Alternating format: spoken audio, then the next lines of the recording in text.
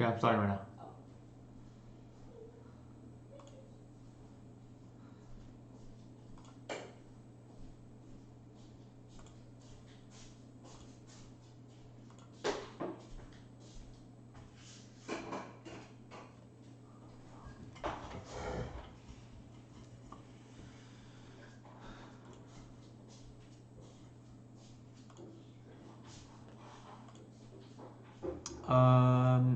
So for those of you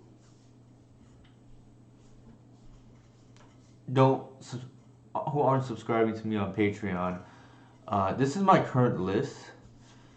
Um, Anybody who's been subscribing already knows, but I think Boseiju Who Endures is the real deal in this deck. It's not just a one up for me; it's a three up, and if I could, I'd play four. The reason why I'm not playing four is because of the legend rule, right? Like I don't really want to draw two, in theory at least, but maybe it's too good, and maybe, I mean, I'll put it this way.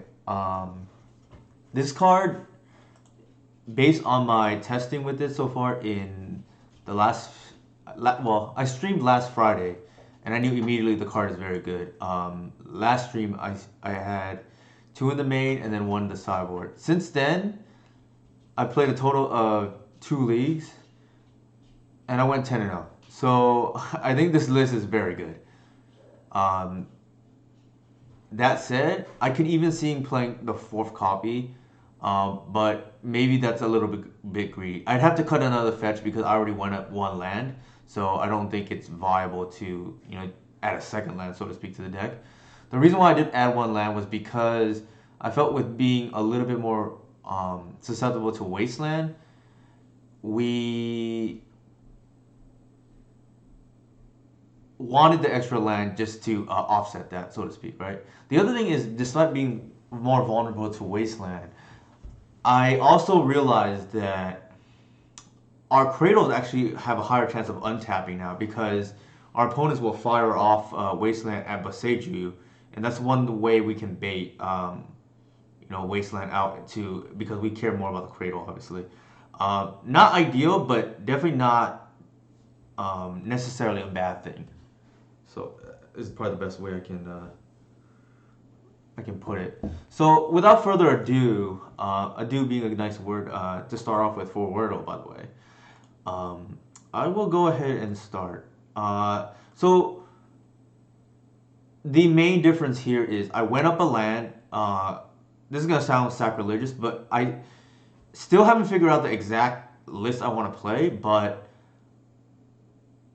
um, I cut the Lair of the Hydra because it's kind of a nice to have instead of a need. And I cut the 8th fetch for 2 copies of Beseiju. We did that last time already on stream, so it's kind of free. Fitting the 3rd copy was tough. And as much as it pained me for now, I actually trimmed the 4th Once Upon a Time. Because the logic was I don't really want to draw 2. And it turns a soft land, in the sense of Once Upon a Time is a soft land, into a hard land, right? Like, because I want to make sure we don't lose to Wasteland. And this deck is uniquely positioned to benefit from Beseiju because we are a mono green deck. Unlike the other decks, I think people are gonna find out that this card, you can't just shoehorn that into your mana base if you're like a 3-color deck, right?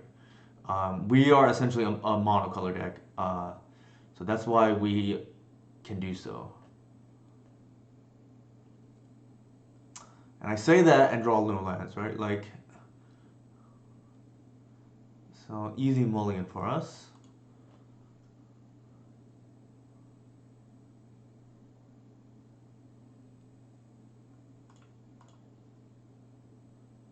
Speak of the devil, right? Here we go. Here's a land. I think here we keep, obviously not ideal, but I don't want to go 5.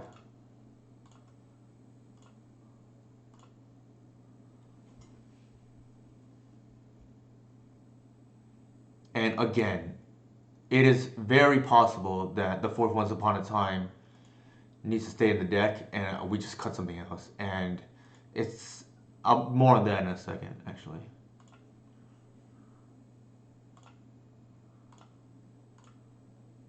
So here I'm leading with Heritage Druid because if they have removal, I'd rather them remove the Heritage than the Burst Lore because of less of a restriction. There's two issues with that, Sadra. One, I don't think 3 is enough vegetables. Number two, I think we want our removal to have 2 copies of black. I know I phrased that a little bit weird, but what I'm trying to say is I don't think you can cut the dual land of the removal color.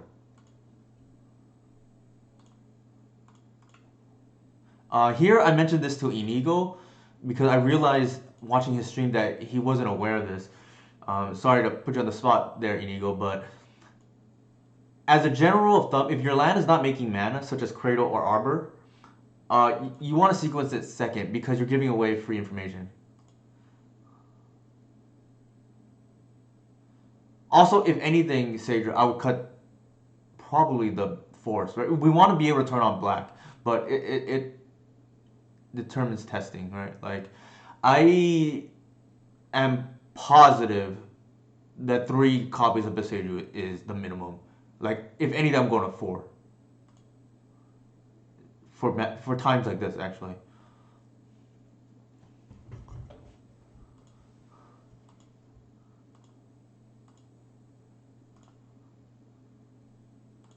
All right. This is the line where I think a lot of people will screw up on. Even if the spirit wasn't there, I wouldn't visionary because you need a hit land drop here. That's actually quite good. And then here, I think I'm just gonna play that because I want to develop my mana. We're not gonna attack. Our creatures are worth more than theirs.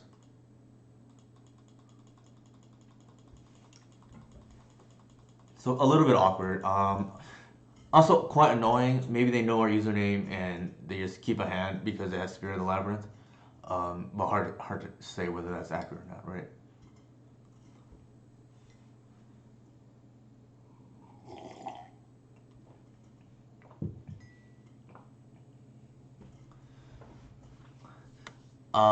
Earlier I hinted at it, where I really want to play the 4th Once Upon a Time.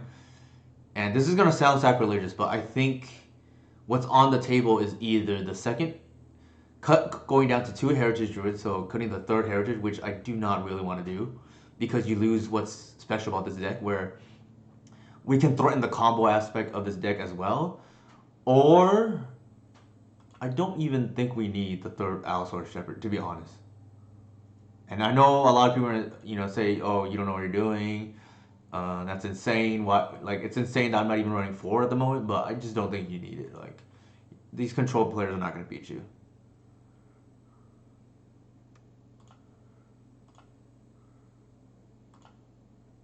Did they just play the port? Yeah, they did. No wonder.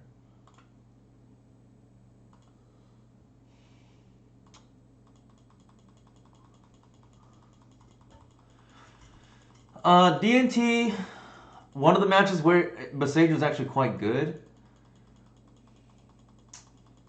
This is quite awkward though, like given their hand, or given our hand, I should say. Maybe I highly doubt they would shields down for a turn. Like, that just seems greedy to me. But if they do, they're dead, right? Hey, Yogg, how's it going?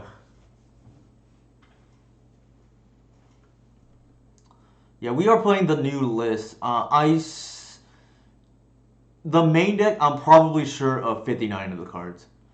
The one card I want to play that I don't have in the list at the moment is the 4th Once Upon a Time. And that was because I knew we need to be playing at least the 3rd Boseju. So, based on our testing today, I'm going to determine whether we should be cutting the 3rd Heritage Druid or the 3rd Allosaurus Shepherd to make room for the 4th Once Upon a Time. Because I think Boseju is probably the strongest card for this deck since the printing of Once Upon a Time. Stronger than Shepherd, stronger than Endurance, stronger than Gris. This card is absolutely nuts in this deck because it solves a lot of the problems we have that otherwise cannot afford to solve. Like we don't have the room to solve. If that makes sense. I don't think we care about uh, our girl Thalia.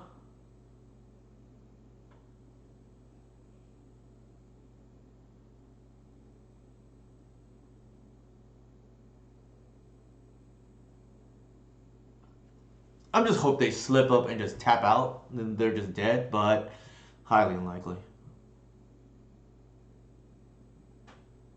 Also, not necessarily dead too because of Solitude, which is like a very awkward card for us to play around. It's quite annoying, but I will say I think Solitude as a card is I like, even though it hurts our deck.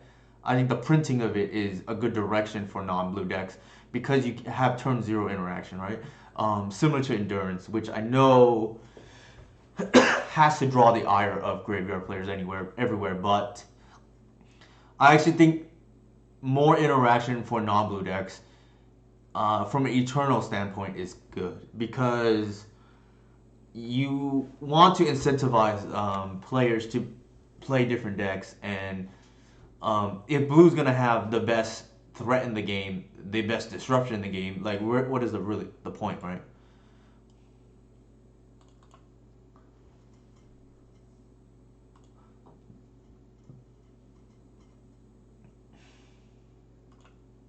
So they're gonna port our Cradle here.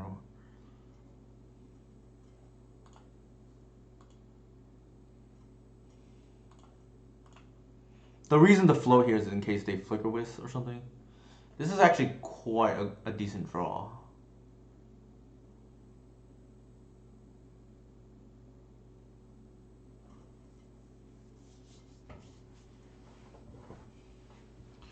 So they may be thinking about it, right? Like,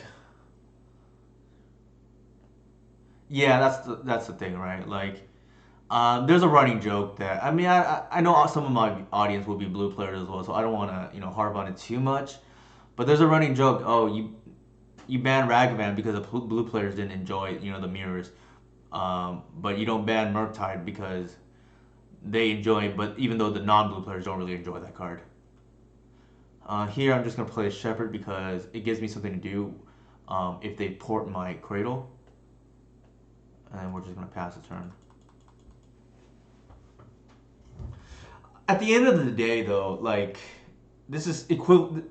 Legacy is equivalent to EDH in my opinion. Like it's a casual format. You just give the players what they want. Like if they want blue to be the best, then it is what it is.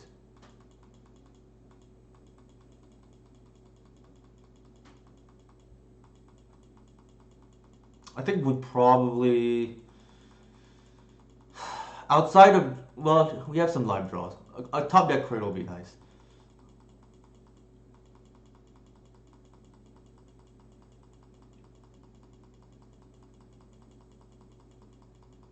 This is quite annoying.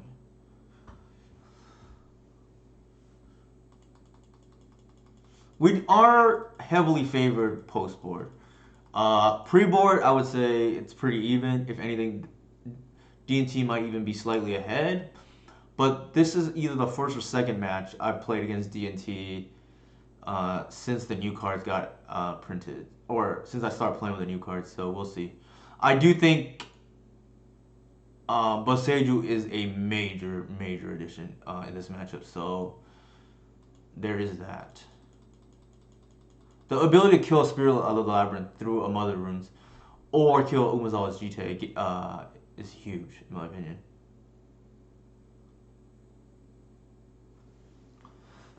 And really, in this matchup, the only card that matters is Umezawa's GT. Like, we still have a lot of time, even though they have a million lock pieces out, right? Sure.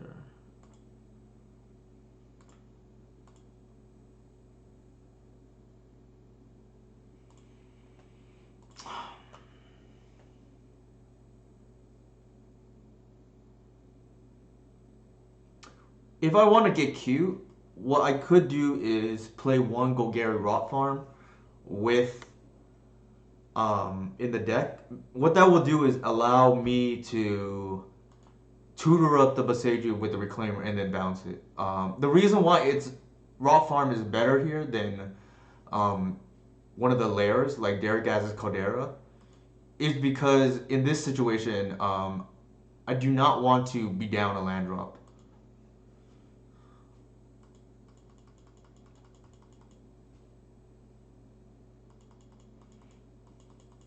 So what I mean by that is, if it was a lair, I bounce back up a Sage and play, and then suddenly I'm down on mana, right? Whereas in the other situation, I'm neutral. Sure.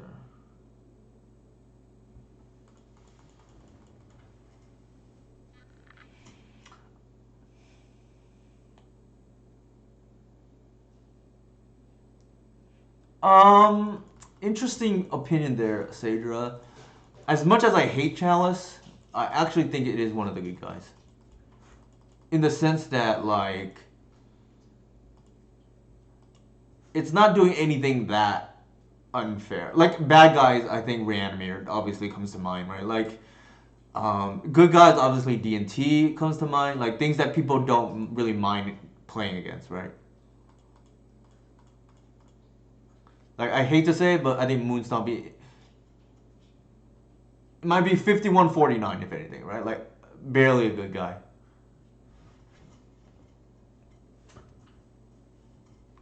Because it's a check on just the blue decks, I guess. Bloody Ziff.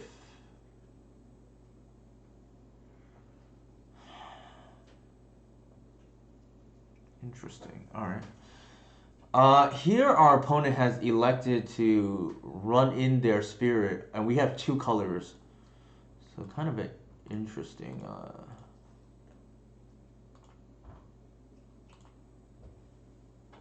I think I'm going to do it this way. Take 5, 6, 7.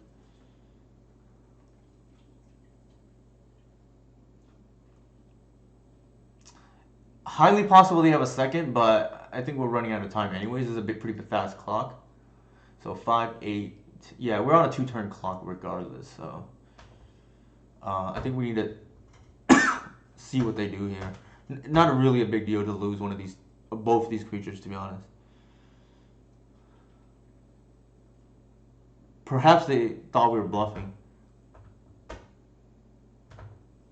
Fair point, Adam.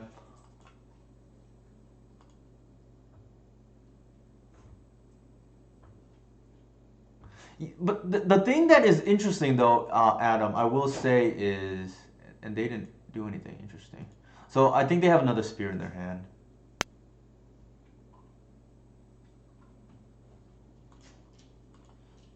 Once okay, I will address the fun guy issue in a second. We have no choice. We have to go for it now. I believe they have another one, but so be it. Ooh, they do not.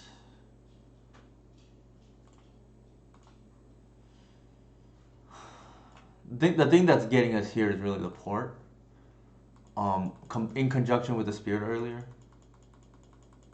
Okay, on the topic of the fun guy, it's funny because I actually think the legacy player base is quite casual, actually. So it's, in my opinion at least, closer to EDH than it is to like standard or modern, which are, in my opinion, the competitive formats. But the thing about legacy though is if your opponent is having fun or doing their thing, they're probably beating you. So like, I actually think so. Somebody brought this up. One of my friends, Max Gilmore. In Legacy and Vintage, when your opponent gets to have fun, you're probably losing, right? Like, so only one player typically gets to have fun. Uh, we're at 9, 5, 6, 7. That's true, Jeff. So I just think we just take it, whatever.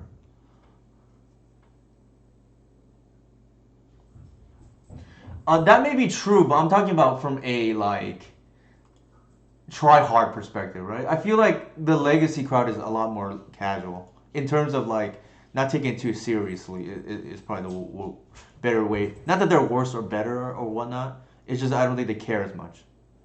It's probably the best way I would frame it.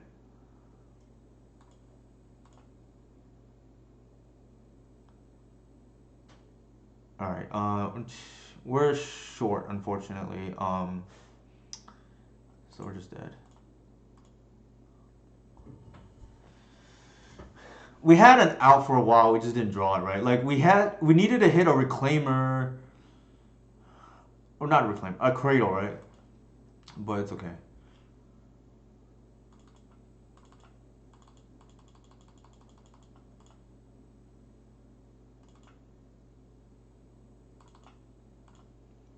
I don't think anything else. So for those of you just tuning in right now, this list went up a land. Like making land drops is pretty broken, especially in like a reclaimer type build. So I did cut the fourth once upon a time. I do not think that's probably correct, but I do not know what to cut at the moment. And as crazy as it sounds, I mentioned earlier, I'm leaning towards actually cutting a shepherd. Okay, let me catch up on chat real quick.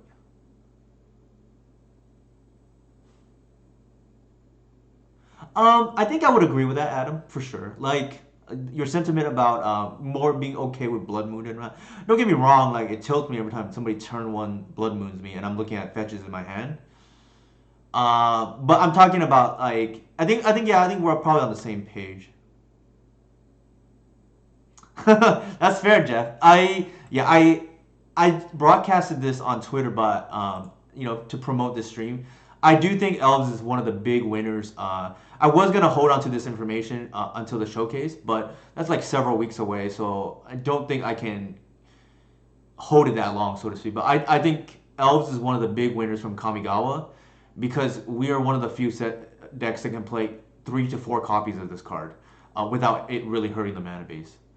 How's it going to answer key gaming? And I think in very short time that I played this Boseiju in the list, I've realized it's the closest thing we've ever had to Force of Will.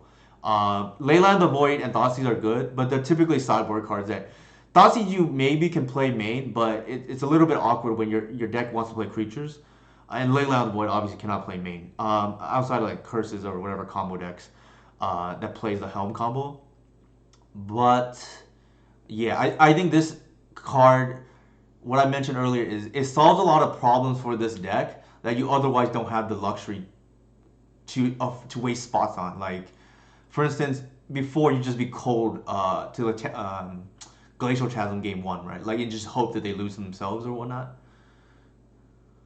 And now you have like 3 ways to find it or whatnot.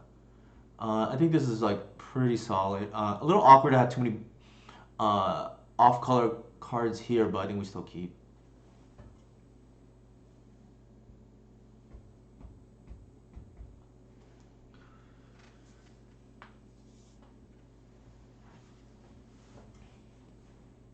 Excuse me. I think here we probably just want to, excuse me, Green Sun and logo turn to Gris, right?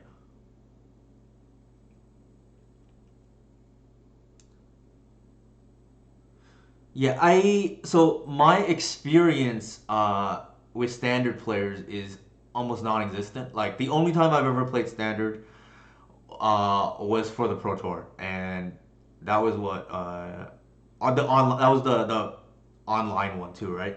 So and I play what's it called? Rakdos Sacrifice. So a lot of similarities there between that deck and this deck. That deck has its own Wirewood and Visionary Recursion, which is Cat Oven, but again, I don't really know how standard players are like typically. I modern players, I will say, strike me as very competitive in terms of like really wanting to win. So that is just my observation. I don't know how accurate that is, but I think legacy players are more okay with like just losing to random things, so to speak.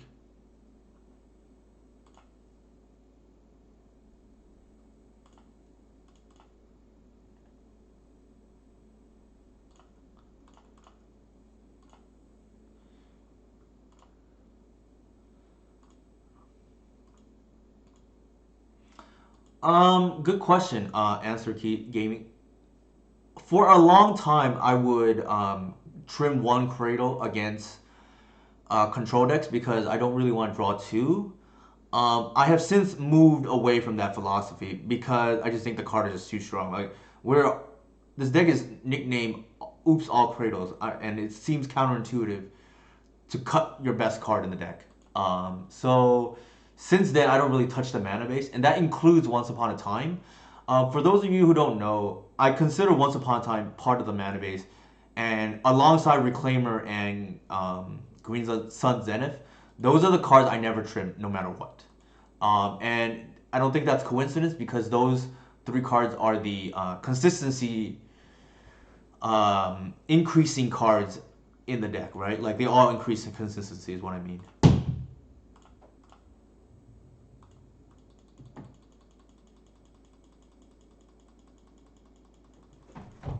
Hopefully that answers your question. I can go into further detail, but long story short, I don't typically like to mess with a mana base because yeah, Saga Val's pretty good. Maybe it's okay. Like our hand's pretty solid to be honest. If they waste us here, it's kind of annoying, but they didn't. Not to mention we have like a few draws here. Like if they play the spirit, we're just gonna kill it. So our visionary is gonna definitely get us a draw here. Looks like they're holding up containment priest or removal spell, or their hand is quite slow. My bet would be containment priest though.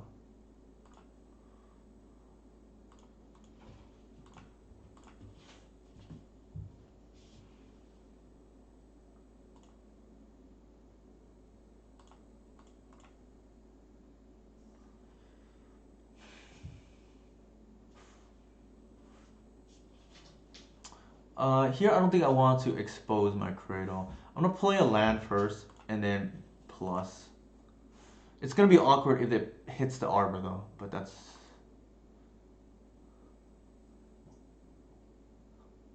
um debatable question whether to attack here. Probably because if they play the containment priest, they lock out their vial, right?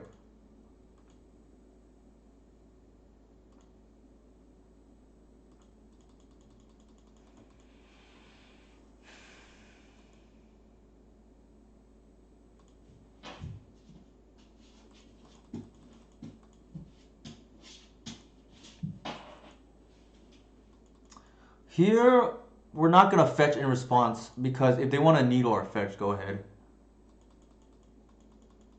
More likely they're gonna needle the grist.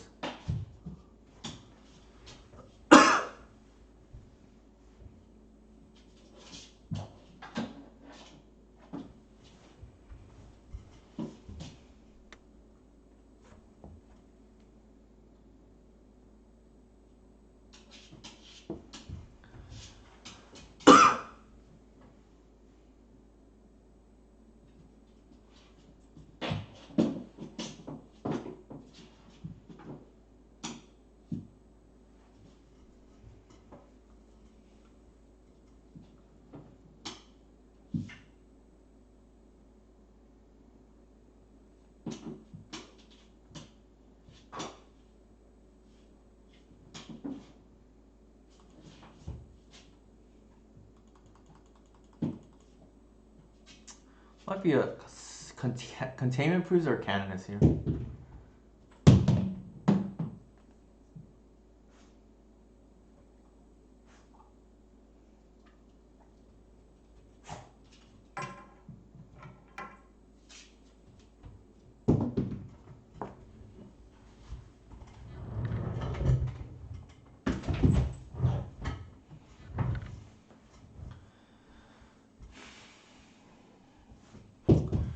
If we want to, we can end step, kill the needle, and then activate our grist again, right?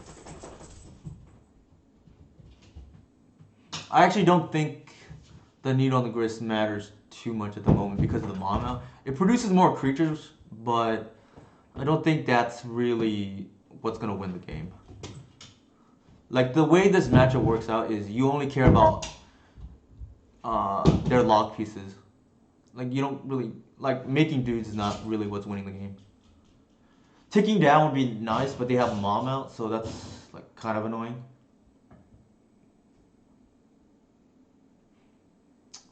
If I were them, I probably would have got Cage.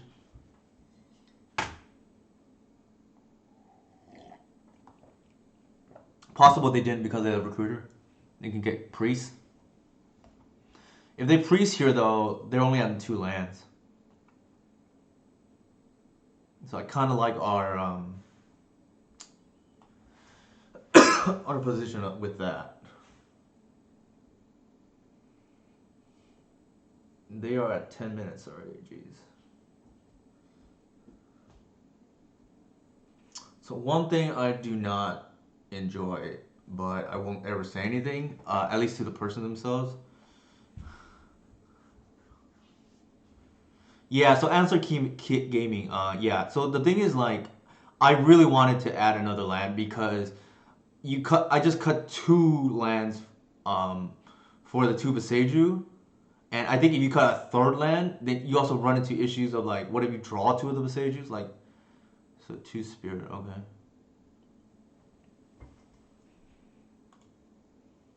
But one thing I don't like is when my opponent's like 10 minutes behind, almost. I think it's huge, Sadra. Like, I don't think I don't think DNT realizes this yet either. But I think it's enormous. Here I'm just gonna fetch, see what they do. They may flash in or something. Probably just get a like. There's nothing I really care about killing right here, so I'm just gonna get the Arbor.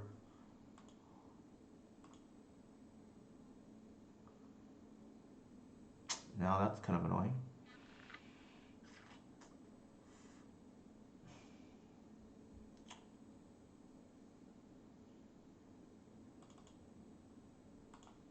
So they have the Spirit out. I'm just gonna go ahead and play this Morphed. And then sandbag the Cradle because we don't have the use for it at the moment.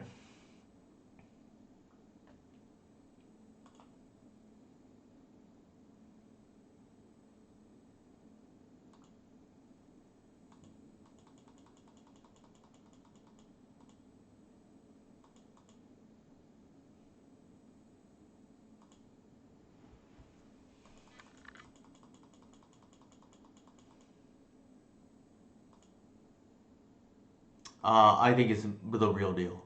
I almost want to play 4.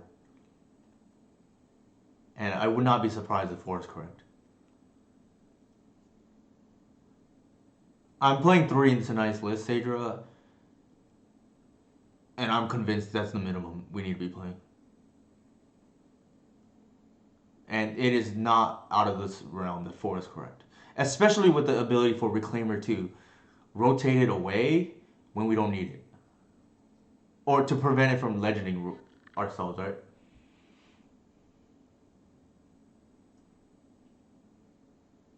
For what it's worth, the other day I got to destroy Animate Dead on it and win game 1 against Reanimator. Another thing that came up was Cloud Post needling it when it otherwise would needle a Gris. Yeah, I would highly recommend it. The card is quite good.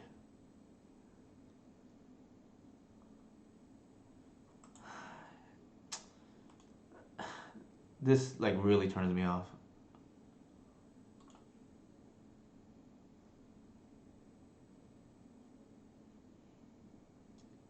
There are times I contemplate just conceding when my opponent is just taking forever.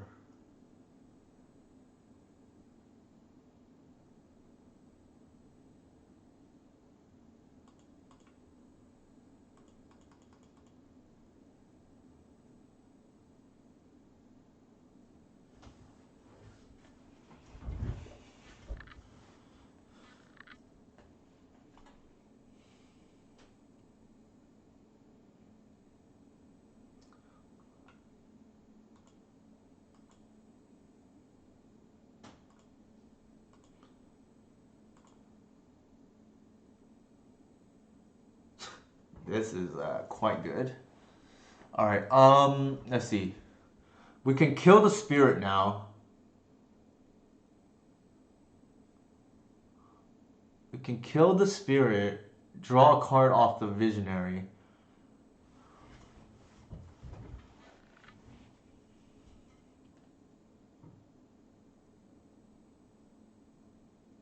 I think they can play like one just so they don't lose the random things. But I think here what we're gonna do is I'm gonna cradle. Okay, they have the yeah, we'll do it this way. I'm going to. I can't. Well, I think retain priority is like shift enter. Right? I don't remember how to do it. What I can do is like get the extra mana and do and play it off the Boseiju that way. So let's do it that. Shift enter. I forget what it is, but.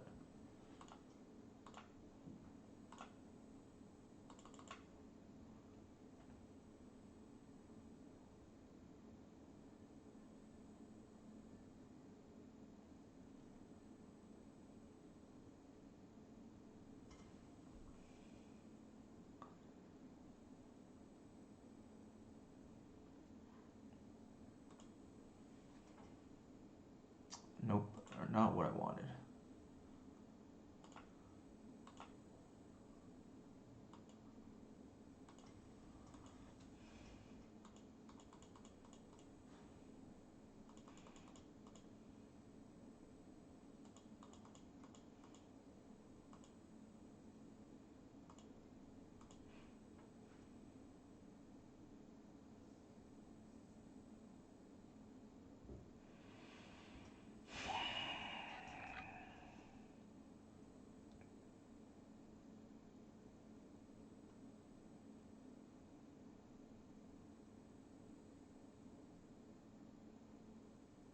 Yeah, so I think okay, to answer that other question, I think if the Neto version wants to play with Seiju, they may have to finally cut ties with Queen Ranger.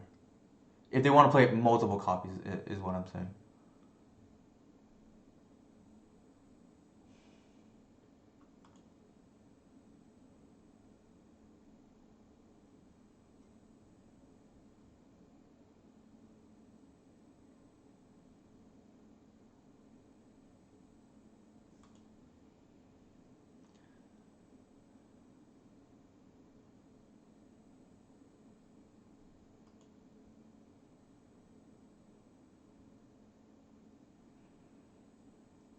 If this goes to game three, our opponent is losing because I don't think they can win in 5 minutes.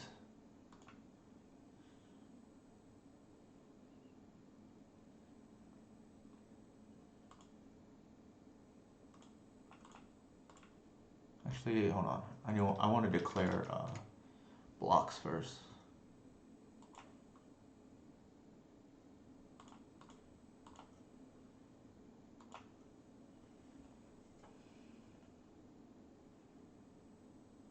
In case they solitude in response to the trophy or swords in response.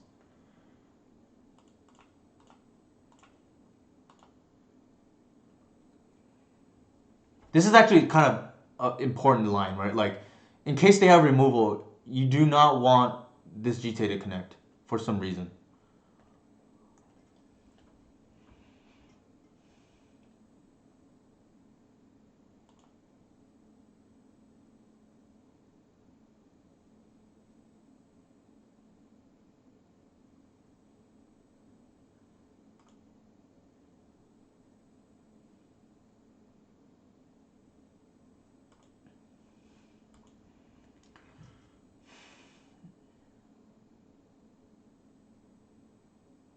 So we are a little bit short right now to pump.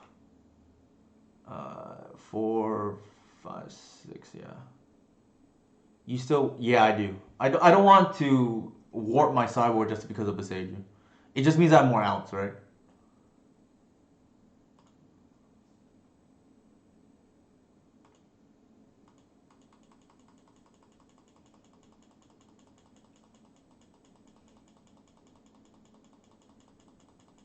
It's a little bit awkward to give the DNT player so many lands, though.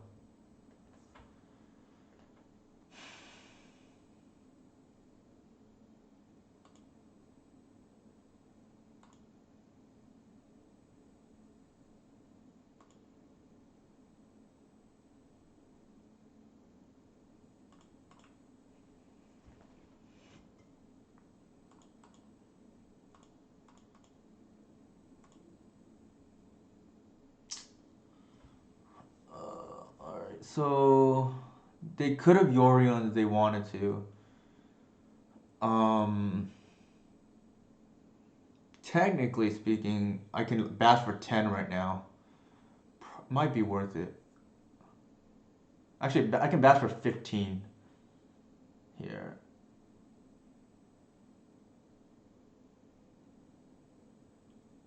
No, I'm a little short actually. Hold on. So if I play the Shepherd and then yeah, let's do it this way. Yeah, I know. It's like yeah, let's do it this way. This is also a league, so I don't really care about just trying to time my opponent out. I want to get real practice. So there's that too. Alright, sure, they're gonna Yorion. Never mind.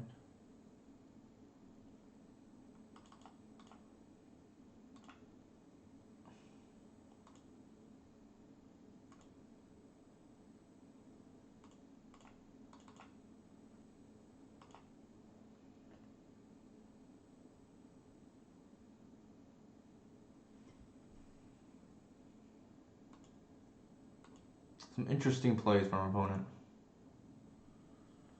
Some interesting plays. I don't think we can. They can just block bounce, right? There's really no need.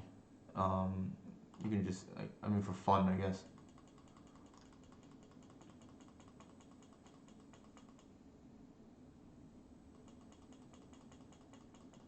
They gain 3 life, I guess. If anything, that hurts them on the clock, but again, I don't. Not really what I'm looking for in this match. I think we just like learn nothing in this match, unfortunately. I'm just gonna yield.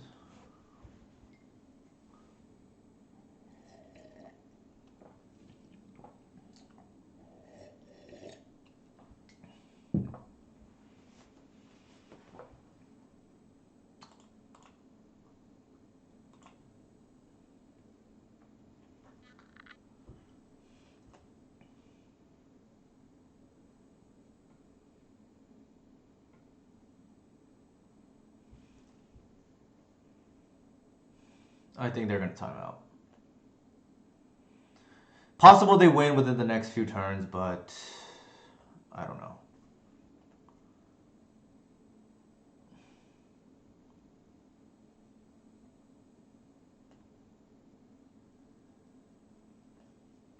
It will be aggravating we lose in the next few turns, though.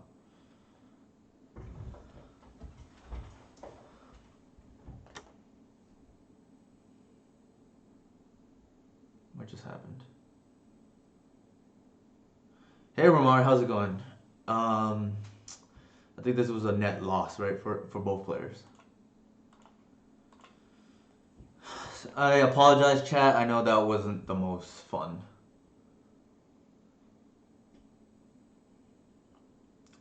We just won game, our match won, but it didn't even feel like winning because we we spent so long on the matches. Yeah, they were 10 minutes behind, and we're the streamer, so it doesn't make any sense, quite frankly. Like I have more forgiveness if the other person is streaming or something, or if they just let me know what's up. Maybe they're a new player, but it's a little bit annoying when they don't say anything and they're just like way behind on time.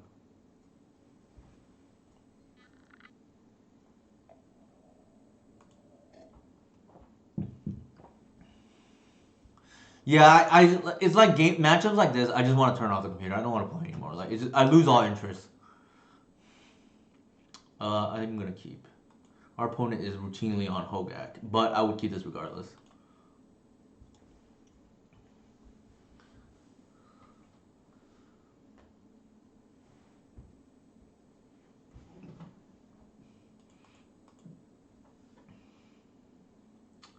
I think here we lead with a basic, just in case they're not. This is a small hedge too because they typically are on Hogak. If it was in the dark, I'd probably Green Sun.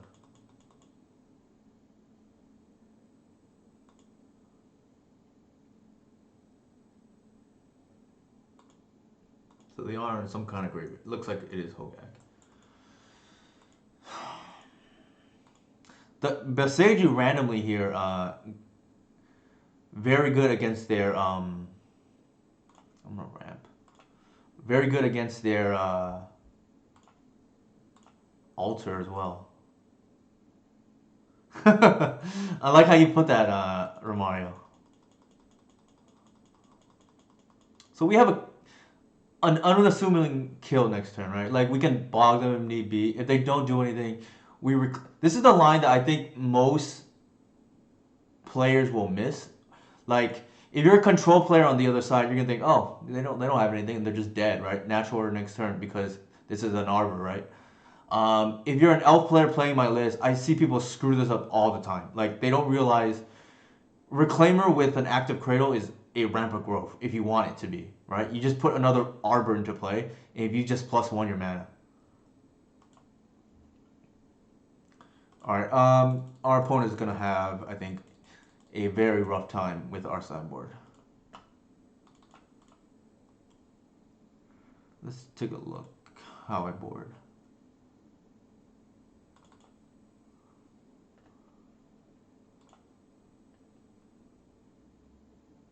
I'll share this here since I'm feeling generous. What do we bring in? We just bring in the ley lines and just, yeah, that seems pretty straightforward.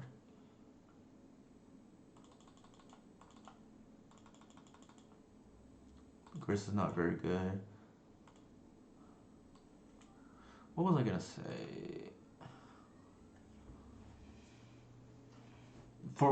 So answer key gaming. I don't know if you heard me or not. I mentioned that actually. I said Nito was on Gris. Gris is not really doing anything that game because more creatures doesn't really do anything for our board other than increase mana for Cradle. But we had a lot of mana already, and we can't kill the creatures through Mom. So there was really no need for me to kill the Needle. Like I don't care about it. Right? Like given that board state. Thank you for the follow, Breck75. And I just remembered this is what I was gonna do. Shout out to what's it called it, Inigo for consolidating all of my relevant links here. So instead of having to do 4 of them, it's only 1, right? It saves me a lot of typing.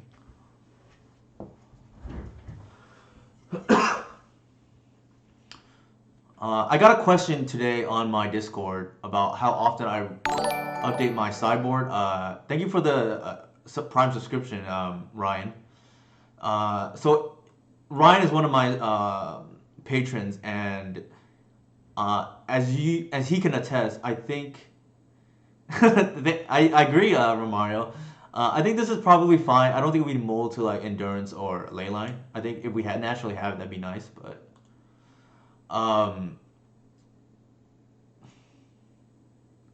Right. The main thing is the mom, right?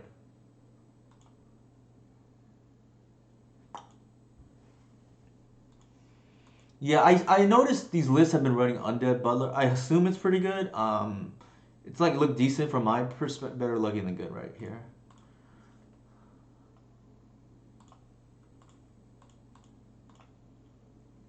And we don't care about making dudes against another deck that also has dudes. Or dudettes, actually. The sorority sisters of D&T, got us covered on the making tokens aspect.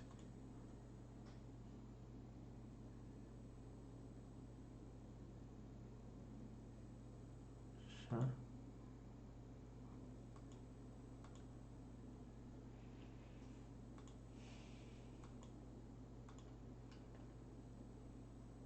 Nice.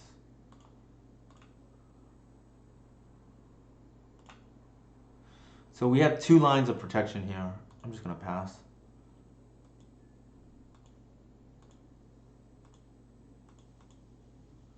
The greedy line would be to play the Visionary, keep Endurance up.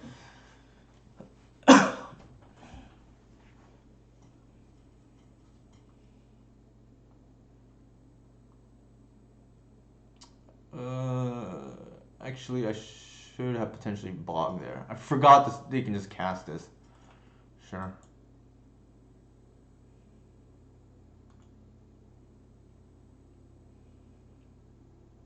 What we can do is actually just bog when they go for the kill. We do have the endurance backup too.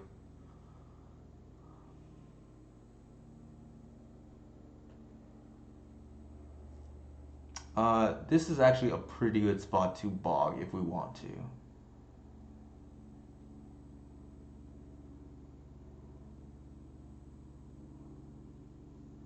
Let me think about that. Because if they Hogak, yeah, I'm gonna do it now.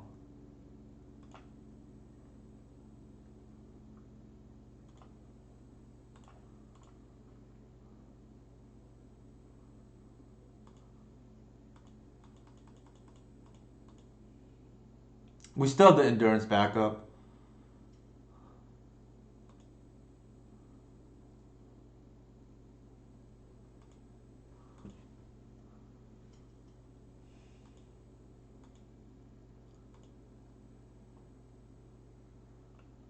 I think here.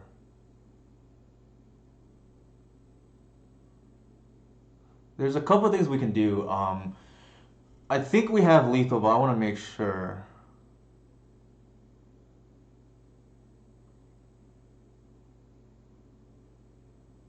We play the Visionary.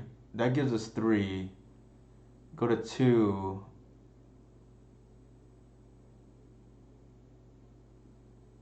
We can also net mana. The way we do that is we endurance tap for 4. And then we have 5. Yeah, I think that's lethal. I'm going to do it that way.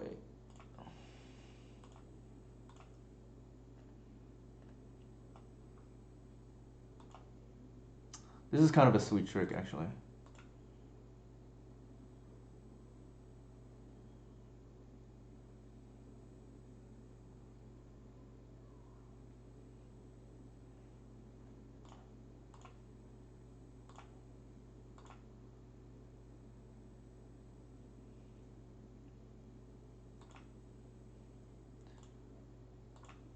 So I use the endurance there as a lotus petal. And then we have lethal here. Don't try this at home, kids. Actually, do try this at home. Yeah, that's a pretty sick kill.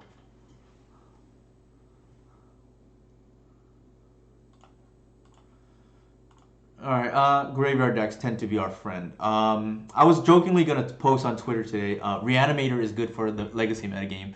It's like a half joke, right? Because I don't like it when all of these fair decks just like load up on their sideboard on just all fair matches. Like lands is one that comes to mind where, and granted I'm biased obviously, I hate that lands just concedes the combo matchups and just like hopes to face all fair decks in Legacy because I don't think that's one fun. And 2, it's just kind of like very skewed, right? Like in terms of I think decks should have to be at least a little well-rounded, and I think decks like Reanimator, while definitely a villain, I think anybody would not, most people would not disagree with that sentiment. I think that Reanimator is definitely one of the villains of Legacy, but I think its inclusion is kind of important because can't just have these 8 to 9 to 10 turn matches all the time.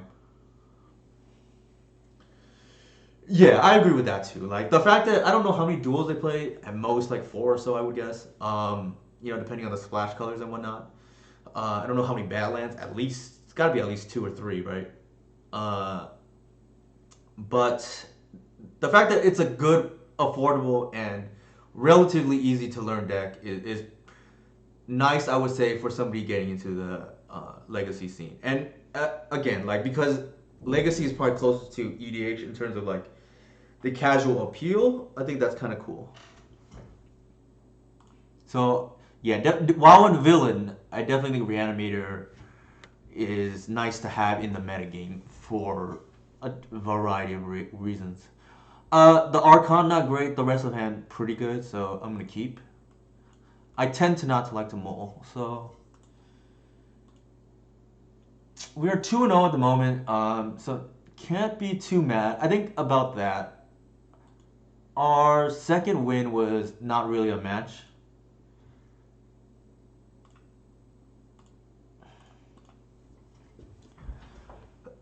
Our opponent might be on some kind of show and tell deck. Again, giving away free percentage points with basic island. Sorry, non-snow island.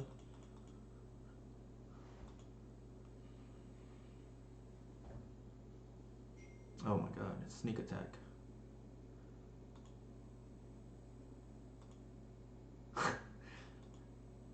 um, Anybody who. Alright, we're not gonna mess around. I'm gonna go ahead and a bash, and then blow up their sneak attack.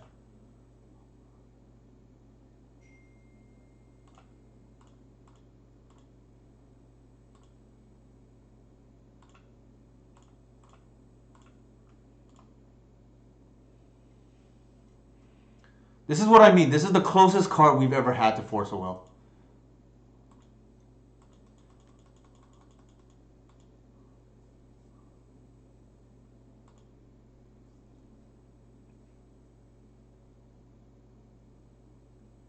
Interesting. They have two. Maybe we'll draw the third one here.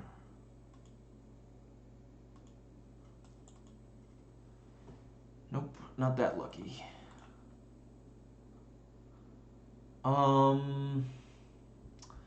backs are up against the wall. I think here we just, see, right?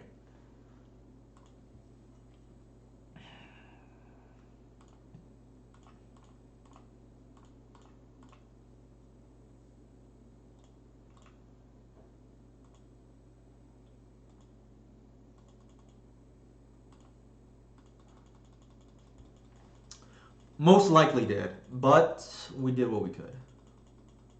That's probably why they ran it out here, even though they saw a Besage already, so they know it's a possibility. Presumably. Yikes. Alright.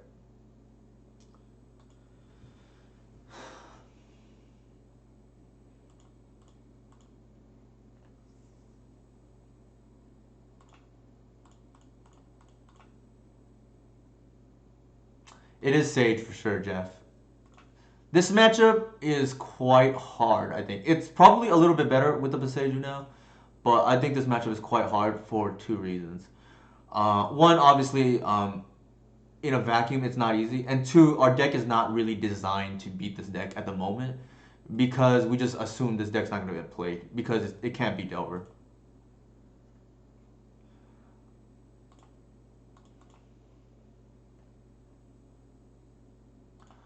If this were more of a metagame presence, I would definitely play more discard because you can pick them apart post board.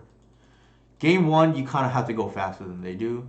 Sometimes that's enabled by Shepard. Other times, they just like force your glimpse. You have natural or something like that. Like, okay, we're just dead. So we definitely expect to lose game one, even with the Beseju. I think most experienced show and tell players are not going to just run out the sneak attack, especially if they like play post Kamigawa. They should know this is a possibility. Like, granted, the majority of players I think are on the Neto version or do not have my latest list, so that's one possibility. But yeah, I think anybody who sees the latest list with 3, maybe 4, I would not advertise just running out your sneak attack naked like that.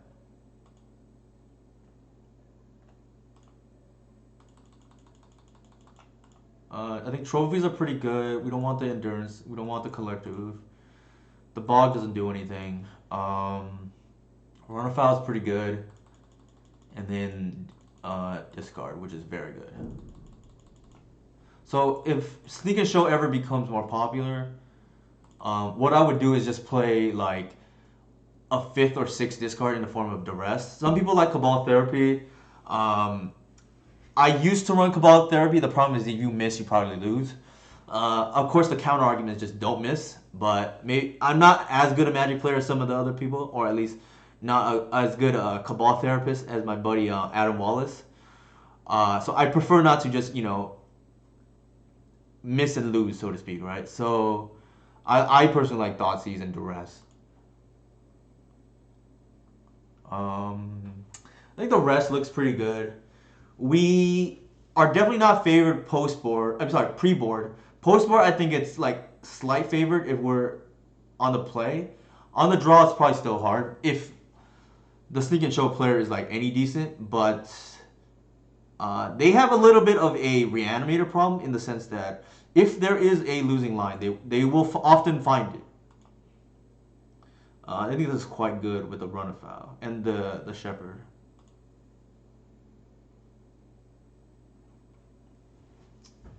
The problem is they have some bombs too against us in this form of like pyroclasm and whatnot. There's no way they're running out the sneak attack as well. I think here, given that we have no payoff, I'm gonna lead with the shepherd and pass.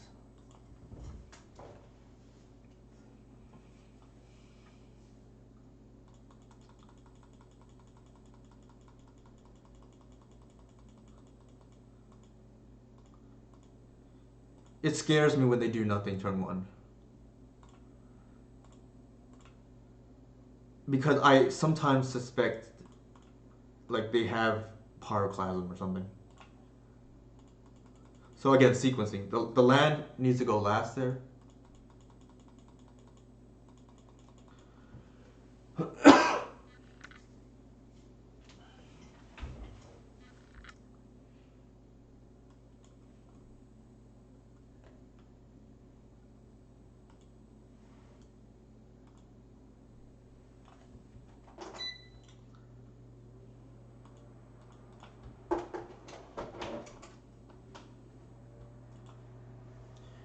Might be a pyroclasm here. Yep. I kind of expected it. The problem is like we can't really play around it.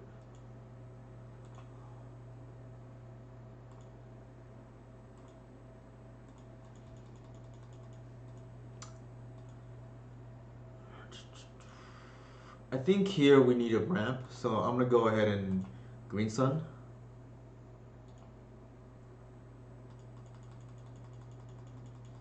But the reason why we can't really play slow is because they can just show and tell or something next turn, right?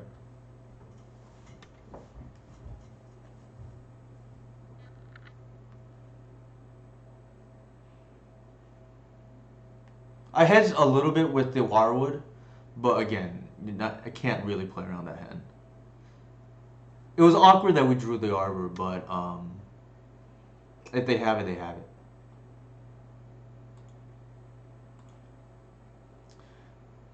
It would be different if we had a natural order in hand, but we didn't.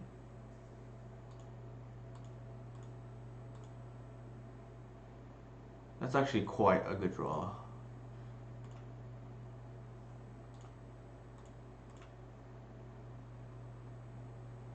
I'm gonna leave green up here.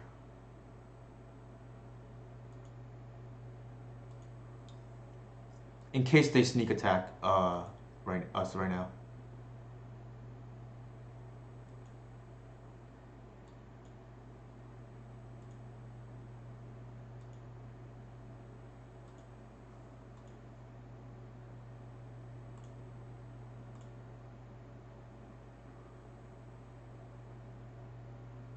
I don't think we can afford to attack.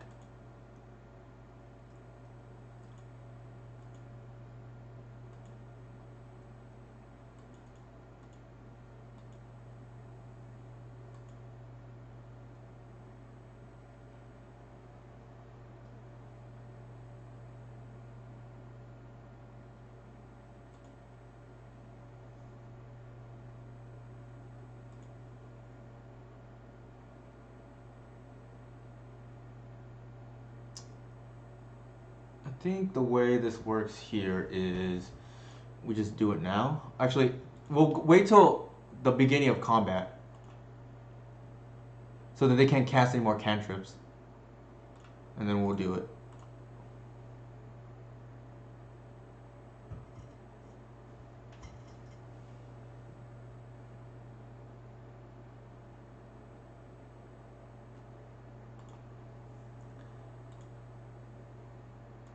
Sweet.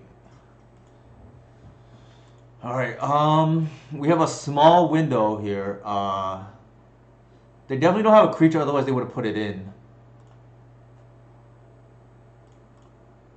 Actually, if it's a spear guy, I get blown out here. I better not.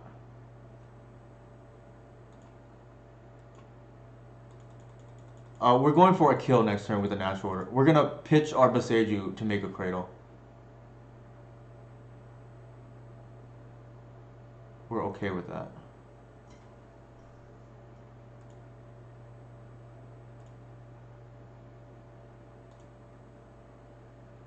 Yeah, I almost want to play 4 of these. The problem is I'm gonna legend roll myself probably one too many times. A land here off the top probably does it for us. Yeah. I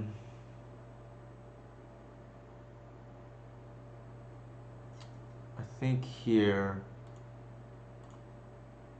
we unfortunately already have the arbor in the yard, so we'll do it this way. Might be hard cast forced. All right.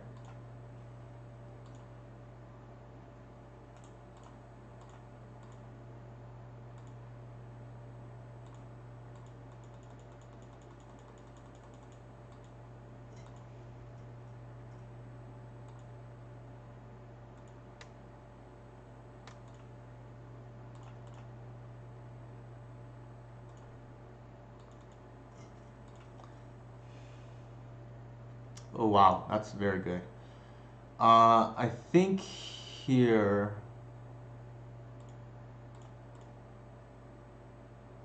we're gonna go ahead and trophy the sneak attack.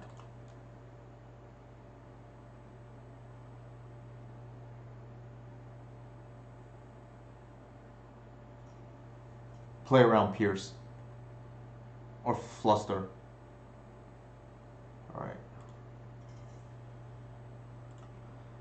Alright, game 3. I think we keep it as is. As you can see, the visionary, it's another visionary. The glimpse of nature is not very good, but I think they're like the best we have. I think they're probably slightly better than the best friends package, but not by much in this matchup. Because it's one way to close out, right? It's one thing to have disruption. It's another thing you have to have a fast clock too. And kind of a pretty good win there, given that we fought through the pyroclasm. This hand is not keepable.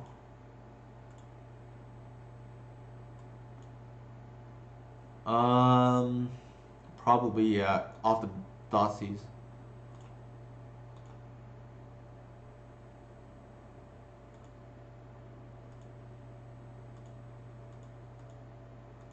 I don't want to go to 5 too.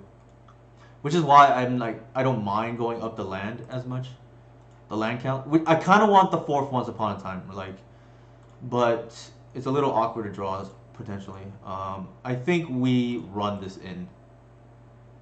Nice. They have Show and Tell, Sneak Attack, Force of Will, and Brainstorm. So if they hit land, they Show and Tell the Gristlebrand. I'm kind of surprised they don't force here, but I guess if they force, they have to pitch the Brainstorm or the Show and Tell. I think given that they have 2 enablers here, we have to take the Gristlebrand. Like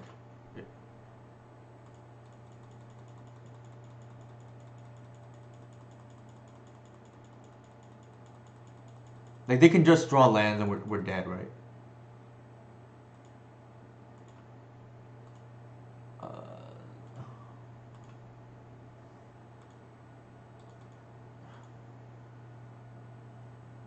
That's kind of cool. I think I'm gonna run this out. They want to daze. Well, yeah, they want to daze me. They can.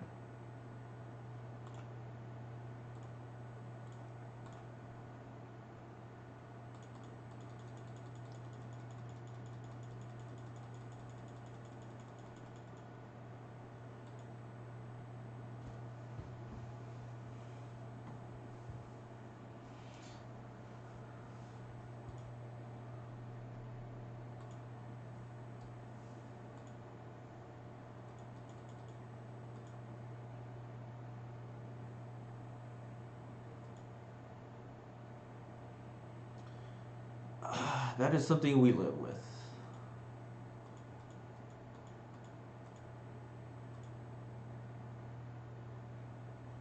Um, Hopefully hit a land here. Yeah.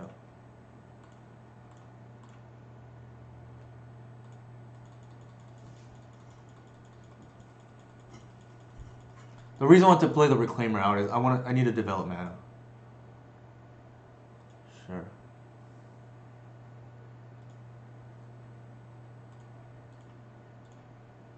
Oh god.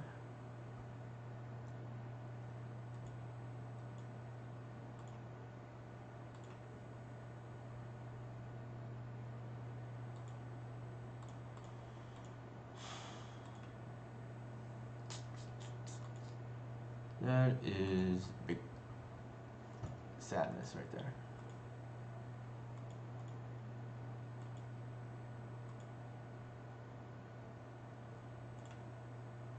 That brainstorm was quite good for them, I guess. Although they are locked, but I mean, we also got annihilated. We know the last two cards of their hand here. There is an argument to be made. We just pass. Yeah, we don't want to. We want lands. That's awkward.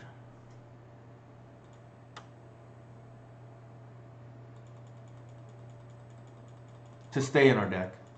Here I don't advocate deck thinning.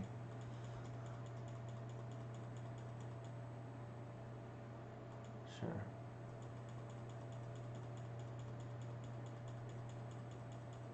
Also, something I want to point out is if you think I made a mistake or want to know the reasoning why I did a certain thing or whatnot, feel free to point that out. Won't take any offense.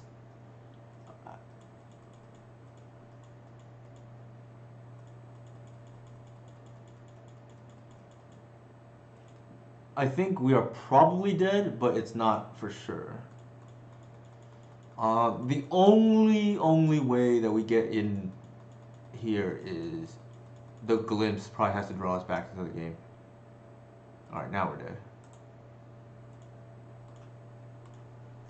Unfortunate, but it is what it is. I don't, yeah.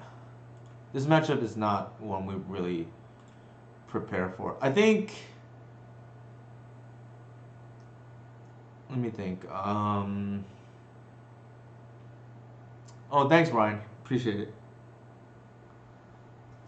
Like, that third game there, I think, potentially could have won, but the Pyroclasm was big, and so was, so at the time we thought seized them. They had Brainstorm, Force, Sneak Attack, Show and Tell. I think it's probably correct to take the Griselbrand, right? Like, they have to hit land plus payoff with the Brainstorm. Whereas if we take the Brainstorm, they just have to hit land. Unfortunately, the Brainstorm was good there for them. I mean, the card is known for being good, so not anything to be surprised about. Or at least not, maybe surprised not the right word, but not unheard of, I guess. Even if the odds were not, I don't know what they are. I'd have to do the math. But I don't think we can get too upset about losing this. Their Brainstorm saw well, and it would. It's not like I have never gotten lucky, so I think we're okay with that. So yeah, one thing I like to do is just review some of these matches, see if I could have done something different. I think we played it correctly there. It didn't work out, not so much because our deck didn't perform, but they high rolled. And when I say high roll, I mean their brainstorm was above average, right? Like, so we're okay with that, I think.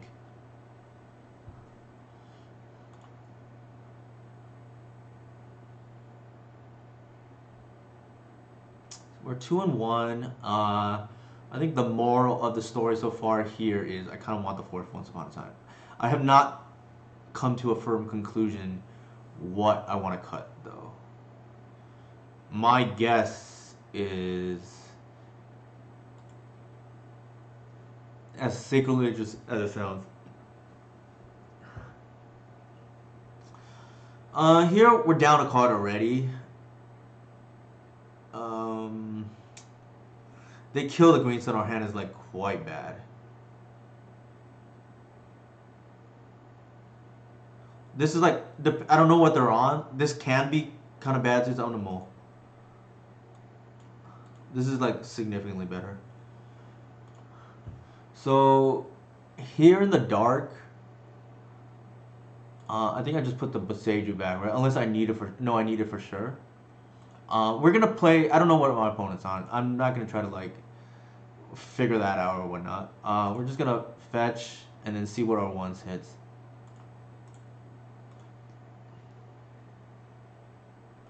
Warwood's kind of good. I think here we just lead with the Birch Lore. The reason to save the green sun here is because we want a payoff.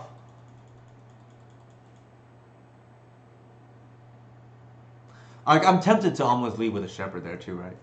But I think it's fine. In case they have removal, I almost want the Ranger better.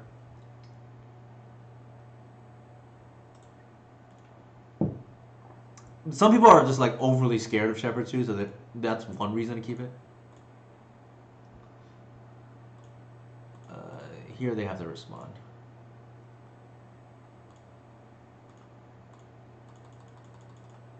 Yeah, this is what I mean. Like, this hand is so much more functional just because of the Visionary, right? I think here actually, I want to do it this way.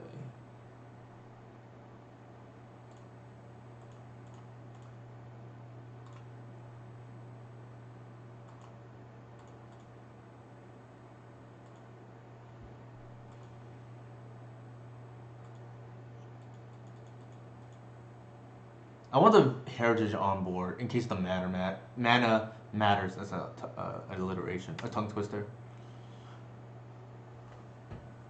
Who knows like what random like thing like people have Tabernacle me at like random decks, so like the heritage druid mana could matter. Like go waste into Tabernacle and then suddenly I need the heritage mana. I believe they're on a combo deck. They have not done anything, and it's turn 2.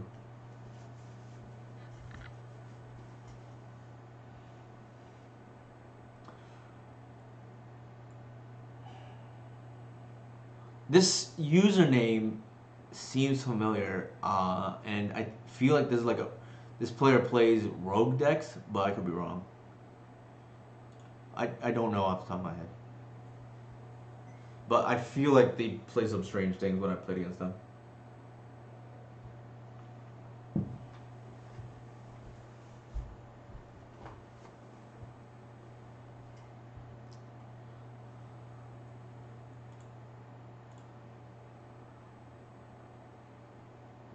I think here I'm not gonna bounce Visionary. I want the mana, especially with the second Wirewood. That's guaranteed 2 draws.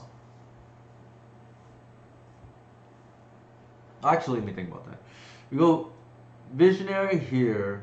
Oh, okay, they are a combo deck. So what's going on here? Might be a Duress or Thoughtseize. Because if they had the combo, they would have done it already. It's possible they're looking for discard, yeah, because they're afraid what we're gonna do. Sure.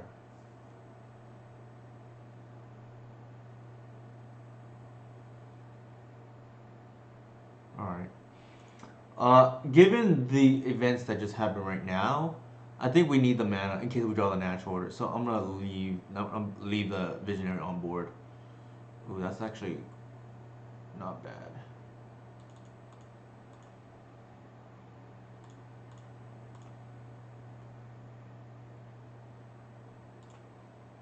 Looks like they're on test.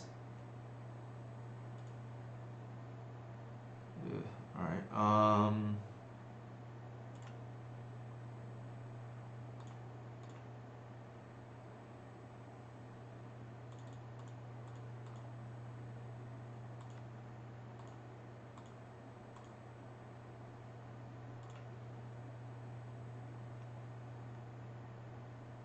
Oh, I screwed up. Shit. I screwed up. Pure rounds down, right? We had lethal, I think. I have to look at the board again, but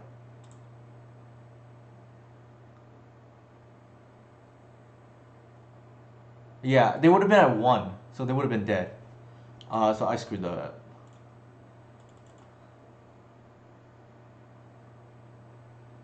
I don't remember we had. Actually, we did not have the second Wirewood out, so they would have been at 2.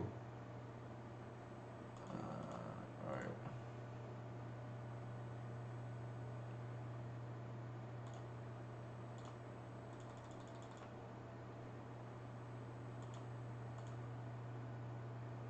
Yeah, I think you're right too, Gruff Head, but this makes me feel better, I guess. We could have been 1 short. I think the real question mark here is we shall see what the next card is. Would be painful though if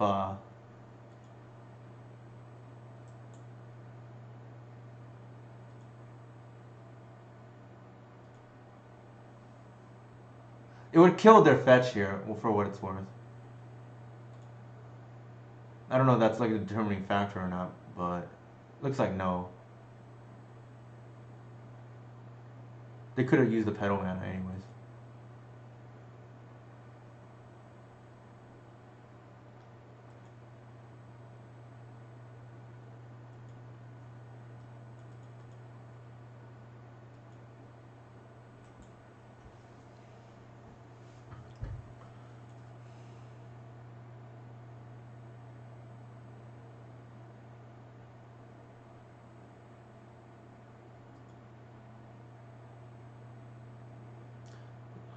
Urban legend says apparently you can whiff from peer into the abyss. I think I saw somebody say Brian Cook like whiffed 1 time, or said that Brian Cook said that he had whiffed 1 time. I think I asked Jax. Jax also said it's possible when he was playing his dedicated peer deck. There you go. So Yogg is a dedicated either test or peer into the abyss specialist here. So they confirmed they whiffed once. The real urban legend is I've never seen Time Spiral whiff. If I have, it was probably once I just forgot about. It felt like a dream, right? All right, we're dead.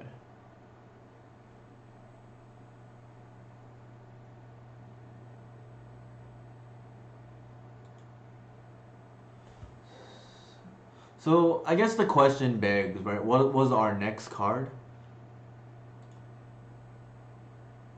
Did that work? Oh no, that's not a Wirewood. All right, we would have been dead anyway. Yeah, we ran out of mana. So I'm okay with that. Like you're supposed to lose game 1 to test. Test another deck I don't really game prepare my sideboard for. This sideboard is probably a little bit better than normal because of the Leyline of the Void. Another thing is I used to board an Assassin's Trophy because it's a straight up Stone Rain against them. I know that they've gone away from the Prismatic ending mana base, but probably still worth it to have to kill. They like to run out their Wish Claws a lot. Two mana is a lot to save up on, so there is that. I think here, let's see, how did I board? Take out the glimpse of natures. They don't really do anything.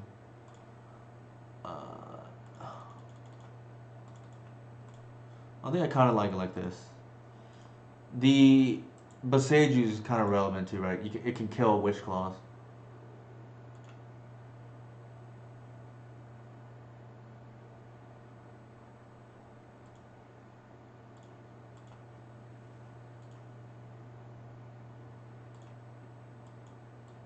Actually, quite the hand.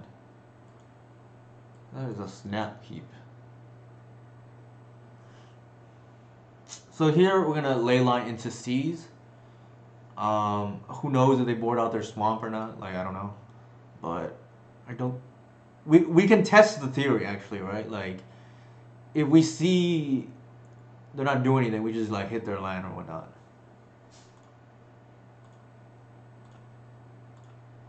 But I think here we just seize and see what happens. Mana and one ponder. Ooh. Thank you.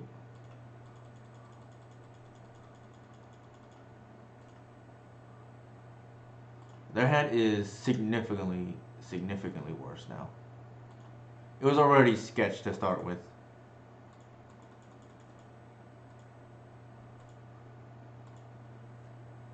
That is a very good draw. I think here I'm gonna go ahead and get the second basic. I don't want to go into why that's the case. The audience will just have to trust me on that, or message me like through DM or something, and then I'll explain why that's the case. You can also work it out yourself why it's beneficial not to fetch the second dual land there. It has to do with like glimpse or not glimpse, draw steps down the road. That is a little too convoluted to go over right now. I think here we can just go shepherd into. Actually, I'm gonna go.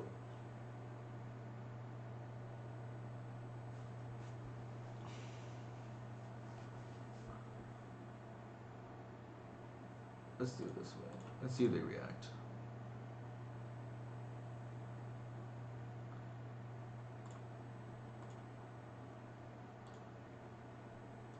I don't think we're gonna use this trophy here.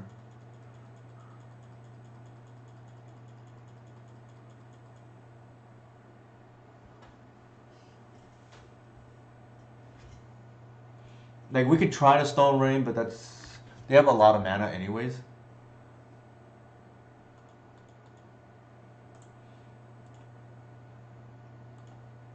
Also, one thing that we can do here is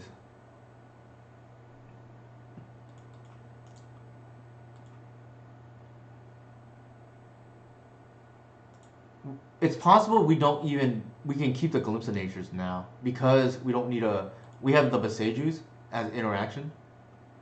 So I may try that game 3 if we get there. Especially if they aren't on the 5C mana base anymore.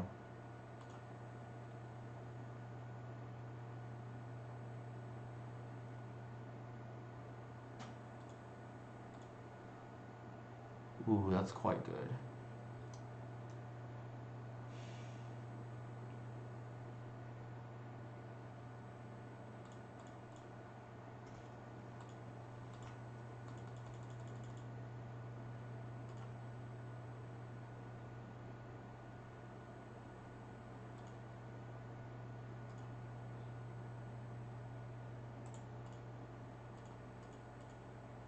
I do have a collector. That's correct. Yeah, this looks kind of silly now. Like, if this is not a Stone Rain and like they have a hand like this, it's a little bit awkward. So I'm gonna adjust my sideboarding.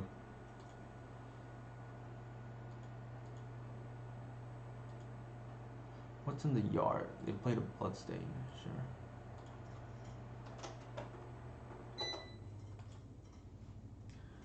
All right. We have a couple of Waterwoods.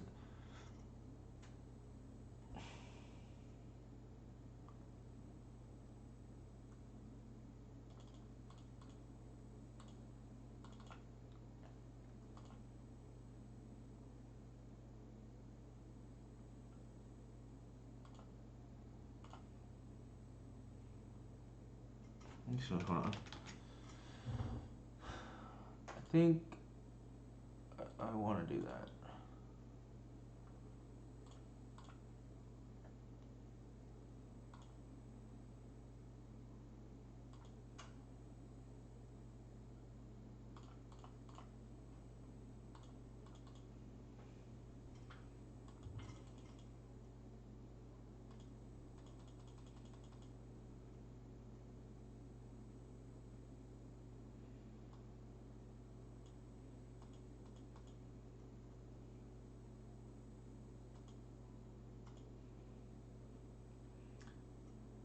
Did your robot vacuum just die? No, it's my heater. It's actually stone cold right now and I say that obviously being very soft here in California in my living room.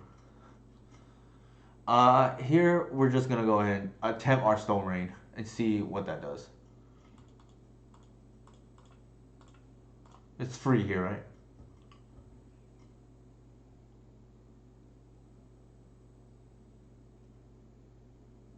Yeah. Okay. So well, now we know, right? Good lesson to learn.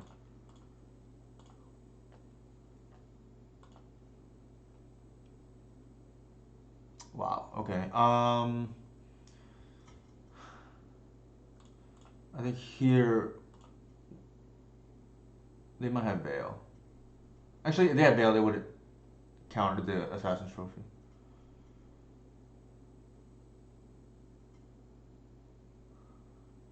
Yeah, there was snow here too, Dustin, for sure. Yeah, I feel so soft. Like there's a blizzard on the East Coast and whatnot, and here we are in California. We just can't handle a little bit of rain.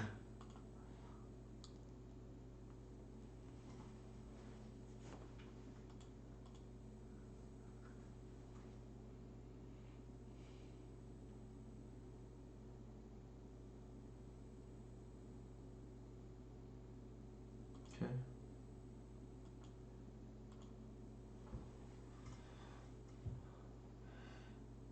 All right. They have all artifact mana. Interesting. I think given that, we just take the ritual, right? We can just cast the collector move again. Does, kind of doesn't make any sense what our opponent did. All right. That said,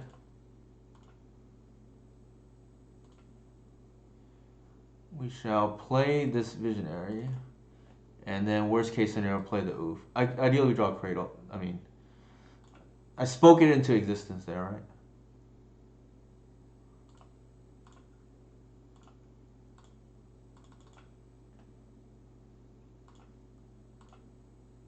I think it's game now, for at least this game, yeah. And then we can board out these silly assassin's trophies.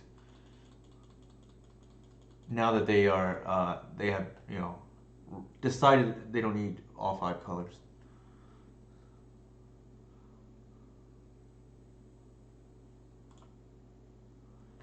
All right. It's important to be able to adjust. But I've seen people joke. My buddy Adam Wallace would joke, "No adapting is allowed in Legacy," right?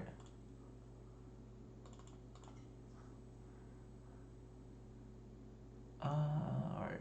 I think that's fine.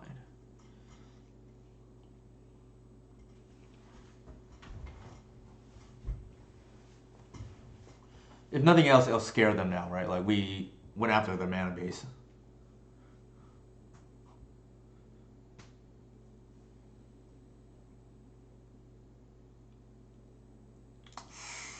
Kind of a dicey seven. I don't think it's gonna get better than this, unfortunately. So I do think we have to keep. We get screwed by Veil here, but we don't have much interaction in our deck. Unfortunately, I don't think it's like Modal Leyline, right? You can't really do that. I don't think.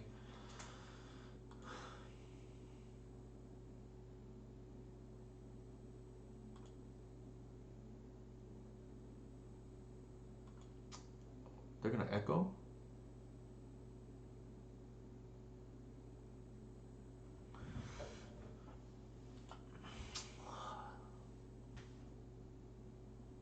Yeah, I think they're gonna echo here. 1, 2, 3 mana.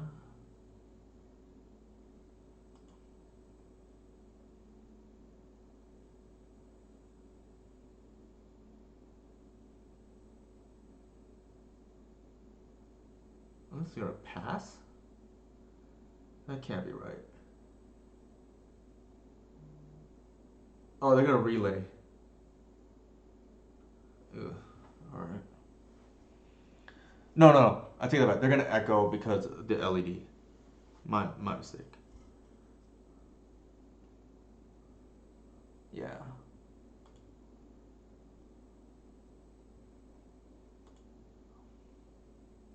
Again, I don't think we can afford to move to ley line. They can beat us without it.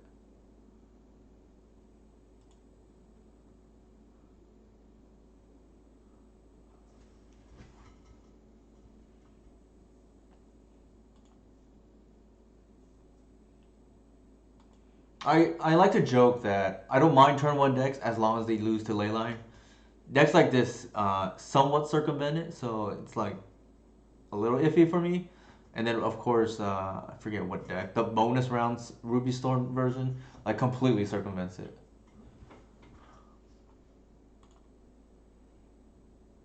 So here we just got turn one, unfortunately.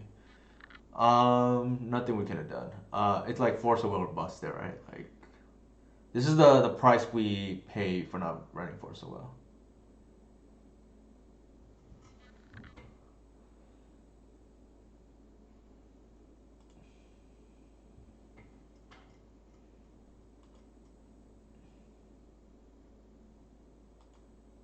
Do they have the mana to cast everything? No, they have the chain of vapor. That's...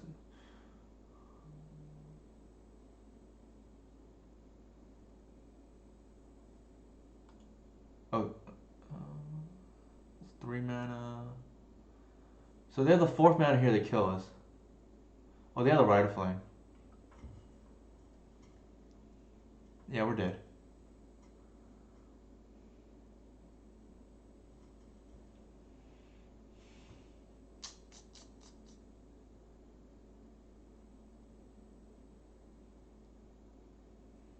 Oh, they messed up, and then they realized that they had the Rite of.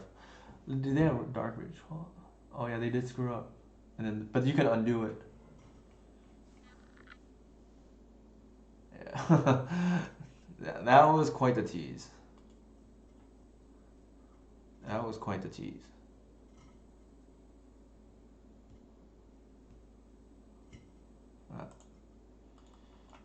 Uh, it is what it is.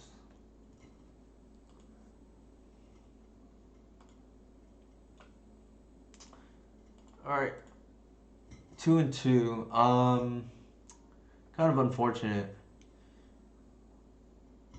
Not much we could have done, I don't think. Let's see game one.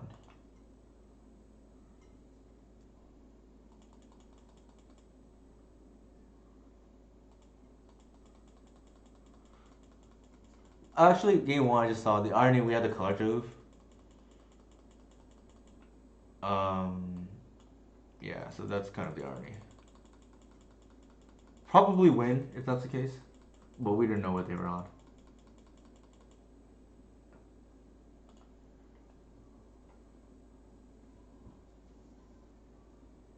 Hella derpy.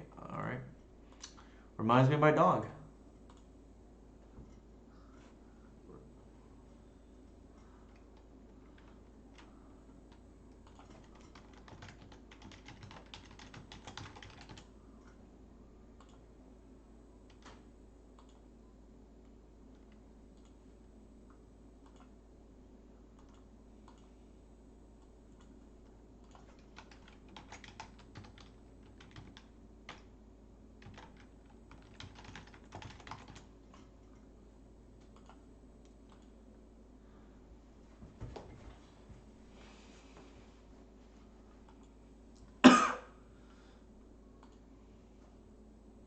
Delver, nice. All right, so I think we're here for what everybody wants to see, right? This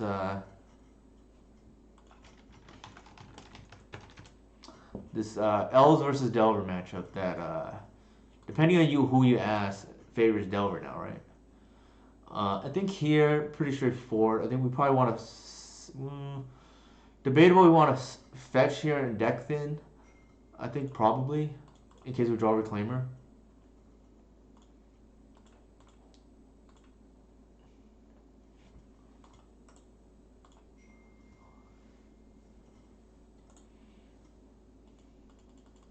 So our opponent was very nice. They just said, hello, have fun, right?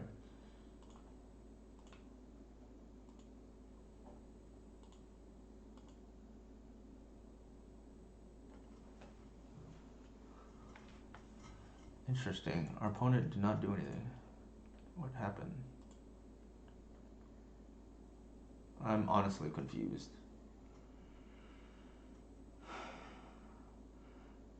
I'm gonna play out my basic because I don't want to get dazed on my visionary.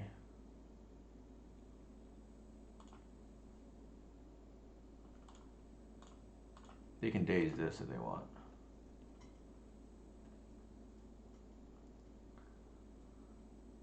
Sure, that's fine too.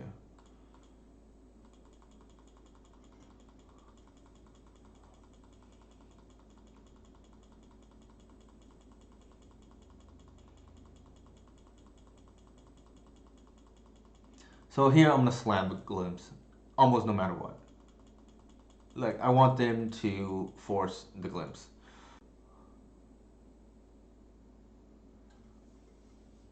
Ugh, okay, they're going after a mana. I don't like that.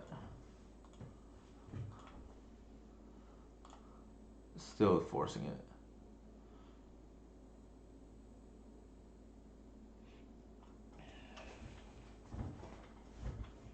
Wow, they let it through. Interesting.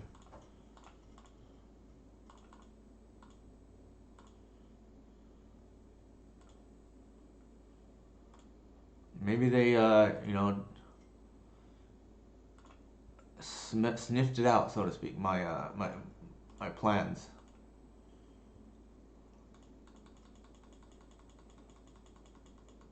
They're gonna bolt the Reclaimer, yeah. I definitely wanted them to force that. Possible they just didn't have a pitch, or they're just hoping to get to turn 3 so they can hardcast it. But it's okay. We wanted a cycle anyways, and we gotta play pseudo value by bogging our opponent.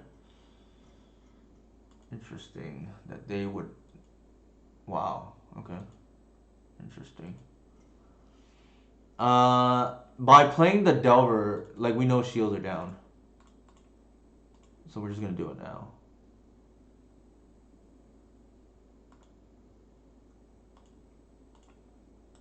Our opponent should have held the Delver. Like that was a little greedy.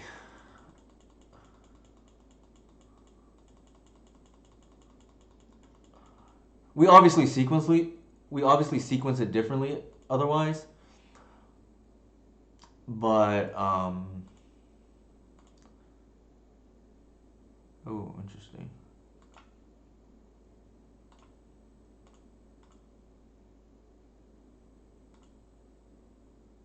Again, they should not have played the land because they can at least represent Brazen Bar.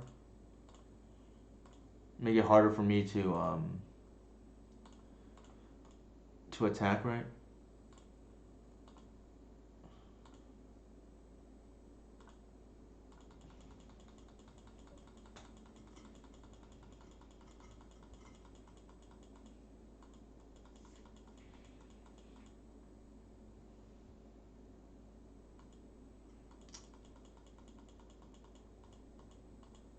So I think we got this one. Goyev's not great against elves.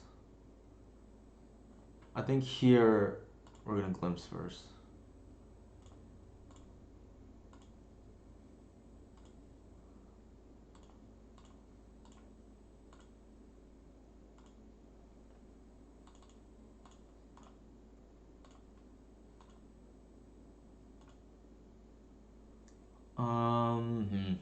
I definitely think we want the grist to stick here.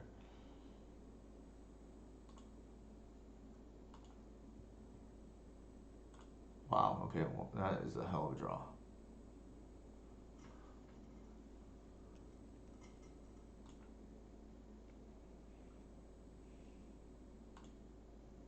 I think here we just plus because I want the mana. And then if this is an elf, that's not bad. I was gonna say if that's an elf, then we have lethal.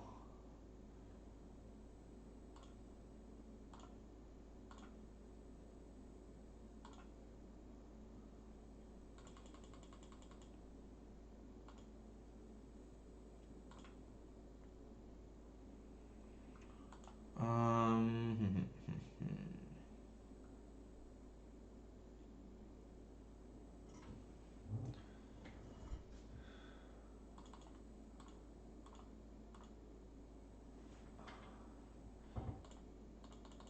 we're in a natural order for value here. Sometimes you don't have to even get the hoof right. I was just gonna get a visionary.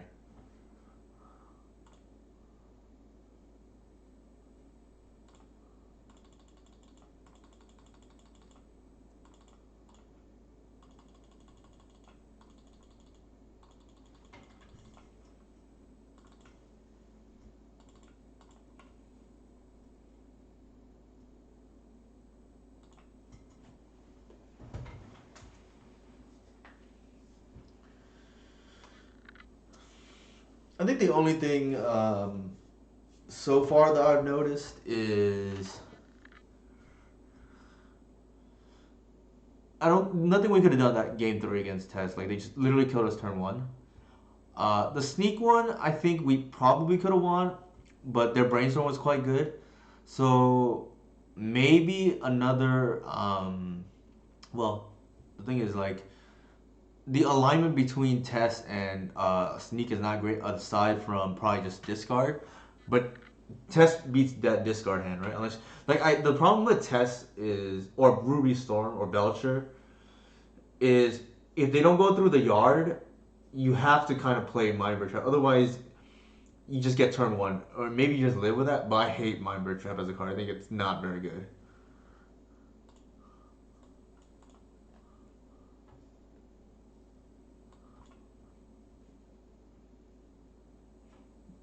The other thing I could have done was, and I don't think it's correct, is maybe go for a hand with Leyline against the Test player. But I think given the discard, it was probably okay to keep. Like, there's not much hands unless I'm more mulling the Leyline, right? That's better than that hand.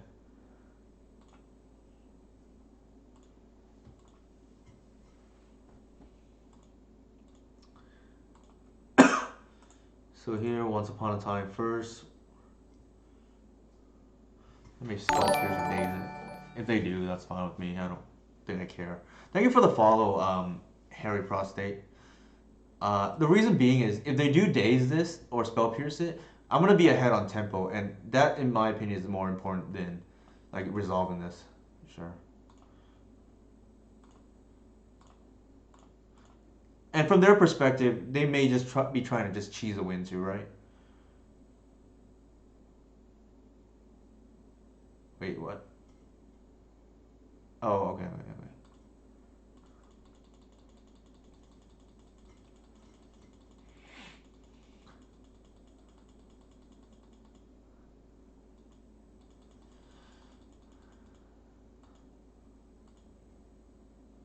Uh, this is a line I haven't been able to do in quite some time,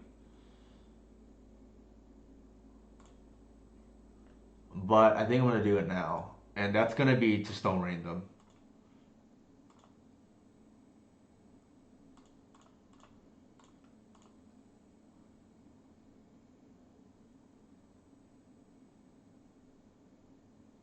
It's been a while since I did this because I haven't played against Rogue Delver in a while, but this used to be a thing.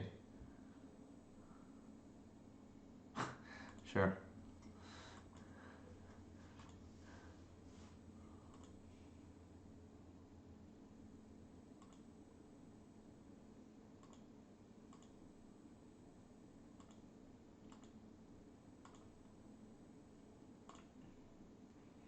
I think here we're just gonna main phase the endurance. Oops. We don't want to then cast.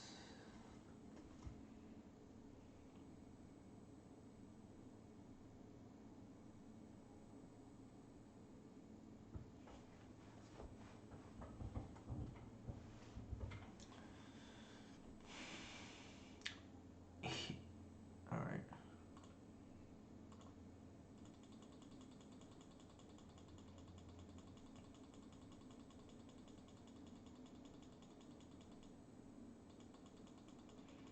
So they could waste us here if they wanted to. We would have been susceptible to double wasteland hand there by fetching the Bayou, but I was okay with that.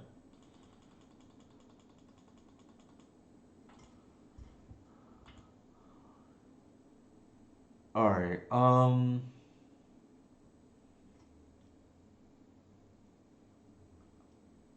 So if we endurance ourselves, that's still a 3-4 on the other. Well, it's a 2-3, I guess, on the other side. That is a little bit tempting, I guess.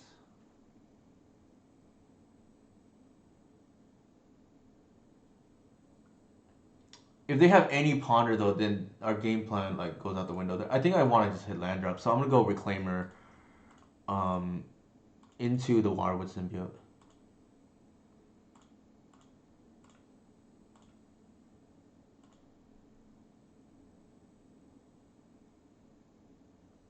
I think here we get a free Reclaimer draw here.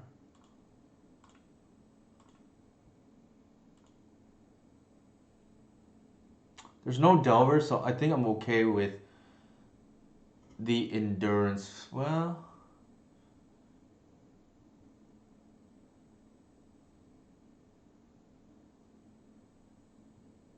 I think I have to stack it the other way here, right? The Endurance dies and then shuffle it back in first, and these are 2-3s.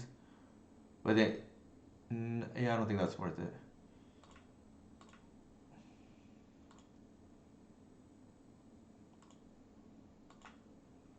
I'd rather grow the Reclaimer.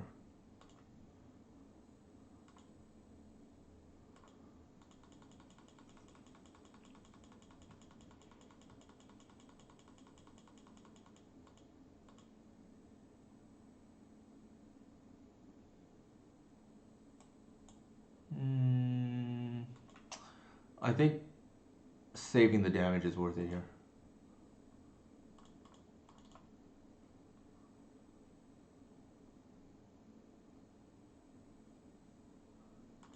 They have a wasteland anyway, so that's kind of foiling our Cradle. They can waste us here, which is fine, but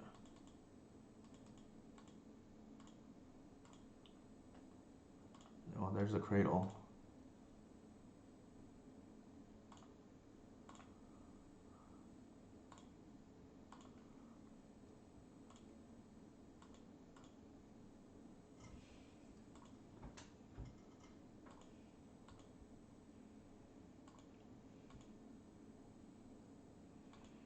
We're gonna double block here.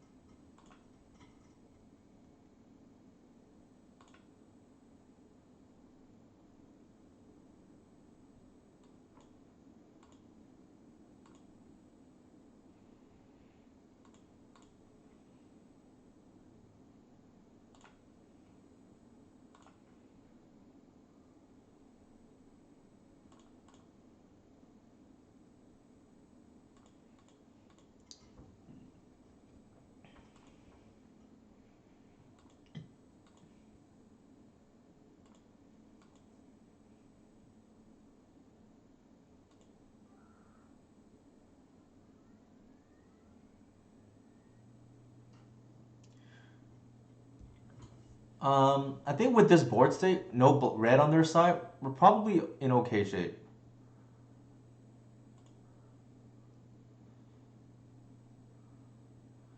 I'm a little bit nervous about something like Hooting Mandrills, but I don't think that's like it's like a little awkward with Goif, right? Possible we just like hedge against that anyways because it's kind of free here. If we don't get Cradle, they'll probably figure out Cradle's in our hand. I'm not sure that's worth it or not. We can on the bright side, like we lose. Okay, let me think. We probably want to bog. Now that I think about it, like you never know they're gonna run like a random one up Murktide, then we lose for no reason.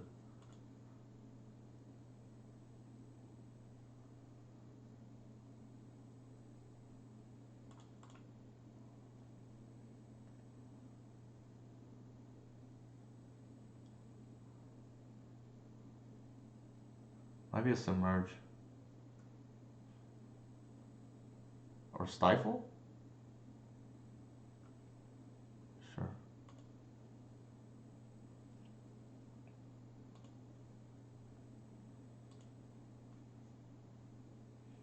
This is our makeshift Wirewood in action here.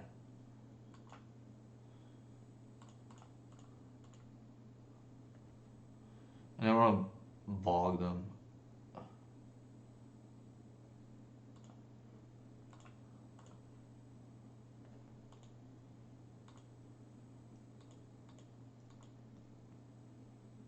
Because who knows if they have like mandrills or whatever.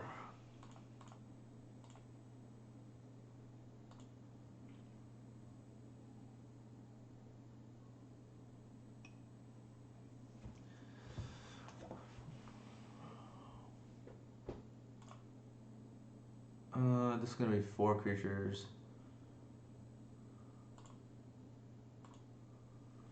So we can just hold up activation now.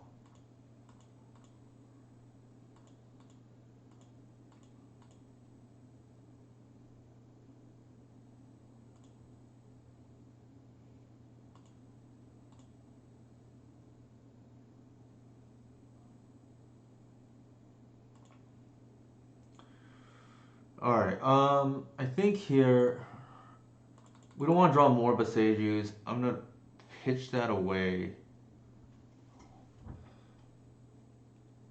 The deck thinning is relevant because if they draw End of Festivities, we lose.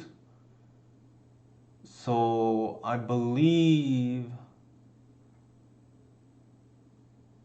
the correct land to get here is probably another. If we get the Besaju or the Forest, probably the Besaju here actually.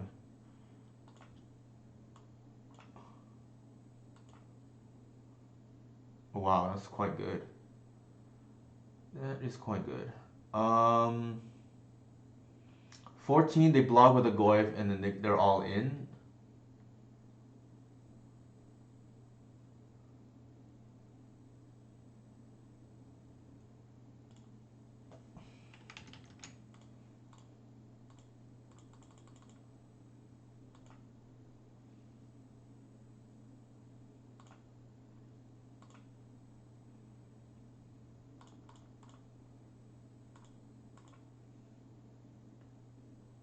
They have to block here.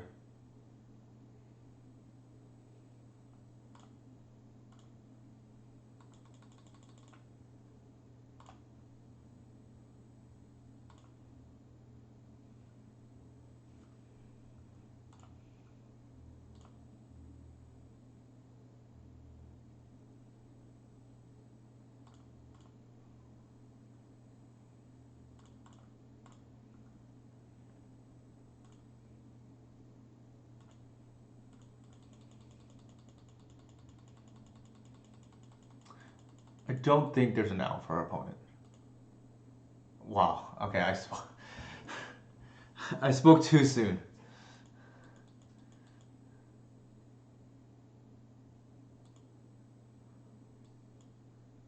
I should have did the math. Yeah, I didn't think about Bolt. Oh, man, that's brutal.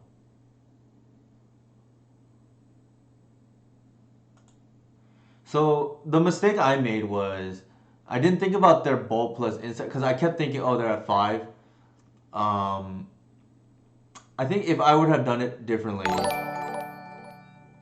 I get the endurance, and I don't think I can lose there, right? Yeah, I threw this game.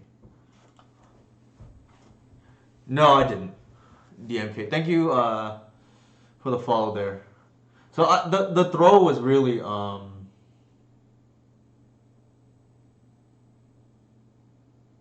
yeah. If I get endurance, I don't think I can lose that game there. So that one's on me.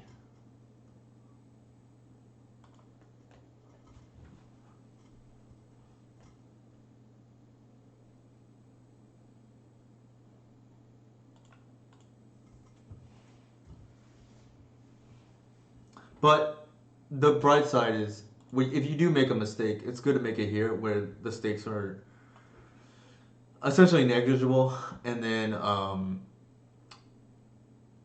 for me at least, it's hard to learn without getting actual punished first. So we got a little bit punished there. I should have slowed down a little bit and thought about what I lost to. Uh, Probably, put the cart before the horse, so to speak. Figuring the game was over, and didn't think about the actual live out of Lightning Bolt. It's funny because I thought about End of the Cities, but it didn't occur to me to think about that while playing. Obviously, if I had thought about that again, I just get endurance, and I think we probably just win anyways. The endurance line is a little bit weaker to. Well, I think we would have been. Yeah, we threw, but it's okay.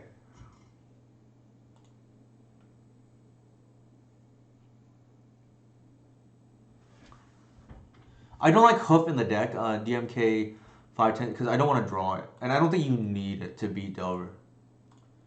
Like most of your wins look something like that, where if I wasn't, you know, hey Mike, how's it going? I think here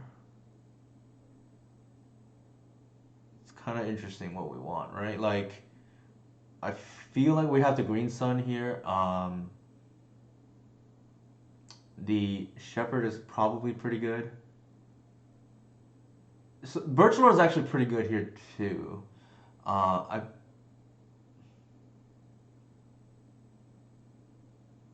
actually safe is probably Reclaimer. Let's do that.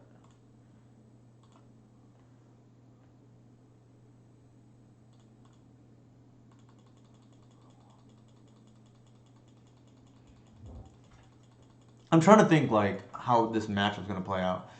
Unfortunately, through the previous game, where I don't think we can lose, but it is what it is. That is a card I've not seen in a while, and quite frankly, very bad against us.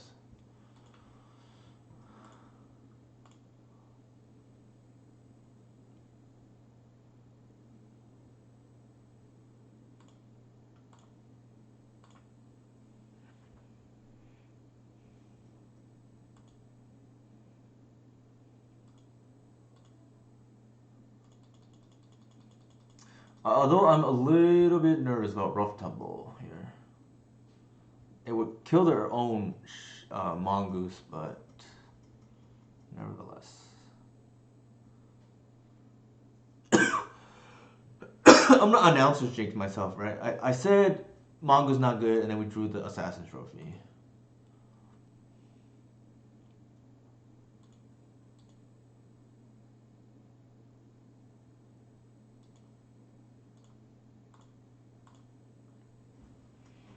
They want to daze this, they can.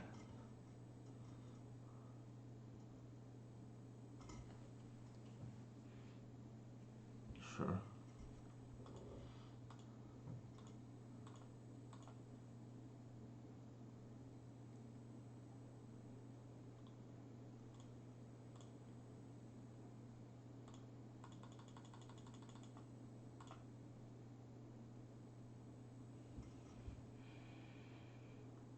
I think I'm gonna get Gris here. Well, let me see. Endurance here is actually pretty good too.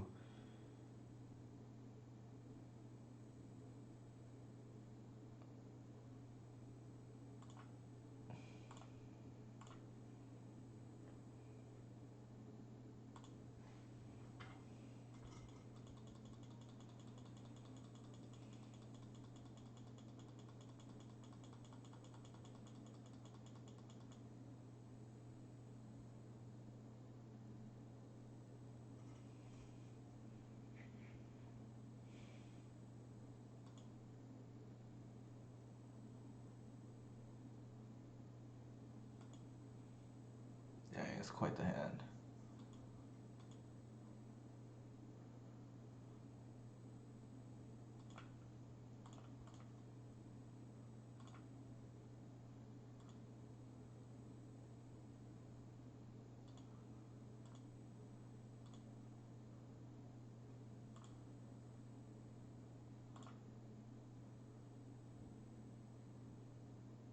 Oh, that's kind of cool.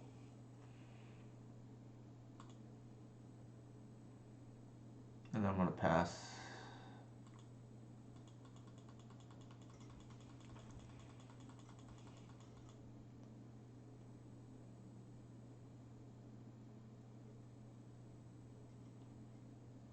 I have to do this in hard mode because of my slip-ups earlier, right? Interesting. There's no...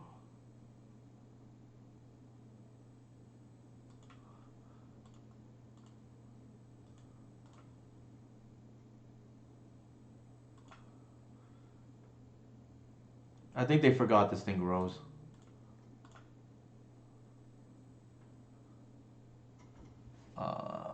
Probably the cradle.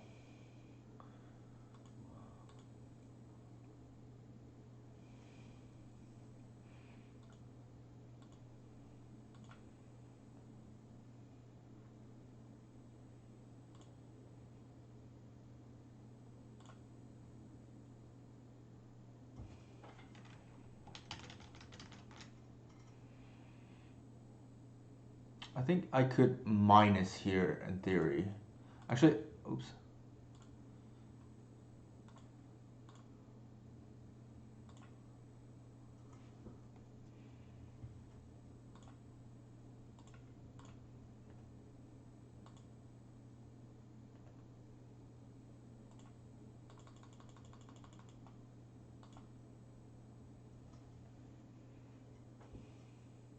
That probably draws out force, but they don't, I guess they don't have it.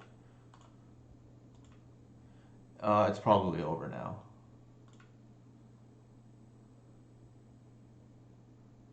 Yeah.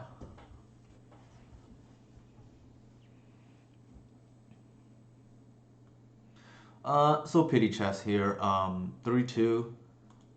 We beat the matches we were supposed to, and unfortunately we couldn't crack either of the harder matchups.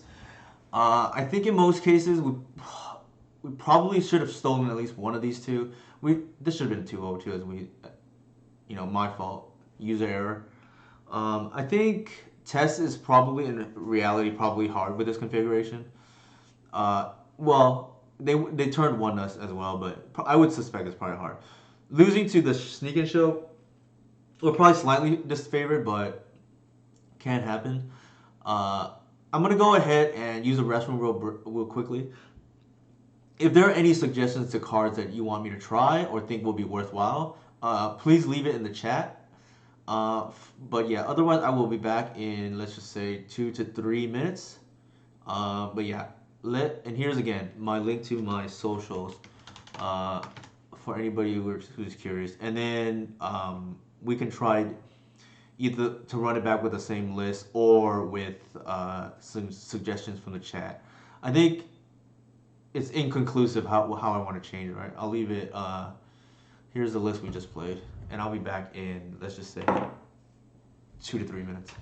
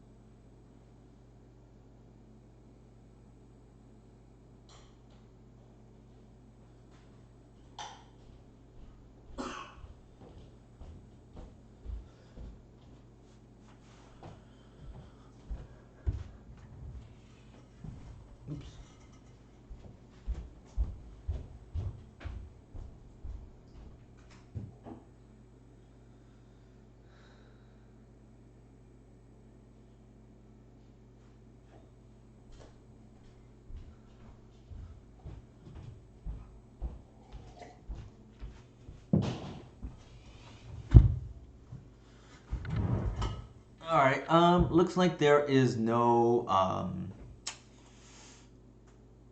opinion one way or another here. So we can go ahead and just run back this list. I think something that I was thinking about during the brief break was if I want the fourth Once Upon a Time, one thing I could do. I don't really like moving the oof to the sideboard because like it's two reasons, right?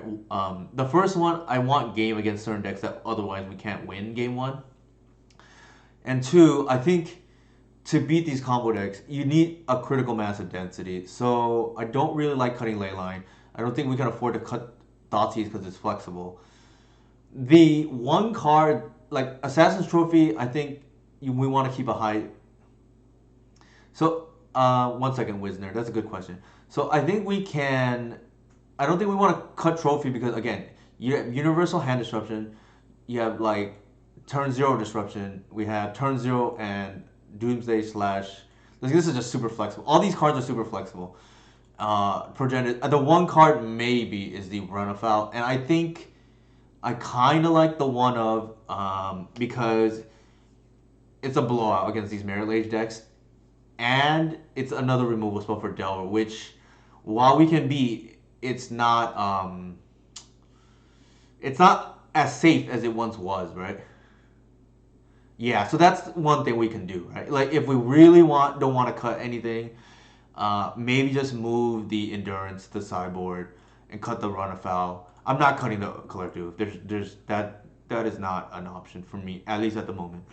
One thing I've been thinking about is like the third shepherd is kind of iffy, or the third heritage druid, or the second Birchlow ranger. I don't really like doing the second Birchlow ranger because we get into this situation where black mana can be an issue, and it's actually secretly better than heritage in a lot of spots. Maybe we can live without it. I don't know. I have to test it. Those are like the options on the board at the moment.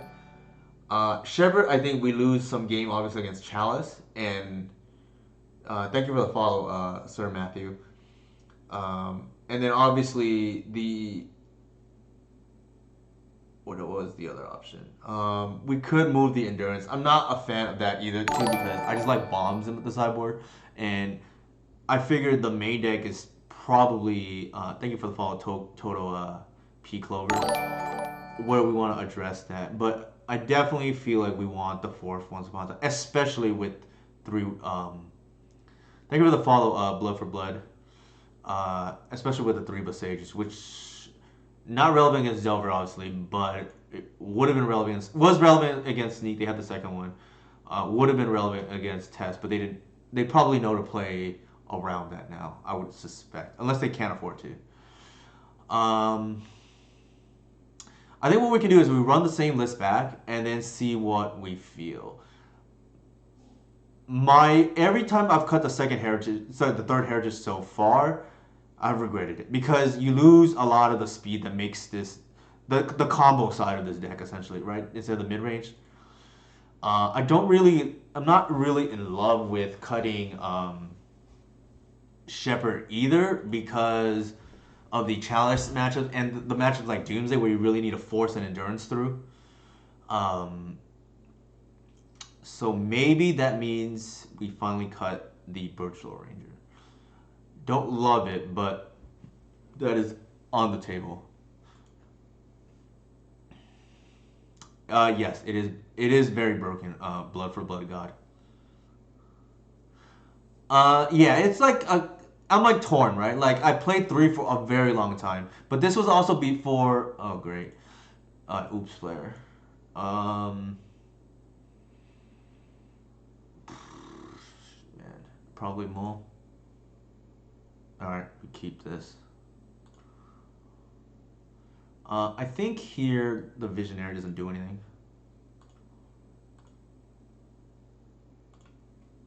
And then we just want to ramp.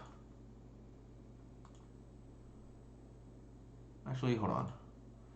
I think we want to have turn 2 Bog.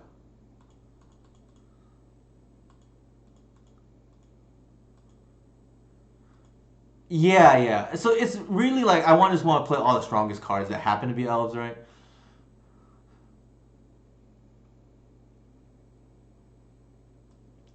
Damn, they knew to even do that. Jesus.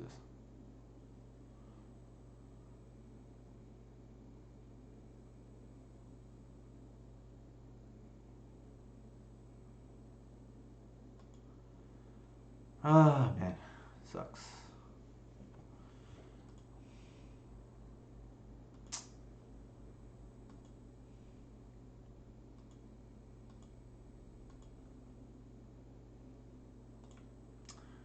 We're just dead. We can play this out, but I actually felt pretty good. Like we got luck sacked ourselves into the one of endurance. Yeah, I mean nothing we can do, right? Like it is what it is. You expect to lose this game one anyways.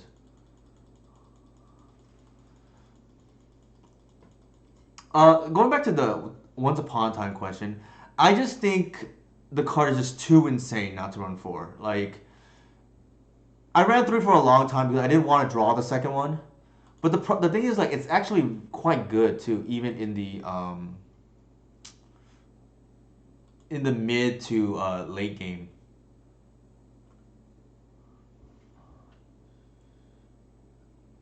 So what am I missing here? They have the Thoughts of the Oracle. Where is the Dread Return?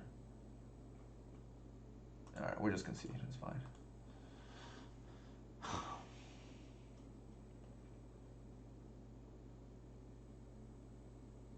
I guess from their perspective, I think our opponent knows our like what our deck looks like. They know the only way they lose is endurance, so they could afford to go there slow. The irony there is, well, we molded a hand that had bog, but yeah, so we couldn't even do that. I think that's fine. I was thinking like, ironically, the reclaimer gets there, right? But here it's kind of awkward. We know they're gonna bring in Leyline of Sanctity. So I have to counter by bringing in the Assassin Trophy. The good thing is we have 3 Assassin Trophy already in the mana base. So if anything, this is telling me like more Once Upon a Time, right? We have to find these outs, so to speak. And here, I think we just board out like we don't care about grinding. So I think that's correct.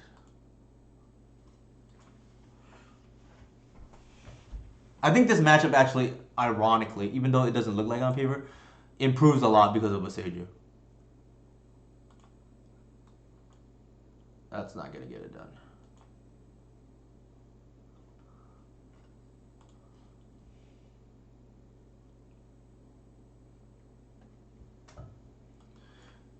So we're looking for Leyline or Endurance here. Thoughtseize is not bad. Unfortunately, like out of those 10 cards, or how many is that? 11, I guess. We didn't see any. Oh my god.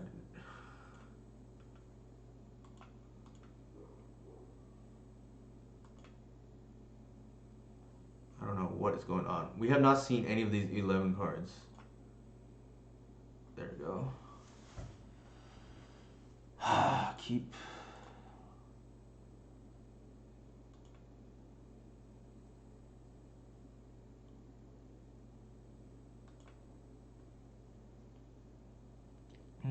Actually, we can put the ones. Actually, the ones might be pretty good.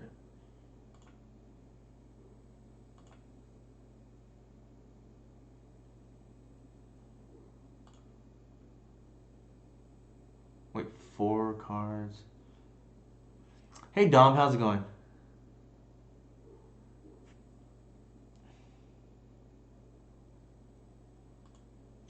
Yeah, we're going to 3 here. We didn't see any of relevant disruption in the force 4 hands. Like, I'm playing 3 Leyline, 4 Thoughtseize, 4 Endurance. Didn't see any of that. Yeah, we're probably dead. We can't really afford to mull, and we did. Also, for those who don't know, I want to shout out Dom for a second. He recently won the vintage PTQ, so Dom is back on the Pro Tour. For those who don't know, so big congratulations to Dom. If you're listening still, Dom, just want to give you my personal congrats.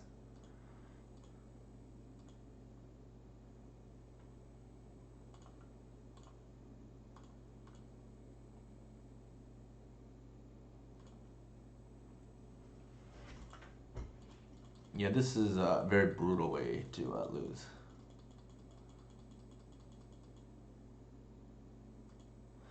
The reason why I pack so much graveyard hate or combo hate in the sideboard is so I wouldn't have to mull. But um, there's a big difference between unlikely to mull and not mulling. And this is one of the scenarios where here we just ran cold, right?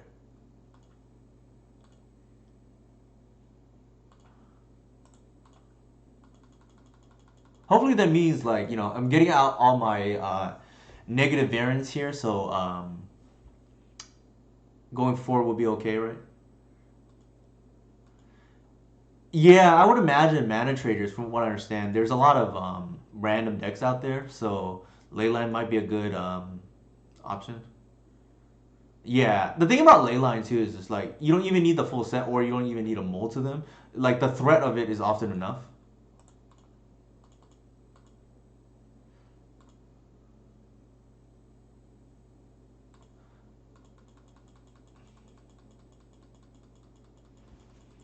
But yeah, so what I was mentioning, um, it is a little bit, Mike. I agree. I like just kind of what's the word I look for? Was I kind of just autopilot into it. Given I figure we're probably dead anyways. But you're absolutely right.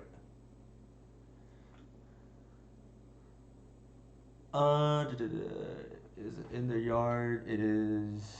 There's the dread return, and looks like Oracle's maybe in their hand. Yeah, we really lost because of Mole. We probably could have came back, but like it requires a lot to line up. Not impossible, and I've actually come back from these kind of moles, but you have to run real cold. I'm sorry, real hot, and we ran real cold there, right? Like to offset it. Where's the Cabal therapy? Okay, so they're gonna name themselves.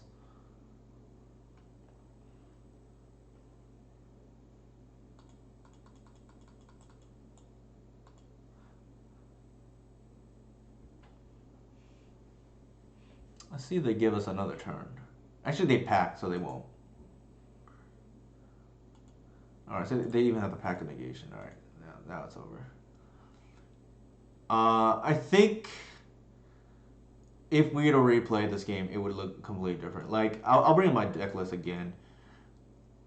Quite unfortunate given how much combo hate we're running. Like I would have kept any hand with Thoughtseize, Leyline, or Endurance because there's a good chance I'm gonna have the Assassin's Trophy or the Beseju to go and deal with the Sanctity. Hey Max, how's it going? Uh, I mentioned you by the way, Max, in my latest Patreon article saying so. What I do once a month is for those who are curious. I will talk about the Legacy metagame and using MTG Goldfish, discuss the top 10 decks in Legacy with respect to popularity. And I'll go through two things. The new developments in the deck. So Doomsday was one of the top 10 decks listed by Goldfish. So I mentioned you there, Max. And the implications.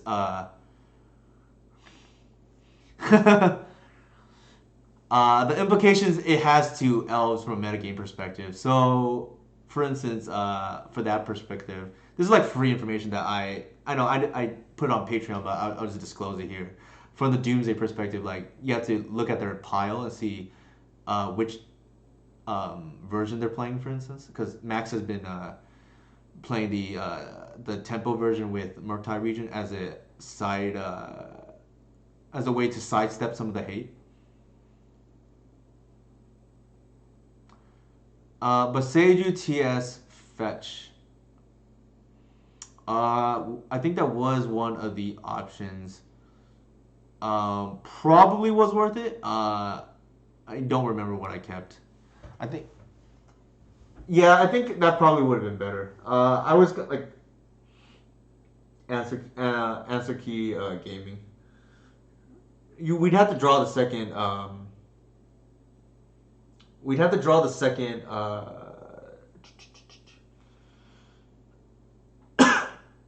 land. But the thing about that is, I felt like we were so far behind already that they probably just beat that anyways, right? Like the really we lost the game on the Moto 3. Like not seeing, you know, amongst all those other cards. I guess 4 by 7, 28 cards, right? Not those 28 cards. Not seeing a Leyline, a Thoughtseize, or a Endurance. That's yeah. I know. What's it called? Like Max and I played the other day too, and losing to these non-blue decks must not feel that great. Granted, I think the Elves Doomsday matchup is probably pretty even, but Doomsday should be at least the turbo versions should be pretty favored against posts.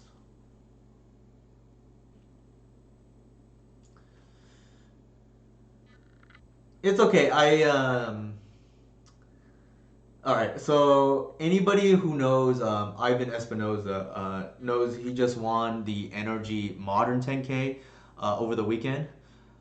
He's been playing a lot of elves, and I jokingly said before you can cast spells at random against 8 casts, win on elves, and beat them. So don't feel too bad for losing your good matchups because he's a very good player and he lost to 8 casts during the Legacy event. But shout out to Ivan though for winning the Modern Energy event. But again, so you can lose to your bad matchups. So it happens to everybody.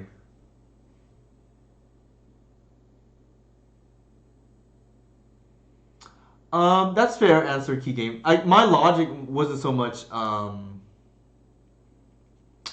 My logic wasn't so much the thoughts. It's just I want a way to close out fast, and Reclaimer is the way to do that. So if they keep a hand that is maybe, you know, not a Leyline of Sanctity hand,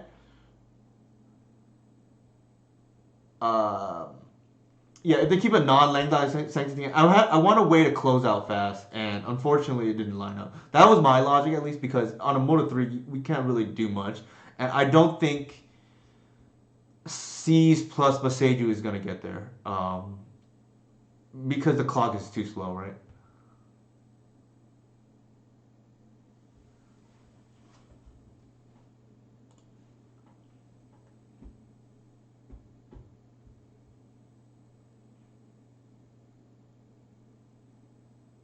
Janky B. This is like pretty ideal hand. Oops, what's going on?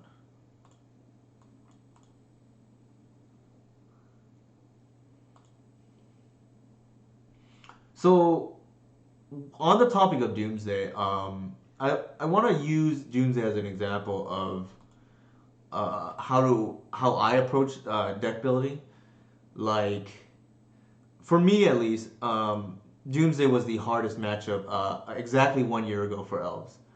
Um, it seemed like I had to take huge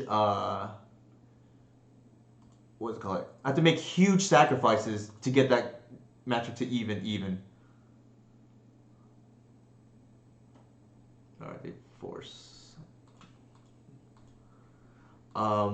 But one thing that I realized was, and I think the matchup is pretty even now, and my win rate actually against Doomsday is actually like close to 80%. But again, I don't think that's the true win rate. I think what I realized was you have to have a game plan that attacks your weakest hands against them because it makes your normal hands a lot better. What I mean by that is, uh, I realized the Dark Ritual, what's it called Dark Ritual to Doomsday hands, the turn ones were the hardest to beat, and Endurance could only do so much. But I also realized those hands were slightly vulnerable to land destruction. So I started boarding in Assassin's Trophy against Doomsday, and that's actually helped me, at least personally, in the matchup a lot.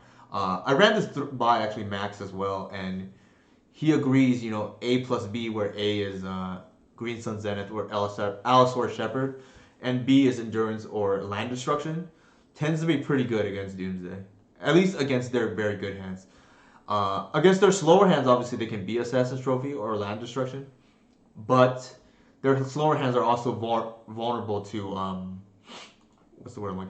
More vulnerable to natural order, right? Which is otherwise too slow. I think here.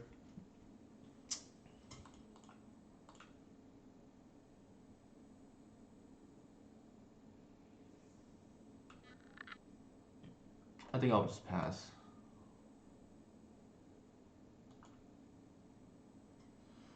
Debatable whether I want to lead play the glimpse, but probably not.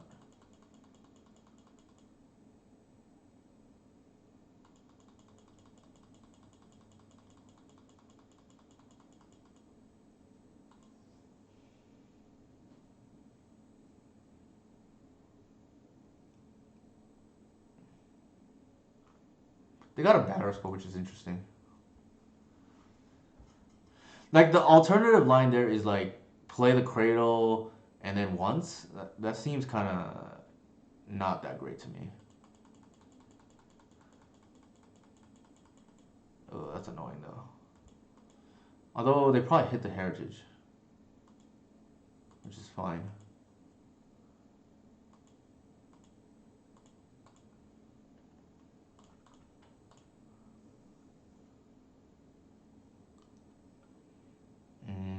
I think I want the reclaimer. And then I'm not gonna do anything.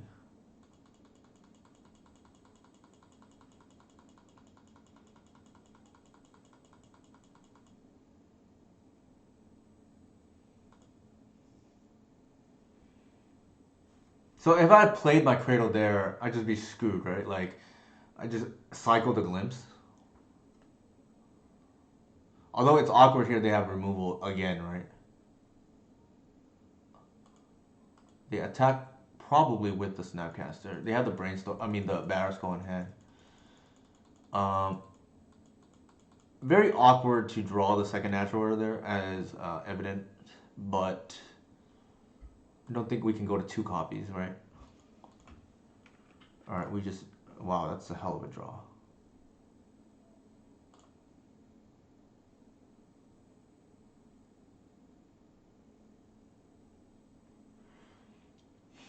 I think here we want to play to win, and if we draw a creature here, it's gonna look really good with a cradle mana. And I don't, I think they got the skull. Oh, that's annoying.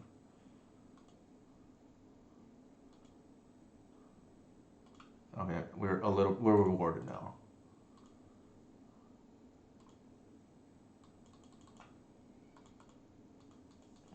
Yeah, that the GTA is awkward, but it is what it is.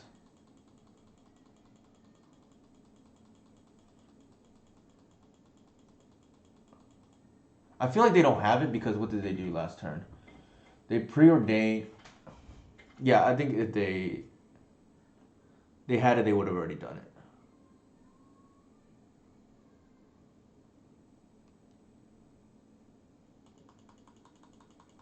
They did not put in the skull, which is interesting. They probably shuffled away with the brainstorm.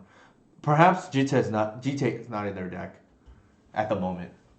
They could be on just a two Stoneforge, one Battle Skull beatdown plan. But if they're doing that, I mean, I feel like Cauldron is probably better, right? Or yeah, something weird happened.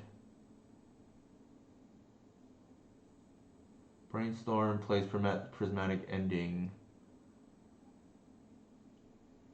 They Snapcaster, preordained two cards on top. Flooded Strand. Sure. Sure.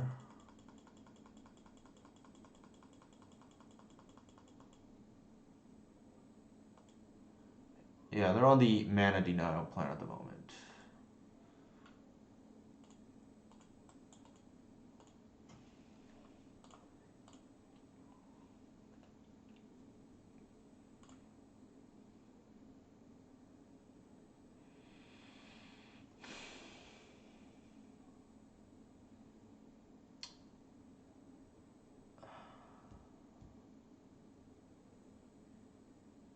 I can slam natural order here.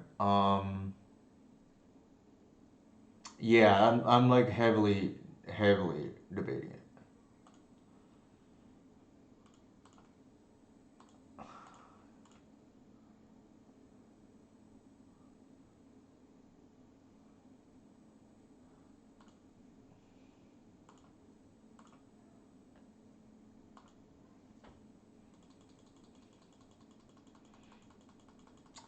Awkward if they have Teferi or something, but I don't think we can afford to play around that. Or Jace. There's the Batter Skull. Possible they equip here, which is like kind of cool, I guess.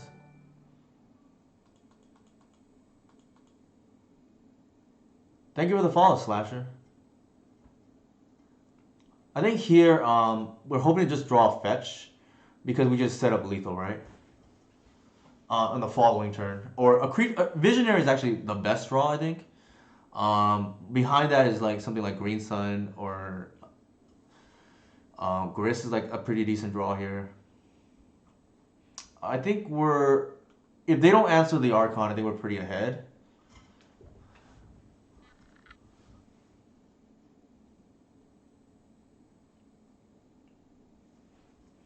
All right, so they can choose to put it on the Snapcaster here. Looks like that's what they're doing.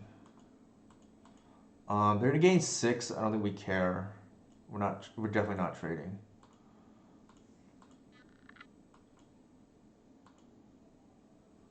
That's not bad.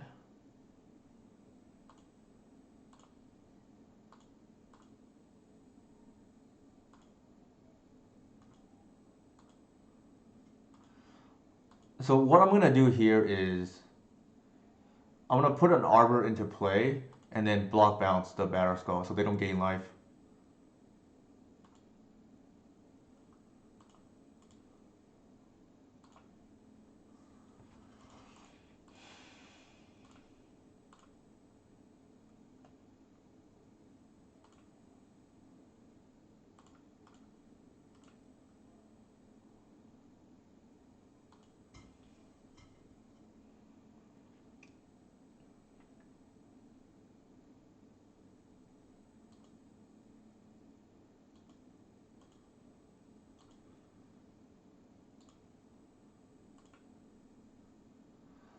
Let's see. Natural order here is how much?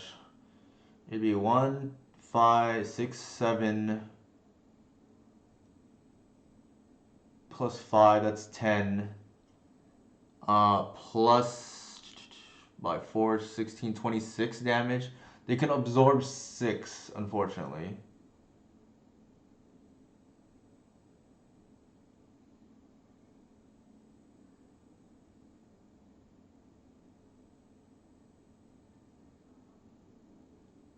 No, they have more than that, right? Because they absorb really 11, right? So 7 plus 5, that's 12. 12 plus 16, that's 28. Actually, they're pretty low. I'm not gonna count. Screw it.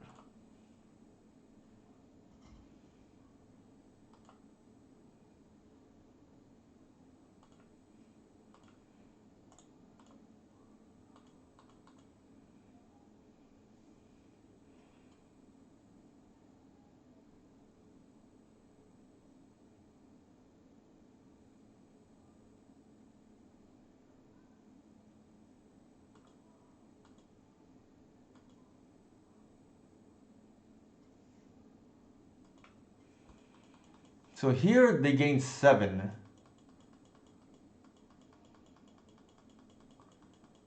So they're 11. I think we win still. They gain 7, we got 11. Yeah, there. Yeah, okay. Math is for blockers. That's true. All right, we have exactly lethal. Like, who needs to count, right?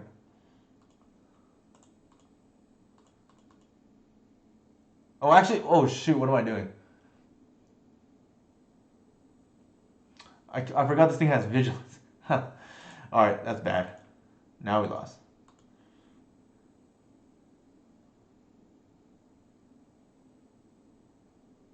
Math is for everyone, apparently. I think if we did it the other way, what is it called? If we had not natural order there, we have another attacker. We still have the block bounce. Well, they could just like TNN us actually with the batter skull, but a little awkward there nonetheless. I think against these kind of decks, I don't really like Trophy. Seize tends to be okay. Endurance probably not great because they don't have Earl.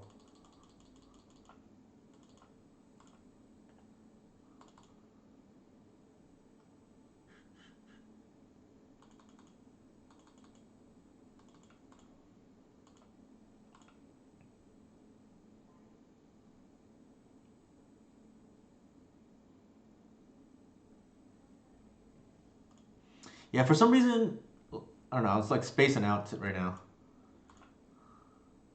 I think this is like really good.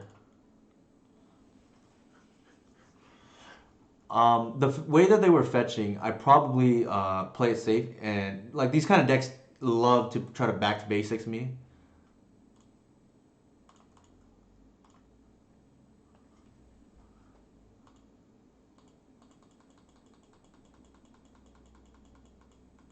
Yeah, I think I was like probably screwed regardless, and like that one turn where I drew the natural order like really set me back, unfortunately. I think here I'm like still pretty okay with being down a game. I feel like we are very favorite, like even though we're down a game here.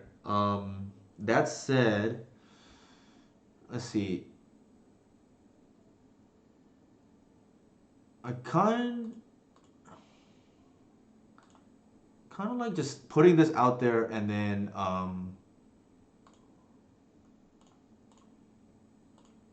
just like ramping and then forcing their hand. Like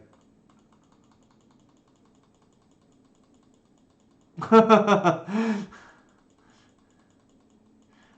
if they don't answer the shepherd here, it's like green light, right?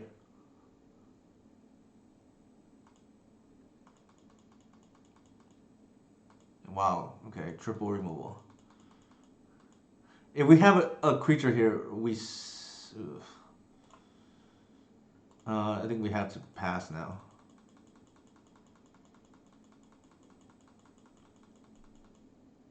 Yeah, natural are definitely the card that wins the most matches, one way or another, right? Either for yourself or for your opponent. Usually for yourself.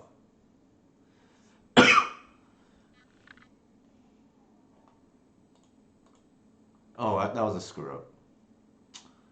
Yeah. There's no more arbors.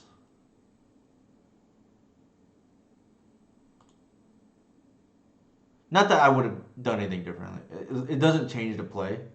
It's I didn't count on triple removal. I know they have 8 removal spells, but typically you can handle like 2 and then you just like overwhelm them, right?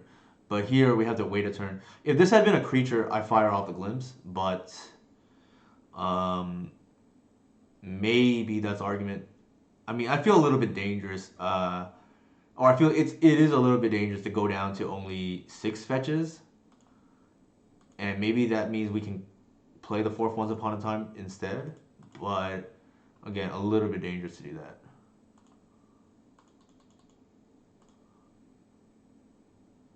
that. Um, Pains me to do this, but I think we have the visionary here.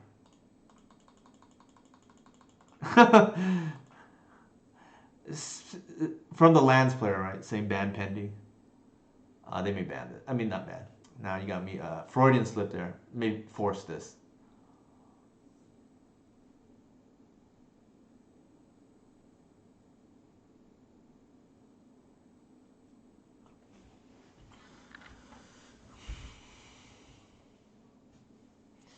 So the reason why I'm green setting here is because I know I want fodder for the glimpse. I don't like a lot of times you don't even care if glimpse like gets countered. Yeah, because like it's still a him, right? One mana him.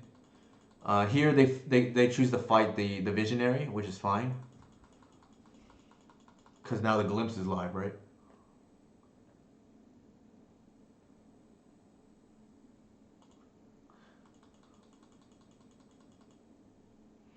The awkward part about the green sun is green sun for two could still be Alice or Shepherd, and that might be going through their mind.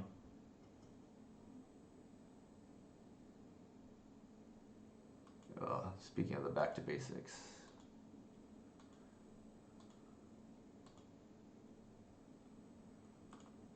All right.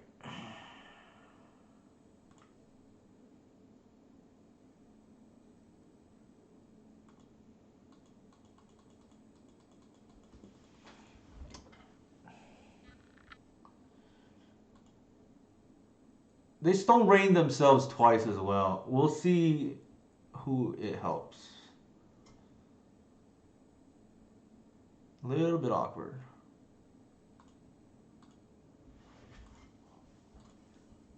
Looks like they're brainstorm locked.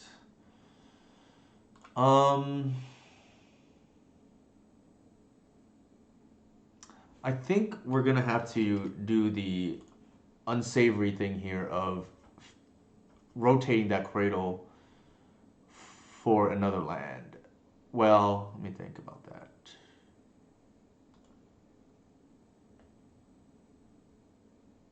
We can get a basic here, but then we don't have the explosive play. I think I'm gonna wait on that. Oops, cancel.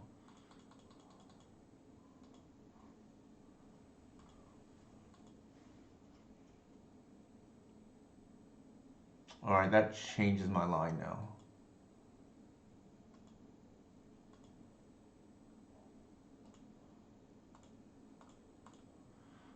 We're gonna start unlocking our lands because of the canonist.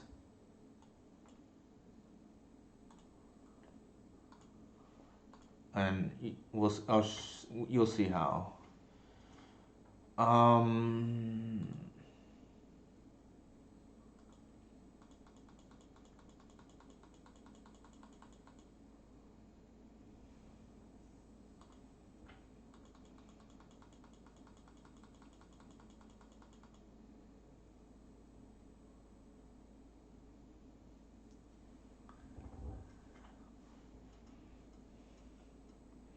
yeah, I think the big takeaway so far in this stream tonight, I think we definitely want the fourth Once Upon a Time.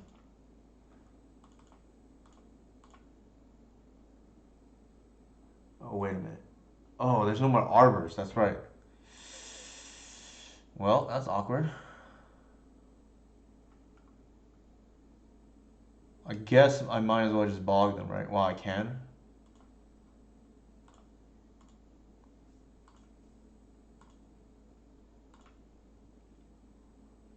Yikes.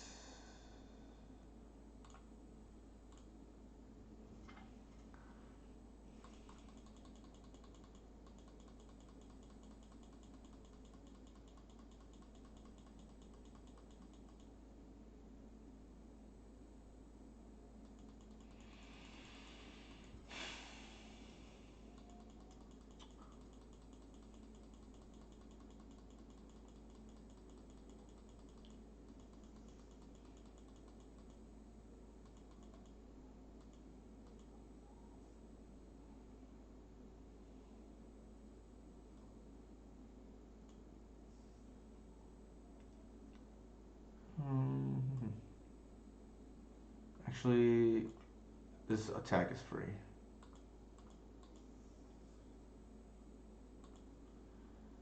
The out here is hoof. with natural order. So I hope we can draw a cradle.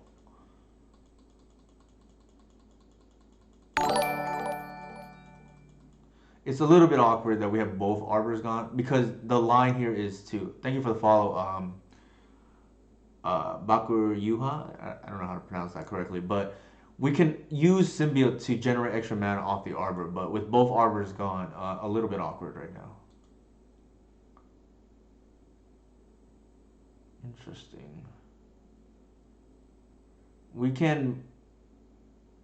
I think that's probably worth it. Kill the Stoneforge Mystic.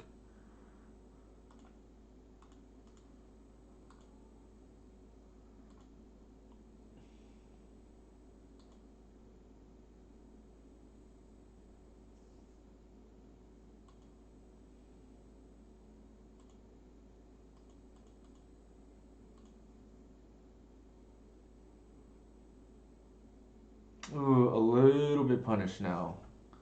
A little bit punished.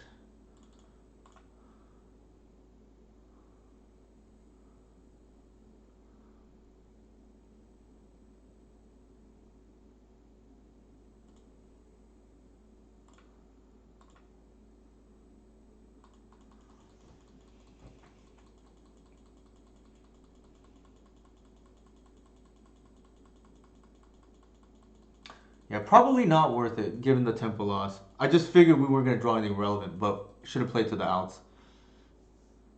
Here, I think we're probably just dead, to be honest. Actually, that's not true. A cradle here is pretty good.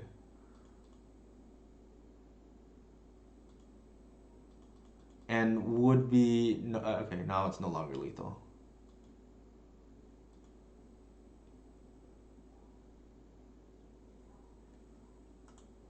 Alright, we're dead. Bummer for sure.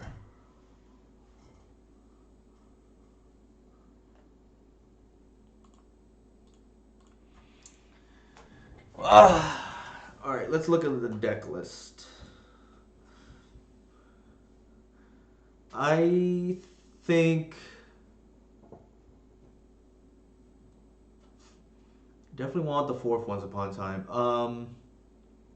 I mentioned earlier that it is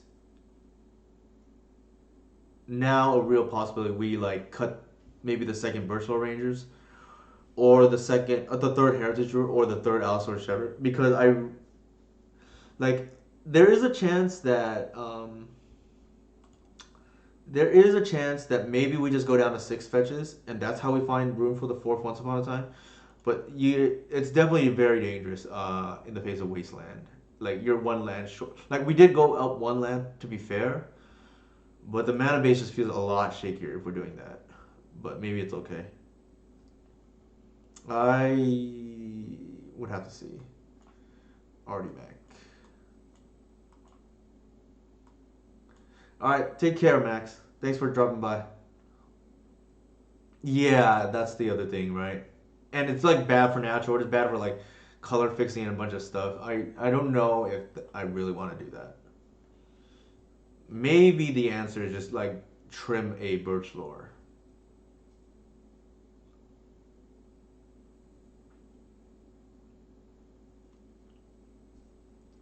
Like Heritage Druid is what fuels the combo side of this deck.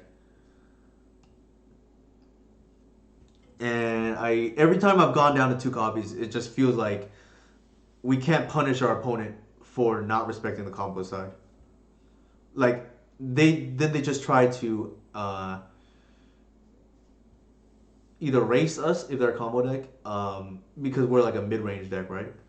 Or they play in a way that essentially loses to the combo side because they're daring us to.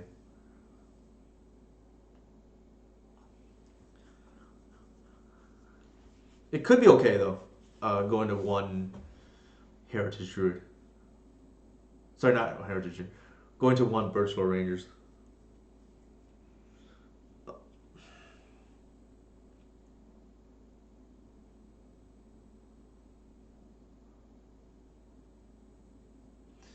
Somehow going to two Shepherd doesn't feel right either. and I don't want to lose sideboard slots. I could move the endurance, but that just feels like a cop out.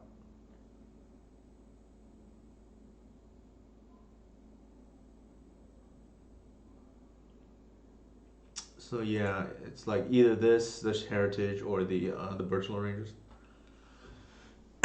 And honestly, the Shepherd probably just does too much in the Chalice matchups and the blue combo matchups to cut. So that's probably not it, and probably not the Birch Lore. So by default, it's almost the second heritage, a second Birch Lore Rangers, unless we're willing to lose a sideboard slot. Yikes! That is not what I want to see. I mean, hardcasting Archon, I think, is like a very low relevance for me. It'd be hardcasting the It'd be hardcasting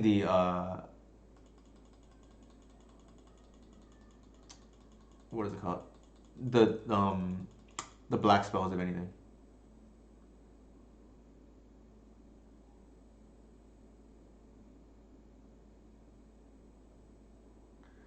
A little bit unfortunate what happened with that Chancellor there.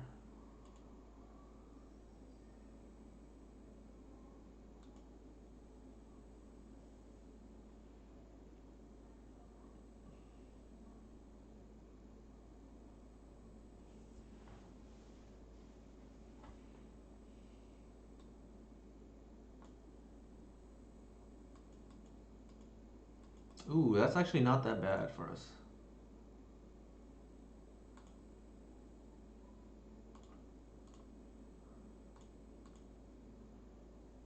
If we draw a land, we're okay actually.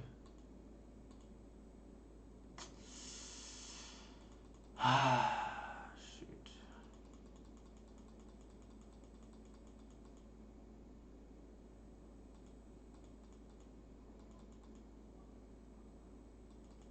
We have, I think, probably 2 turns to draw a land. We can't draw on the last turn, obviously.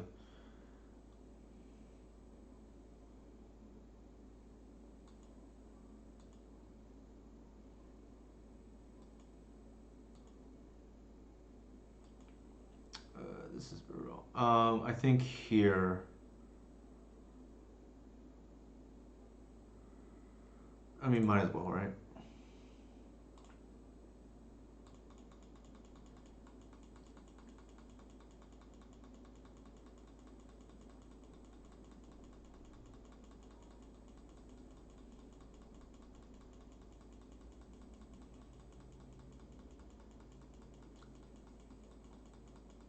If we draw a land, we are still live, but it has to be this turn. Has to be this turn.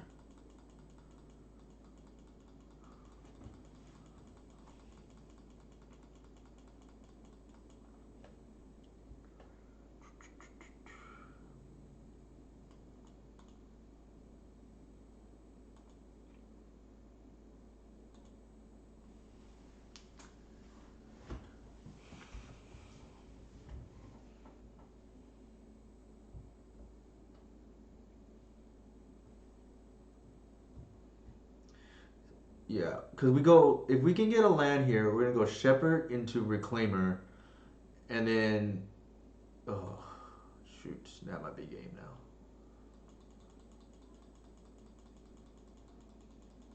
We go Shepherd into Reclaimer, they bash us for 5, and then we can potentially Natural Order for Gris and kill their thing. Yeah, now it's too late. We needed the previous turn, I guess, before the grief came down. I still think this matchup is probably fine. We have 14 cards we're boarding in.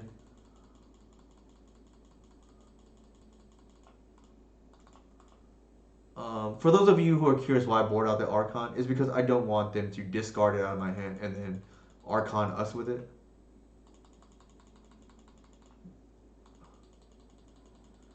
As a Hail Mary play from our opponent. The other thing is generally expect to lose game one against Reanimator, so I think we're okay.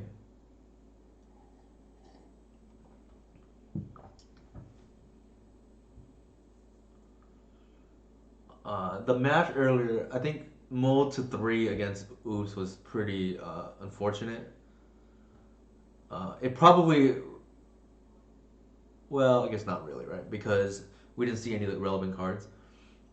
But the Stoneblade deck, definitely think that could have gone a little bit differently.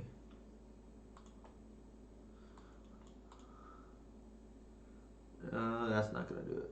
Well, actually, the Reclaimer turn. That's fine. Actually, we're on the play.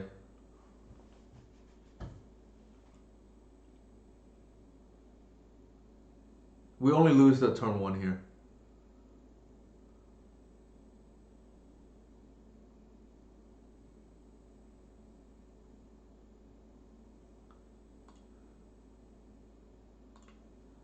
We're in deck thin.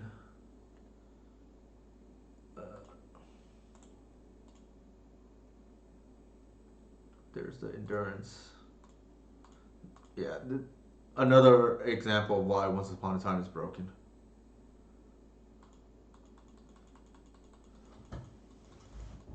So one good thing that's happened out of this stream so far is it just kind of confirms what I thought, which like I can't take the easy way out and um I can't take the easy way out and just like trim a Once Upon a Time to make it so that we can fit everything we want because that is not the weakest card.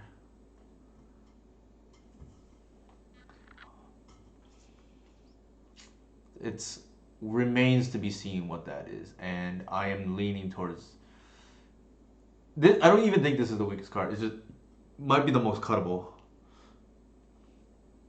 Like this is Birchlar is often just better than Heritage. The alternative is going to six fetch. I just think that's probably just dead wrong. Pun not intended.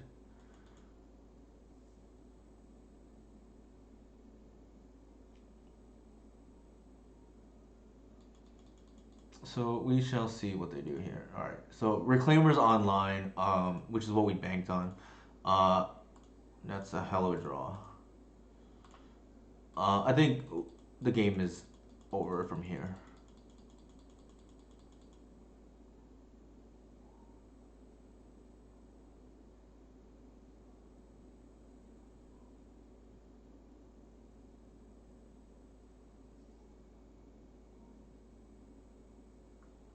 Chancellor.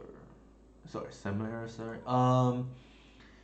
We can use the Reclaimer here, or I'm just gonna bog here, because so that we can hardcast the endurance if need be.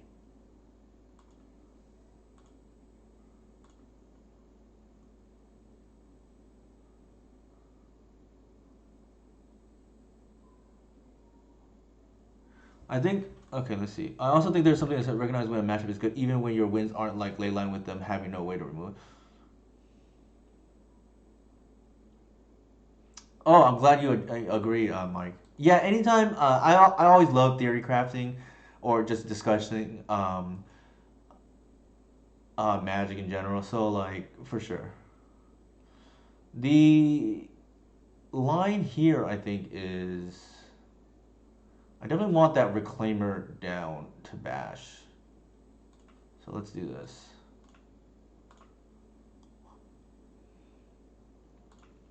It's funny. I cut the layer of the Hydra, and I it's actually quite good on this board state. Granted, maybe it's win more. Like maybe we win anyways, but this endurance is gonna be quite good now.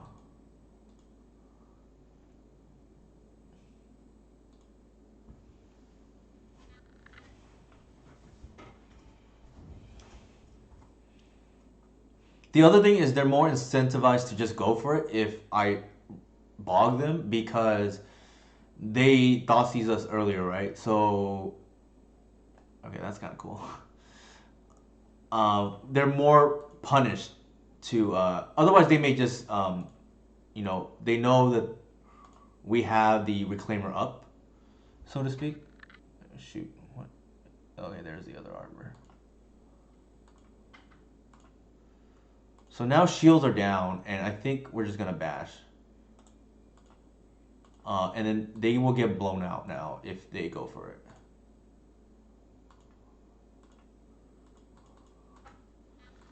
It kind of works out this way. And we're gonna hardcast it anyways.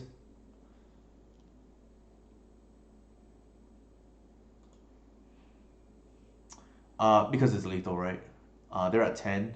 We are at currently, we're gonna deal 9. They may, looks like they're not conceding.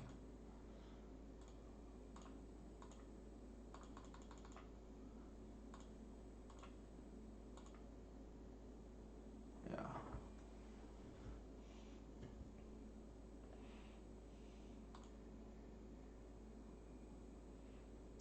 We'll run it back. So we started this league 0-2. Maybe we can just like 0-2 into 3-2 dream. Unfortunately, this deck's not. Well, I wouldn't even say it's not participating. Like, cha-ching, if I ever seen something.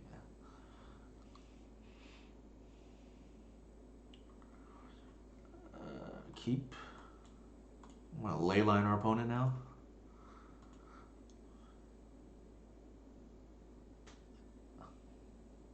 Possible they didn't respect it because we didn't keep. See, the thing about leyline is like you don't have to multi it. Like if you have other threats. Yeah, this is like outside of a reclaimer. This is, you can't get better than this. They probably take the endurance, right? But we're gonna seize their hand. It's like pretty bad for them regardless. It's like triple threat, right? Like pun not intended.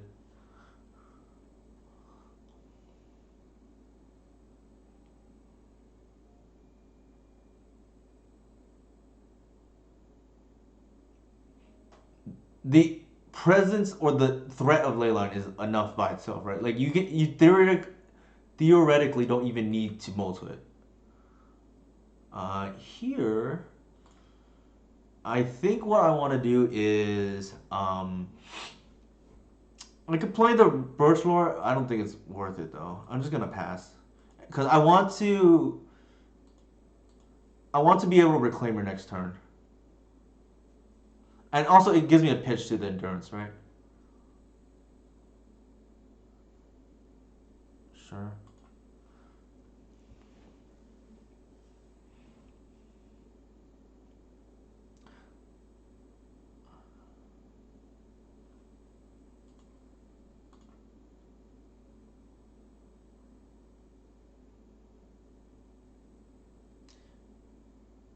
Not over.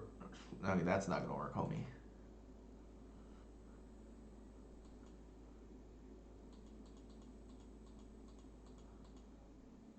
So I'm gonna put my win streak on the line here, right? I have never lost. I sound like LeVar Ball, but I've never lost when my opponent goes for animate my creatures outside of an Archon.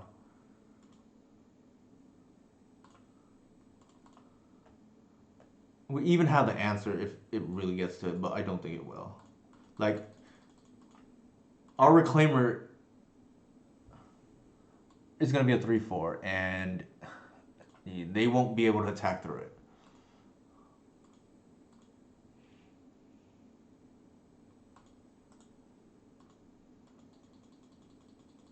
The game is probably over, in my opinion.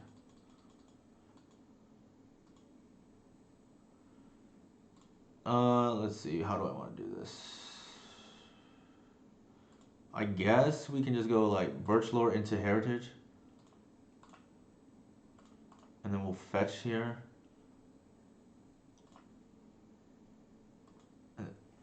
And then pass.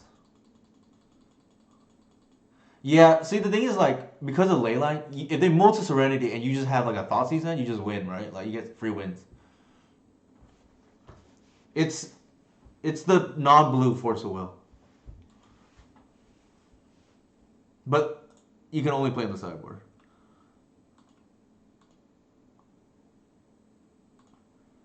Yeah, alright. The game is probably over. like I said, this has never worked against me. It must have has happened at least, I don't know, 2 dozen or so times. We can't. I'm not gonna waste my Assassin's Trophy on that. I don't think I care. Like we're just hoping to top deck natural order at this point.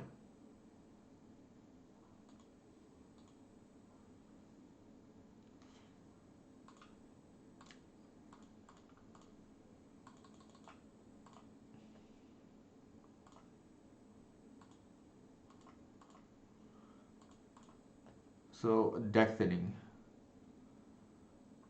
essentially speeding up our clock. Ugh, sure.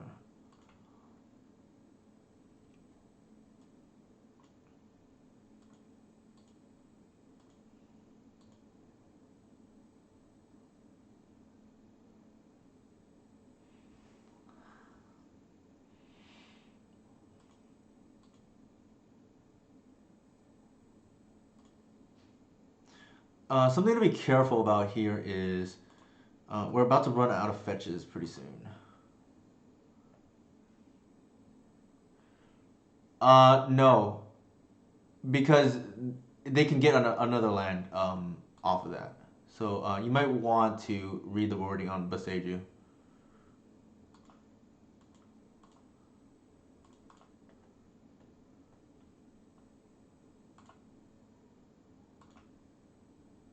All right, that's pretty good.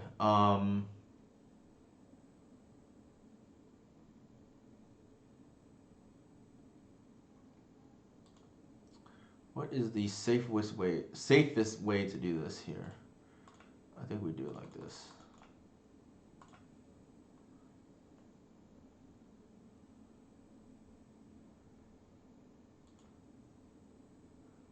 And then just pass. Argument to be made, I just get a Gris. That might just be better.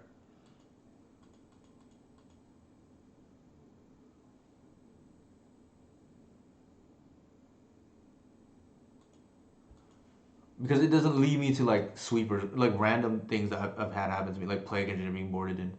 So, small well, debatable. It closes out fast.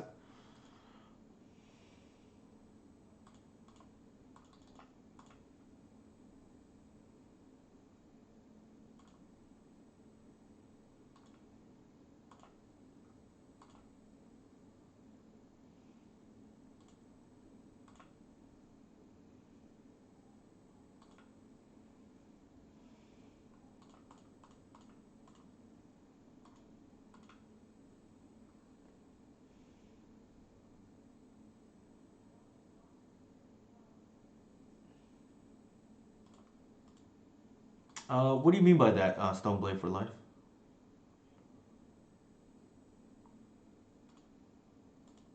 Yeah.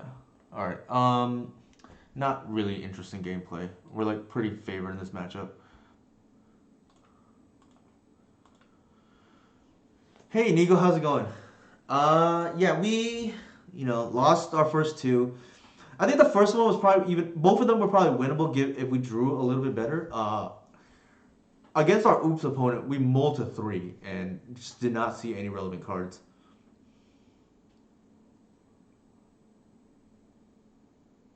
No, I wish. Still, I mean, it's a one drop for goodness sakes. Like it already has a lot of text. All right, so we're one third the way there to salvaging the league, right? I'm playing the same league, Inigo. I definitely want the fourth Once Upon a Time. That is the conclusive thing so far. It's just what do we cut, right? Like, uh, I don't believe we can go to six fetches. It just feels way too dangerous. Um, and we haven't even really flooded out today, to be honest. Like, our losses, let's see, we lost to the nuts from Tess in our first league in the match five or four might have been.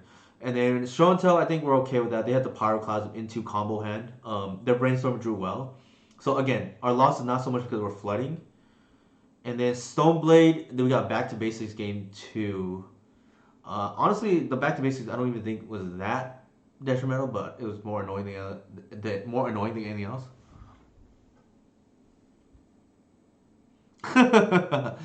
Yeah. So the reason why Reclaimer I think is like so good in the context of elves is it's an elf, so it like pitches not pitches. It taps for heritage and birch lore. It's protected by Wirewood. But importantly, it's a proactive game plan. It gets Guy's Cradle. It can bog your opponent preemptively. It's like an option. I'm gonna try without the birch lore first because of the upside of Shepherd. I do not think we can cut heritage. Like as much as I don't like this card, I think it's a necessary evil.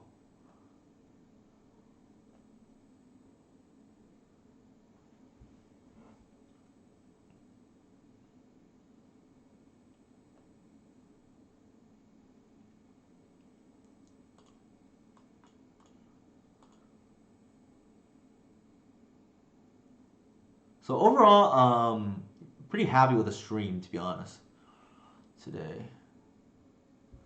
Yeah, Birchwood is very good. I know, Inigo. It just pains me, right? Like I'm cutting all these personal favorites of mine. Like Queer Ranger didn't do anything wrong, suddenly got cut.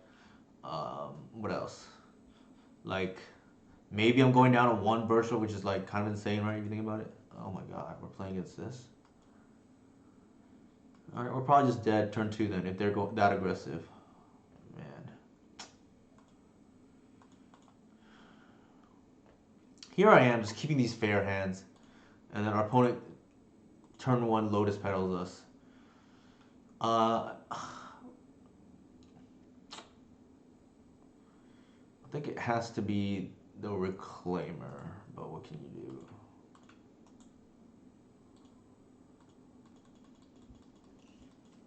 We're most likely dead though. If they, I don't think we can cut Endurance, Sadra. All right, now we're dead. At least we can see their hand if they're in the Phoenix version or whatnot. Okay. Unfortunately, it doesn't say much here. All right, sure. I don't really like doing that because I don't want to cut any of my sideboard cards, Runcore or Inigo.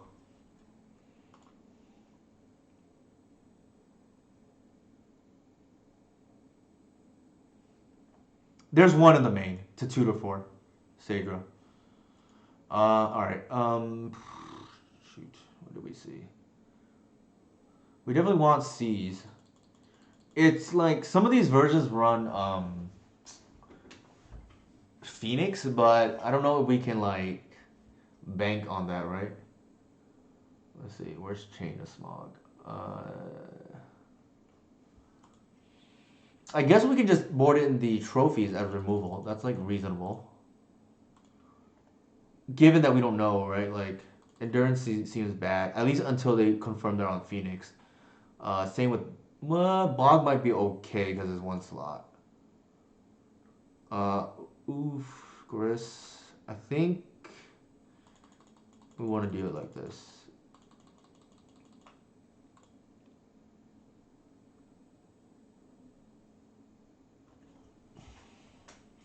Pretty much, yeah, Sager. This is like green fire trouble, right? Somebody mentioned earlier, this doesn't even look like elves anymore. Yeah, it's just like, just good green cards. Why play cards that need other cards to be good when you just play cards that are inherently good and happen to be elves? I think this is fine.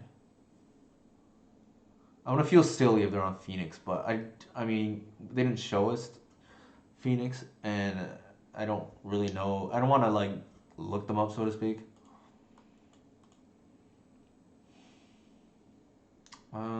Not great, but I think we keep.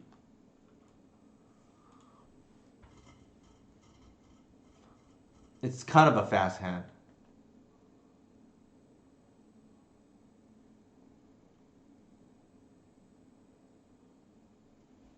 Sure, that's fair, Sager.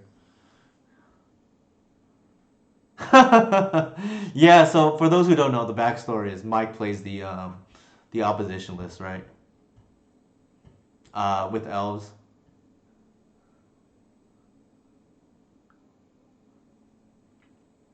Yeah, it already paid. Don't get me wrong. It already paid me to cut Queen Ranger, and I don't think Queen Ranger's coming back anytime soon. Um, and it's gonna pay me if I end up cutting a Birchland Rangers because Birchland Rangers did nothing wrong and suddenly is on the chopping block. Just because we just have too many fire cards to play with.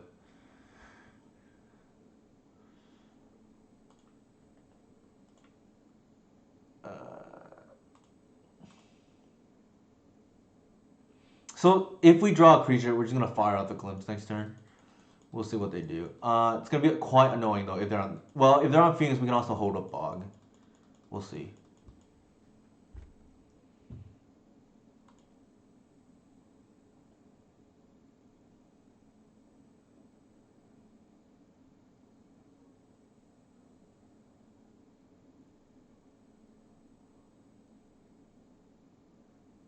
Yeah, that's the other thing, right? Queen Ranger not the best when you have. All right, so they are on Reanimator. Wow, they have the turn one. Jesus.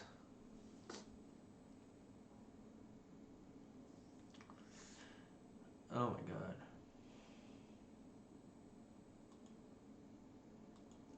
god. I kept this on a hedge too, like, oh, this might be good if they are on Phoenix, and they just happen to have the turn one, which is kind of gross.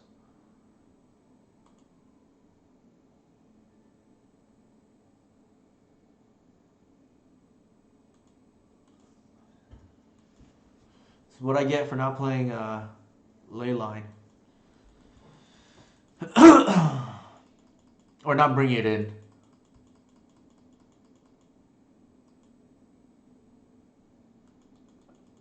They get blown out there. Well, I guess maybe they assume that we don't know they're on the graveyard plan. We thought they were on Phoenix, or potentially, right? I did not think it was this. It's not hasn't been our night really, but I mean that's okay.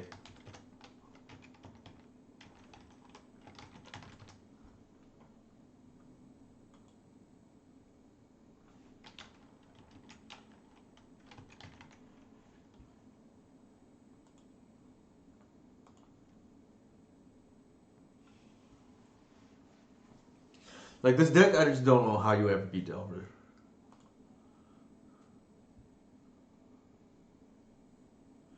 Boseiju highlights.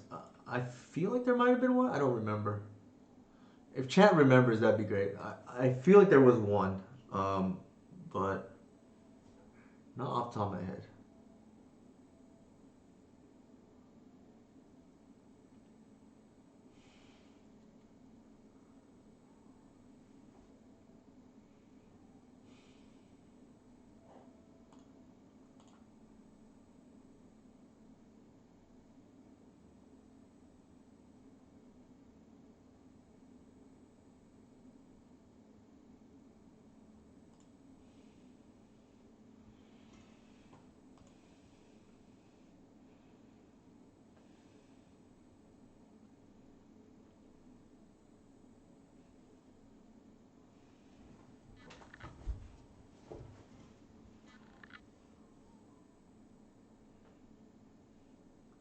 Wow, they're passing the turn. I'm not used to that.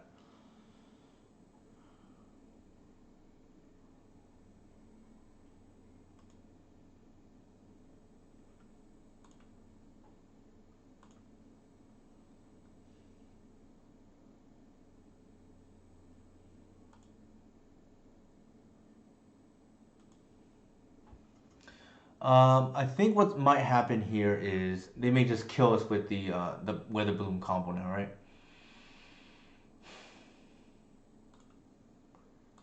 Um, we lead with the Shepherd, and then we're just gonna play out all our dudes.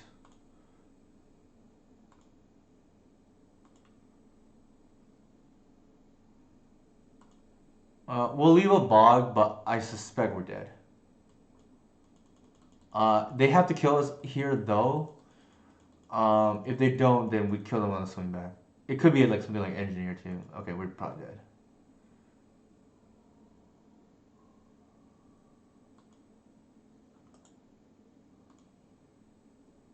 Yep. So again, I think this probably doesn't happen if we make the assumption that they're on the graveyard plant or we look them up. But in the interest of learning, I think it's better to not do that.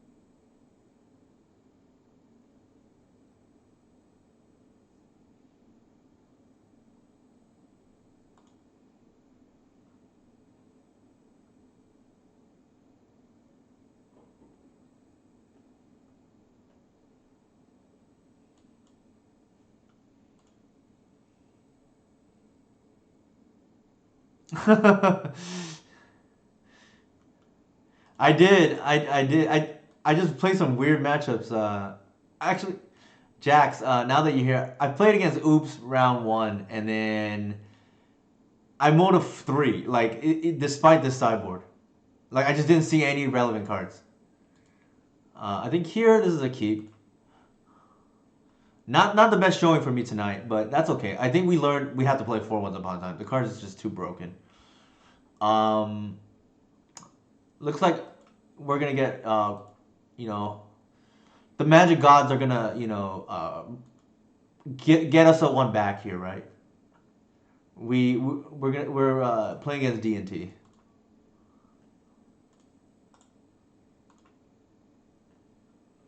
Obviously this.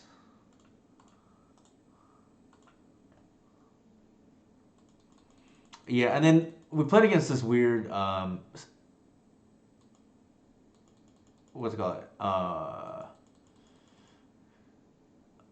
Small combo deck that boarded into the tin fins, and then we didn't bother to look them up. Otherwise, we'd probably bring in the ley lines.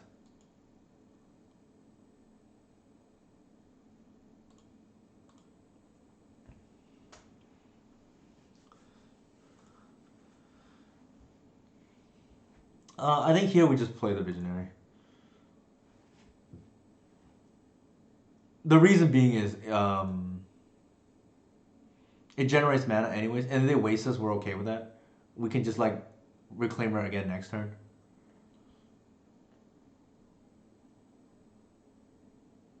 Sure.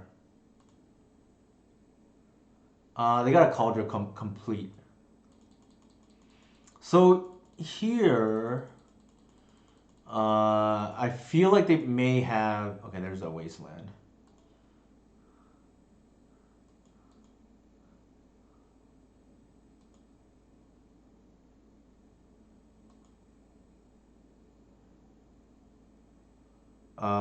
Yes, I think Birch Lord is gonna be well. It's that or the Shepherd. I think. I don't. I feel. Every time I've tried Heritage before, it's felt wrong.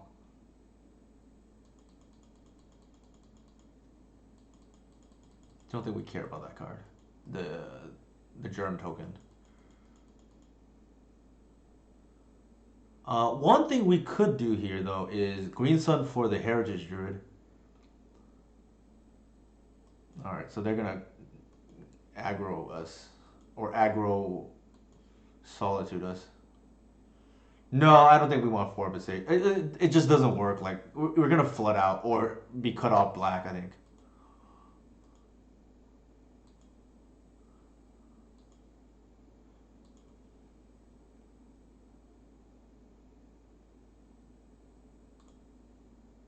So here we can. Yeah, I think We could have green sun for one, and then, but I just think Kratos too good. That's true too. Inigo brings up a good point. Like, I already have a hard sell cutting one shepherd. If I go to cut two shepherds, the elf community would just cancel me altogether.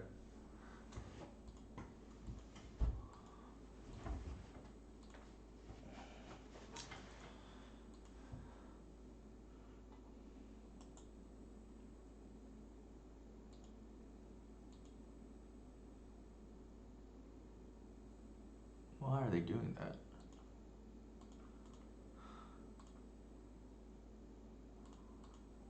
Did they play a land yet? No.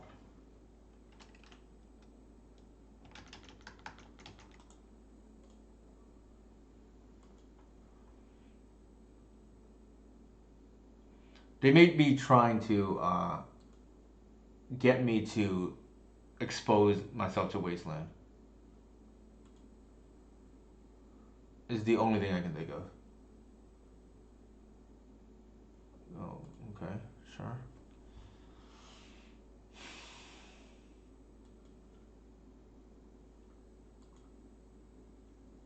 Why are they interesting plays?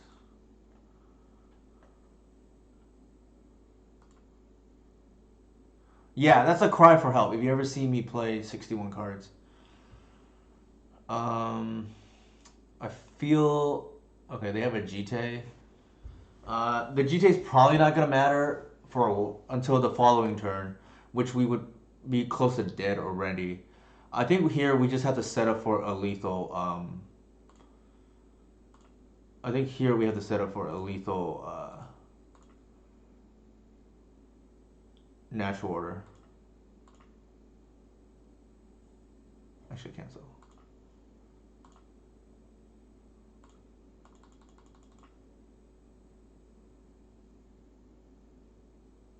Wait, that's a mistake. Hold on. If I do this, that's two. Yeah.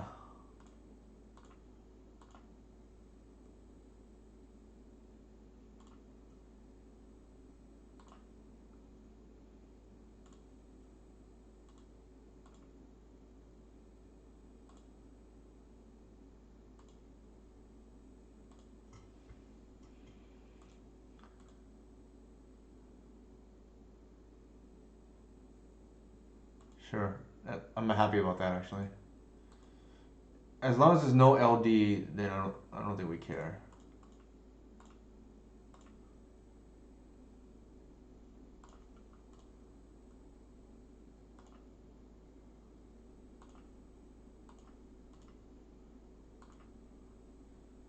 I think we got this one.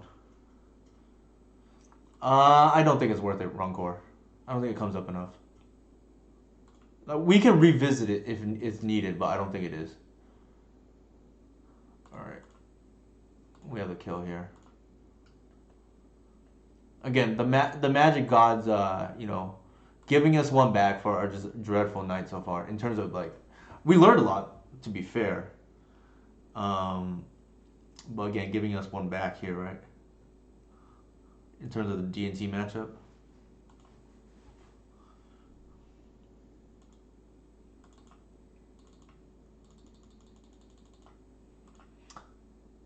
It is not it is not out of the realm though to cut one of the sideboard cards and just like add the once upon a time. But I think we're just gonna put on our big boy pants and make the cut from the main deck. I think that increases the percentages by more, right? The sideboard card I just want haymakers, like I want bombs.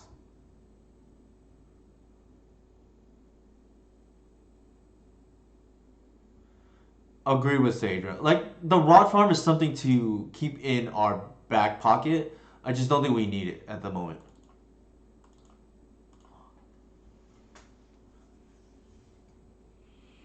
And in terms of like just power level, I feel like Birchler, while very good, just has the lowest power level is the problem, right? And again, this is why we don't want four.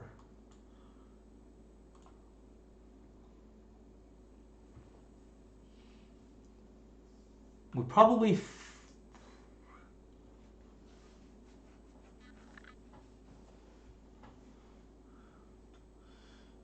It was when I played it for a little bit. Not super necessary though, because usually you want bog at instant speed.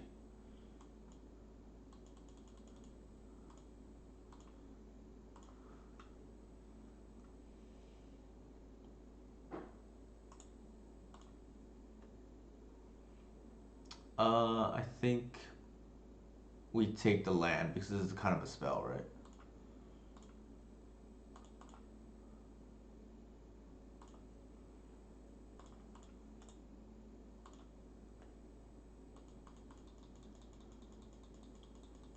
We do, big time, big time. The other thing is like cutting the endurance or the collective from the main is like very actually awkward for our mapping.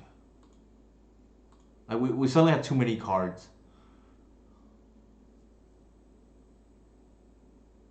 Hmm.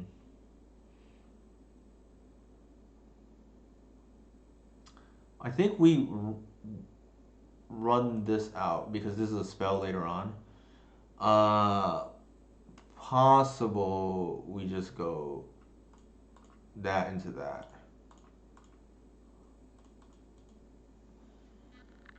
I kind of want to leave the Zenith in my hand.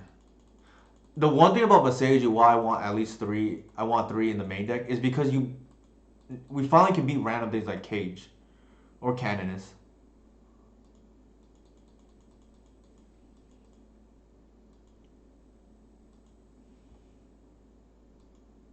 Speaking of the devil, now I'm kind of glad I kept it right. Like this being a spell is nuts.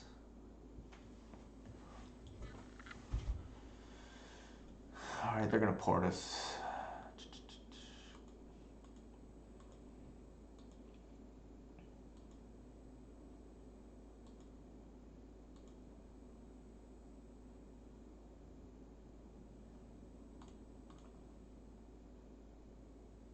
Yeah, it has Sadra. But Saju's, in my opinion, slightly ahead of Endurance at the moment.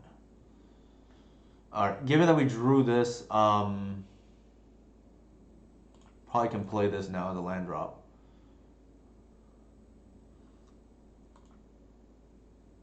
And then pass.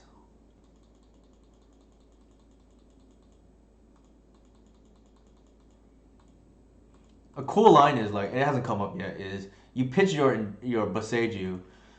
This actually applies to I think the Nettle build, but you can pitch your actually you can't because there's no reclaimer. I guess the hybrid build, and then endurance put back the Boseiju, right?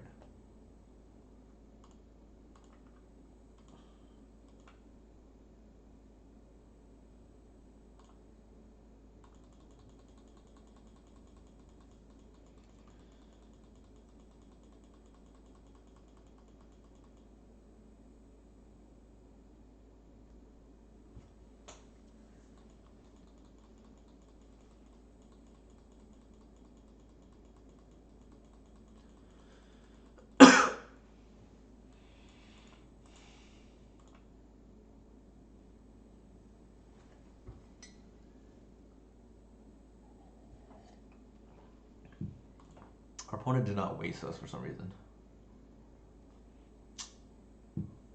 Beyond my comprehension.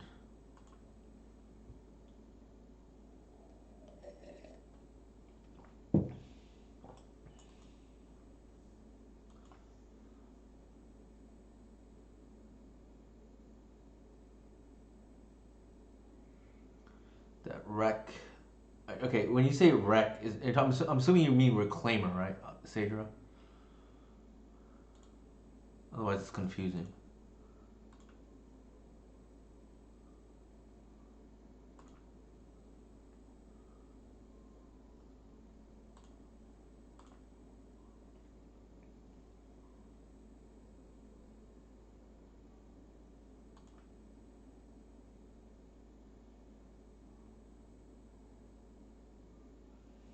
Yeah, that's true. That is fair.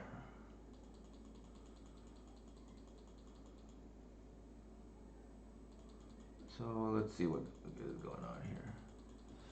I think given. Uh oh.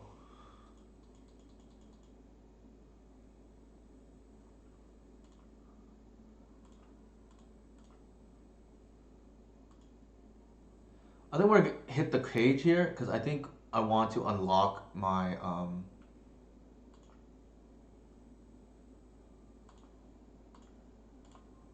graph digger. I mean my Greenstone Zenith.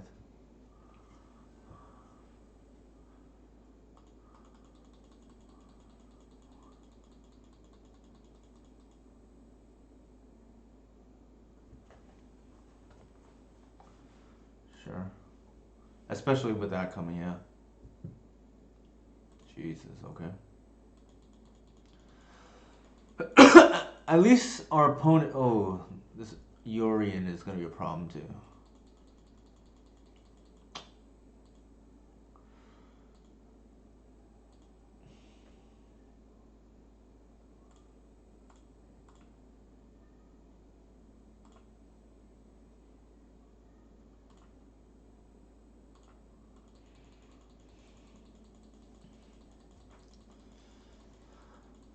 So they can't Yorian and port us on the same turn, which is nice.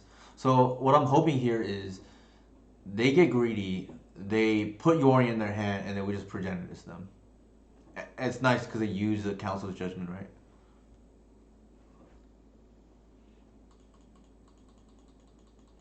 Actually, what I should have done there was Visionary. Well, actually, if I Visionary though, that's bad, right? Because they can just Yori on me. Jesus, okay. Was not that they top decked that, so nothing I could have done. Presumably port me here.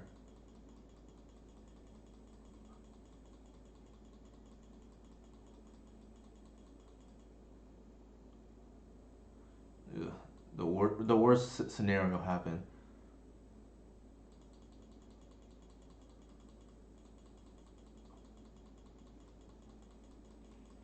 Cause we were able to play around the port, right? If they don't go for it, if we draw and potentially draw just top deck a land, here we just get super punished for not getting the Visionary.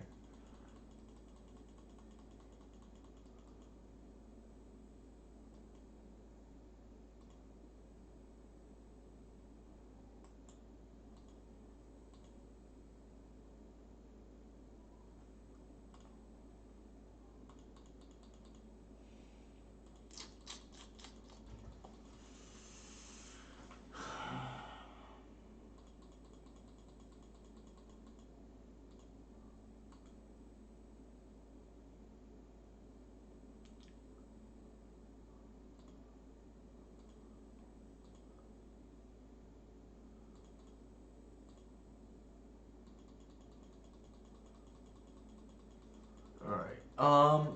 We'll get it in game 3.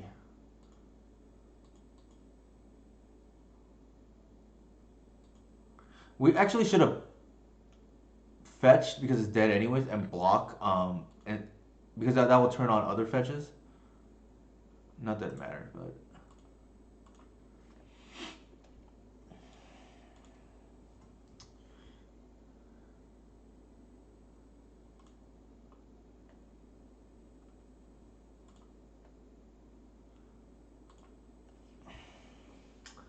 I can't help but think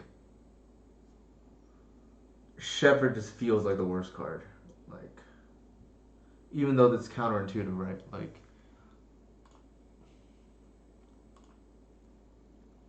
in these kind of matches, I just do not want to see that card. But against Doomsday, right? I need to see that card. So it's like hard.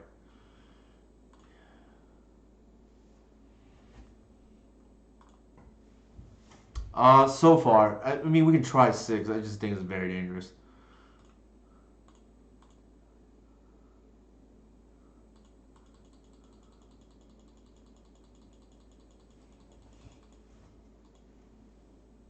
No, not yet. I don't think that's gonna. Well, I haven't really tracked it that much, but I suspect not often. I should look out for that line, but I don't think it's come up yet.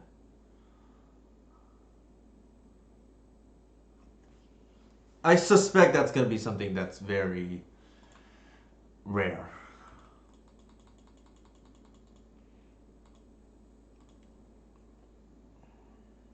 Oh my god, our hand. We can't. We have just been drawing so poorly today.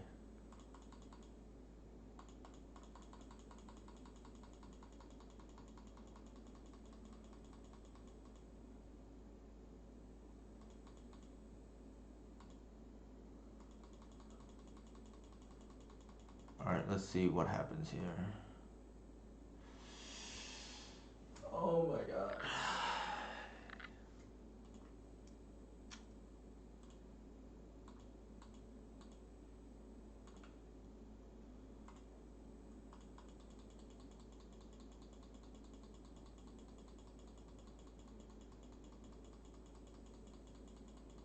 It's one of those days like where this happens.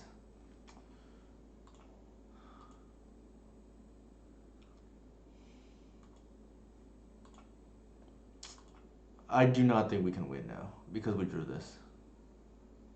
Like, man, this is a nice poker hand, or at least decent.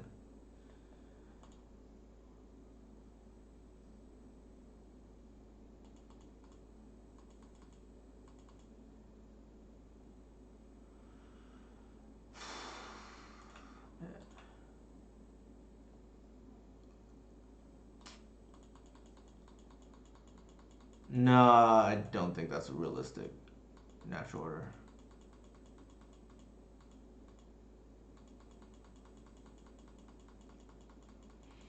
We probably lost this game. Like we just we could not have afforded to do that to get that draw.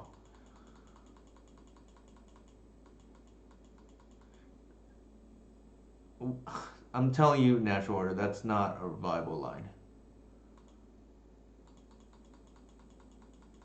Like you're time walking yourself twice.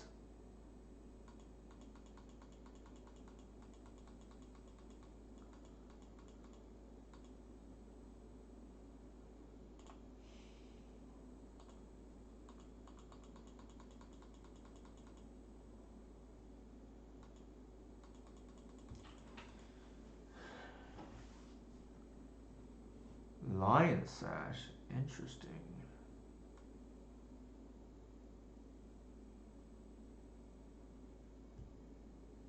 Huh. All right.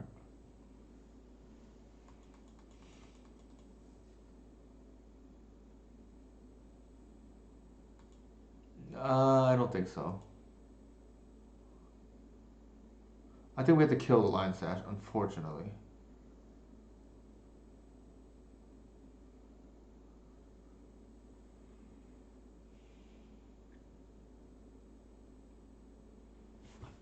The 2/2 is not gonna hold back the lion sash. This thing is potentially gonna be annoying. Like we have, our hand is just too bad at the moment.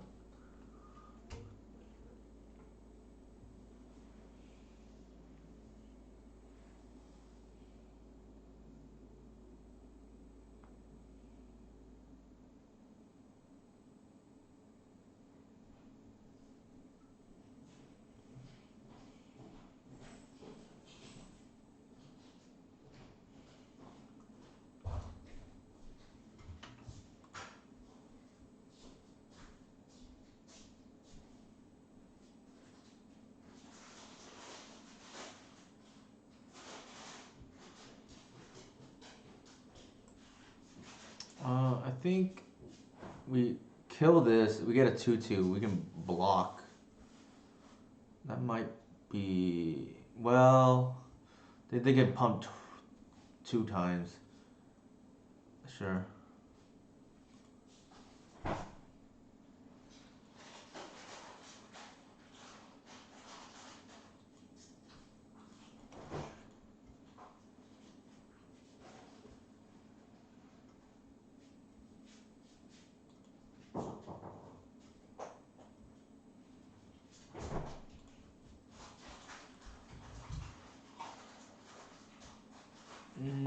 I think we actually. I don't think we care. Be my guest.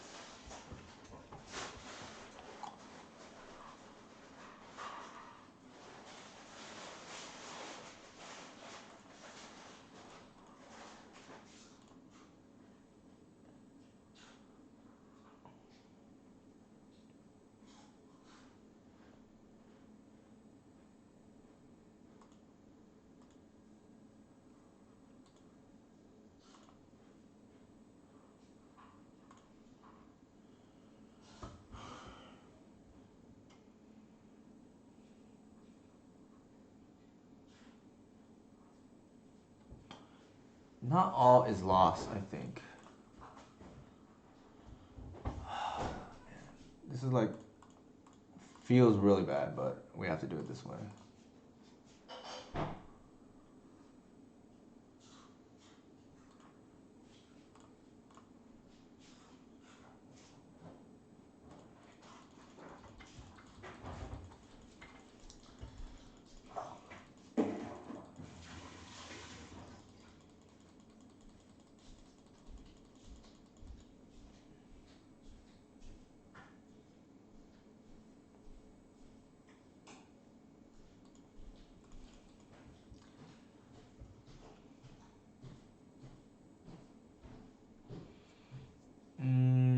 Do I care? It's gonna die next turn anyways.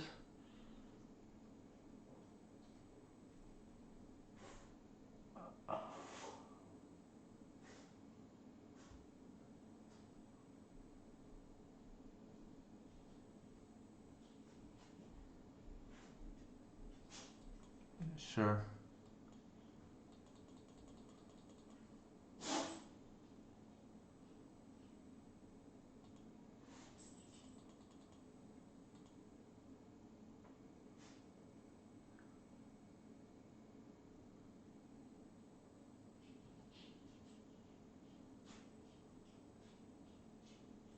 Ooh, this is kind of nice. This is kind of nice.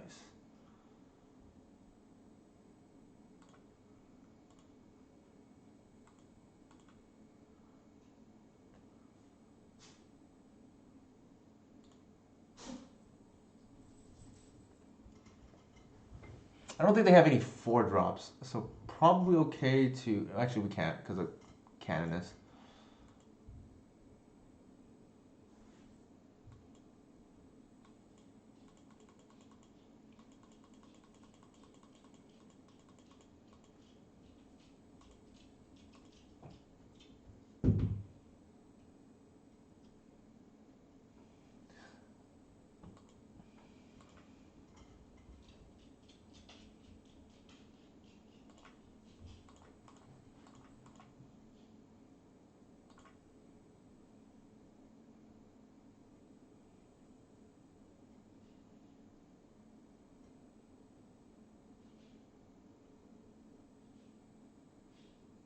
Ooh, interesting. Okay.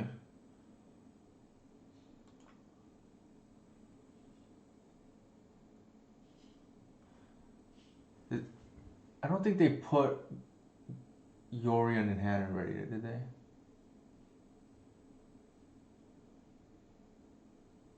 Oh, they did.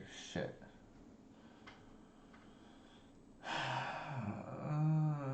Shoot.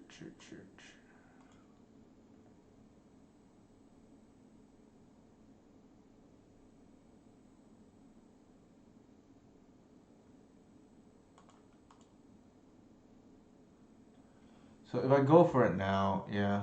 Alright, sure. That's annoying.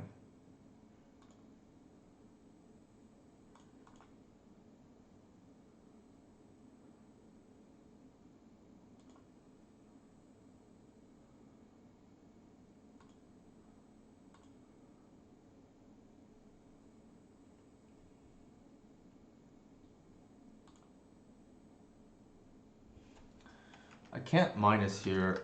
I think I have to plus again.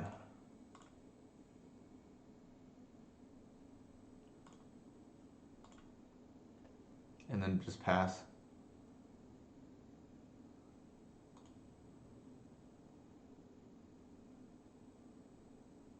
It does. It does. Yorion's in hand, which is annoying. Oh my god. Oh, Jesus Christ.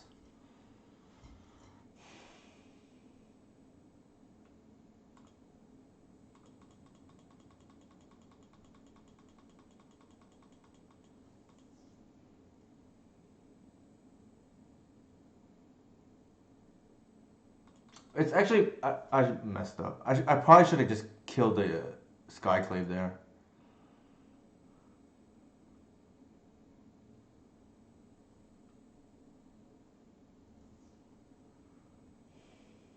The game was really lost by drawing this.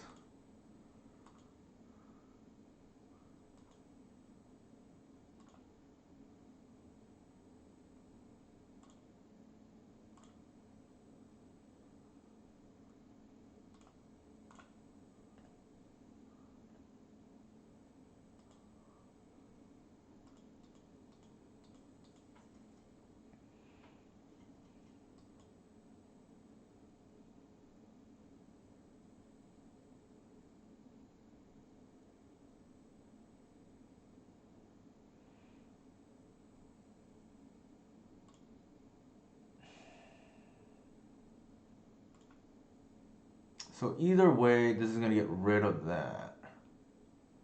I think we kill the Solitude here.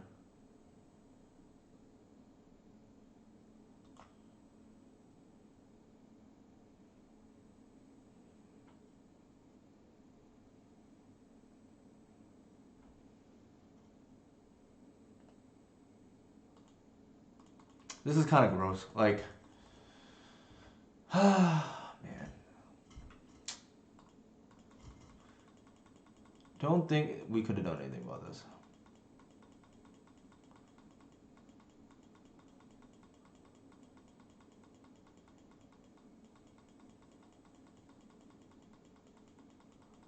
I think, what is going on?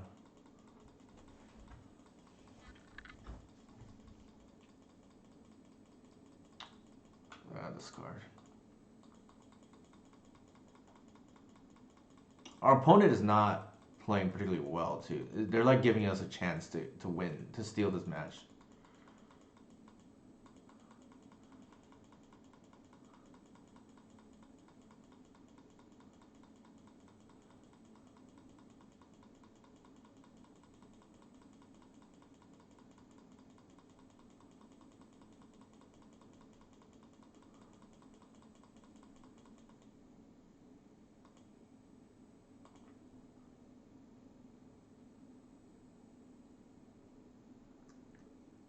Alright, is that lethal? That's 7 damage. 3, 4, 5, 10 plus what looks like 25? Might be. I think we have no choice but to try.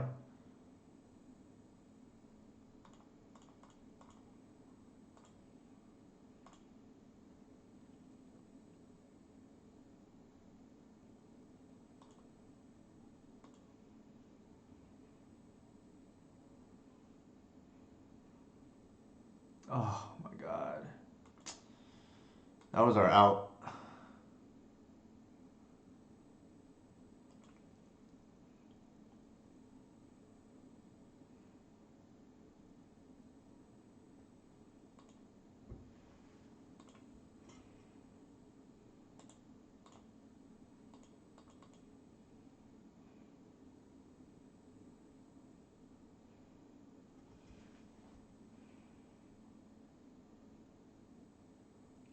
Oh, our opponent is not blocking correctly.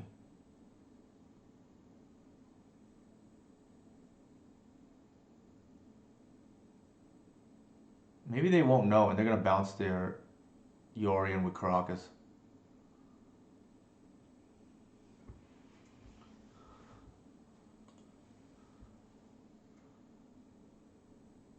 Yeah, I don't think they realize that's how that works. Now we have lethal. Wow, we stole this game. Shoot. I'll take it, I guess. We were not supposed to win this game. Like, we just drew the worst possible, like multiple times, and our opponent just threw the game away, like on multiple turns. Like we should have been dead a lot earlier. Um, that's it. I guess we can just talk about the deck list. Yeah, I don't know. I saw they blocked with the Yorion, I was like, oh, I think they're gonna mess up right now, and they don't realize the trample actually goes through. You bounce. All right. Anyways, that was kind of funny. So overall today, not that great. We went 5-5, right? We went 3-2 the first league, 2-3 here, and really you probably should have even lost this. Um, I definitely want the fourth once upon a time. Flooding doesn't seem like an issue to me. I just think we just want better cards.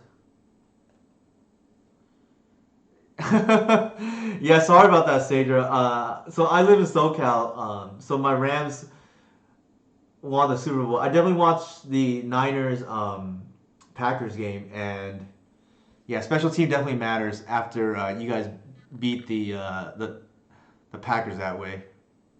Yeah, deck building. I think with respect to this,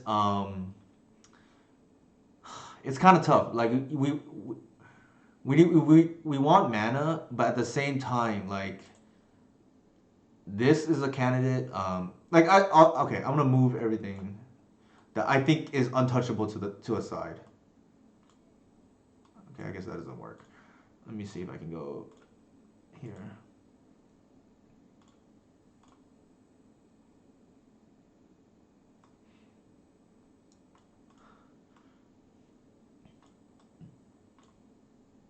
Why is it doing this? Okay, there we go.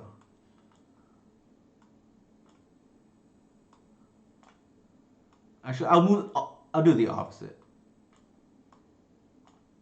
All the cards that I think are candidates to be moved, I'll move it to here. Probably that. Like these are the in my opinion, the four options. I don't think anything else is like. I guess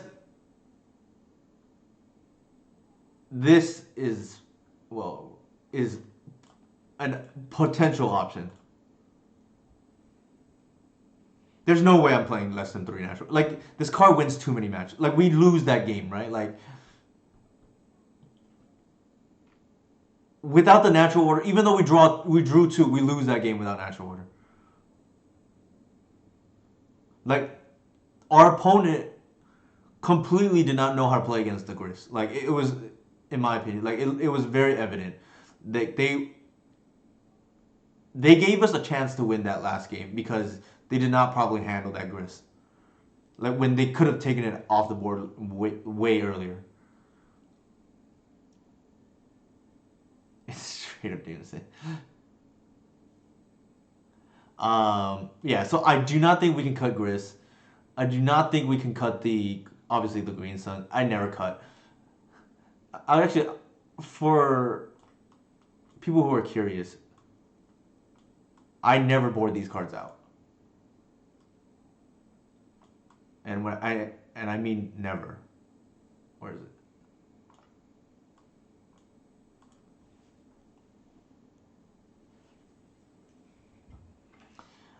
They did, but to be fair, like we drew so poorly that game, and granted our opponent like put five ways to Sunday, but um, we still pulled it out, right? Like it took some help from our opponent cooperating, but these are the cards I never cut because these are the consistency tools, right? The other cards are all fair game in my opinion. To be fair, the Birch Lord I don't really cut either, so this is like a somewhat. I guess I can leave it here because, but I don't really cut it. I think that said, it feels to me like this is probably it. Um, I again, the chicken way out is to cut like the run afoul or something. Uh, I don't think we can cut Leyline. The card just wins too many games. Endurance, same thing. It's just too flexible, too flexible, too flexible, and this is a haymaker. It's like really that's the one card, and I don't really want to absorb losing that yet. It the mana base already. I think it's gonna be very dangerous to go down to six fetches. One, two, three, four, five, six, seven, eight. So we have what? Eight plus four once upon a time. Maybe that's okay to find the maybe eight plus four once upon a time to find what is it called? To find the black source, but I'm not like a big fan on that. And it also felt like we wanted the extra lands, right? We didn't really flood out. And if we didn't flood out, maybe there's less need for this birch lore, right?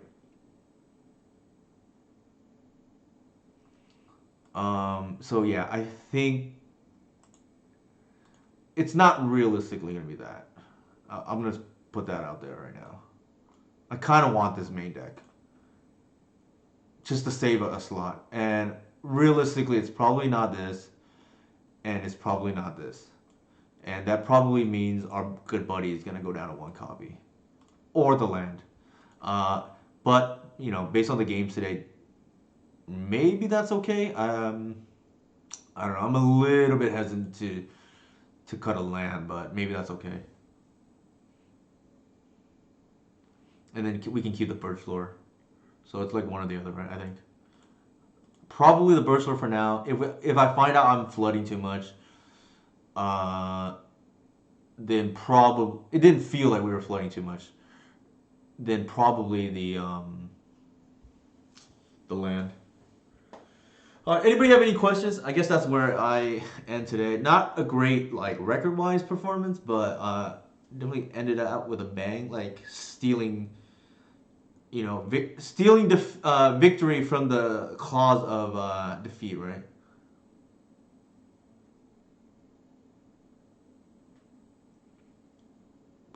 After Baseju go to. What do you mean by that? Answer Key Gaming. That's probably true, Sage. I somehow doubt this is correct. And I think we just like this deck is like very mana hungry, and I think we just want to hit land drops every turn. To be honest, um, I know we went back up to a land with the extra Baseju. I just feel the mana base just gets significantly worse without it. So, like, essentially what happens, right? Like, if we end up cutting a land, we would have essentially cut three lands for three Baseju. So the mana base just gets more worse than I would like. But yeah, if there are no, this actually pains me, right? I think this is it, based on how it played out today. The opponent might target Baseju with Wasteland. In the past, they would have always held it. Yeah, for sure, Ansaki Gaming. I know what you mean by that. Like, I mentioned that a few times already. It is, right. So I don't, so that's the other thing, right? I don't really want to cut a land. Okay, for those, okay, I'm going to redo this. The original mana base was this. There was an, okay, let me change screens and then change back. Maybe that changes it. Oops. Sort.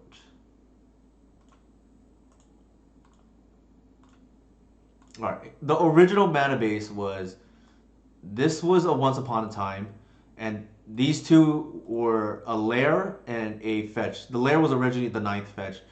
I think if you cut a land, and so if this is the once upon a time, and you cut a land for the Baseju, the mana base is just significantly worse than before, and we want Baseju to be a split card between Assassin's Trophy and land, right? So I think it makes sense to cut a non-creature, sorry, a non-land. And unless I absolutely need to, I do not want to lose a sideboard slot yet. Lair had a good run. I think there will be people who will still play one. I just think the problem is this card is just too good not to run as many as you can. And maybe you can run a Lair over a fetch. I mean, that's like not the end of the world, but like our black mana will get like less consistent. But for the most part, the black mana has felt okay so far. Even though we're only at 7 fetches right now, right? I think it's felt okay so far. So I think Lair is not. It's down definitely, but it's not out in my opinion. I think Queer Rangers is probably just out now. As painful as that sounds. Before there was merit to running one, I do not think it's gonna be able to support the mana base. I mean, based on today, right? Like, you're gonna have a very shaky mana base, I think, with that. But you can maybe get away with one. I don't know. I mean, I can't imagine running multiple with multiple Boseiju, right? Like that's gonna be real awkward. You're gonna have a lot of Boseiju cradle hands and then just not be able to use the Queen Ranger effectively. All right. With that said, let's see who's streaming right now that I can raid.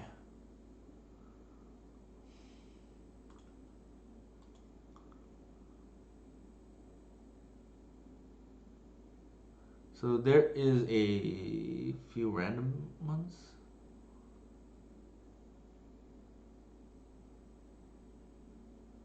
I guess we can raid this Kamigawa collector break case break. I don't know what that means.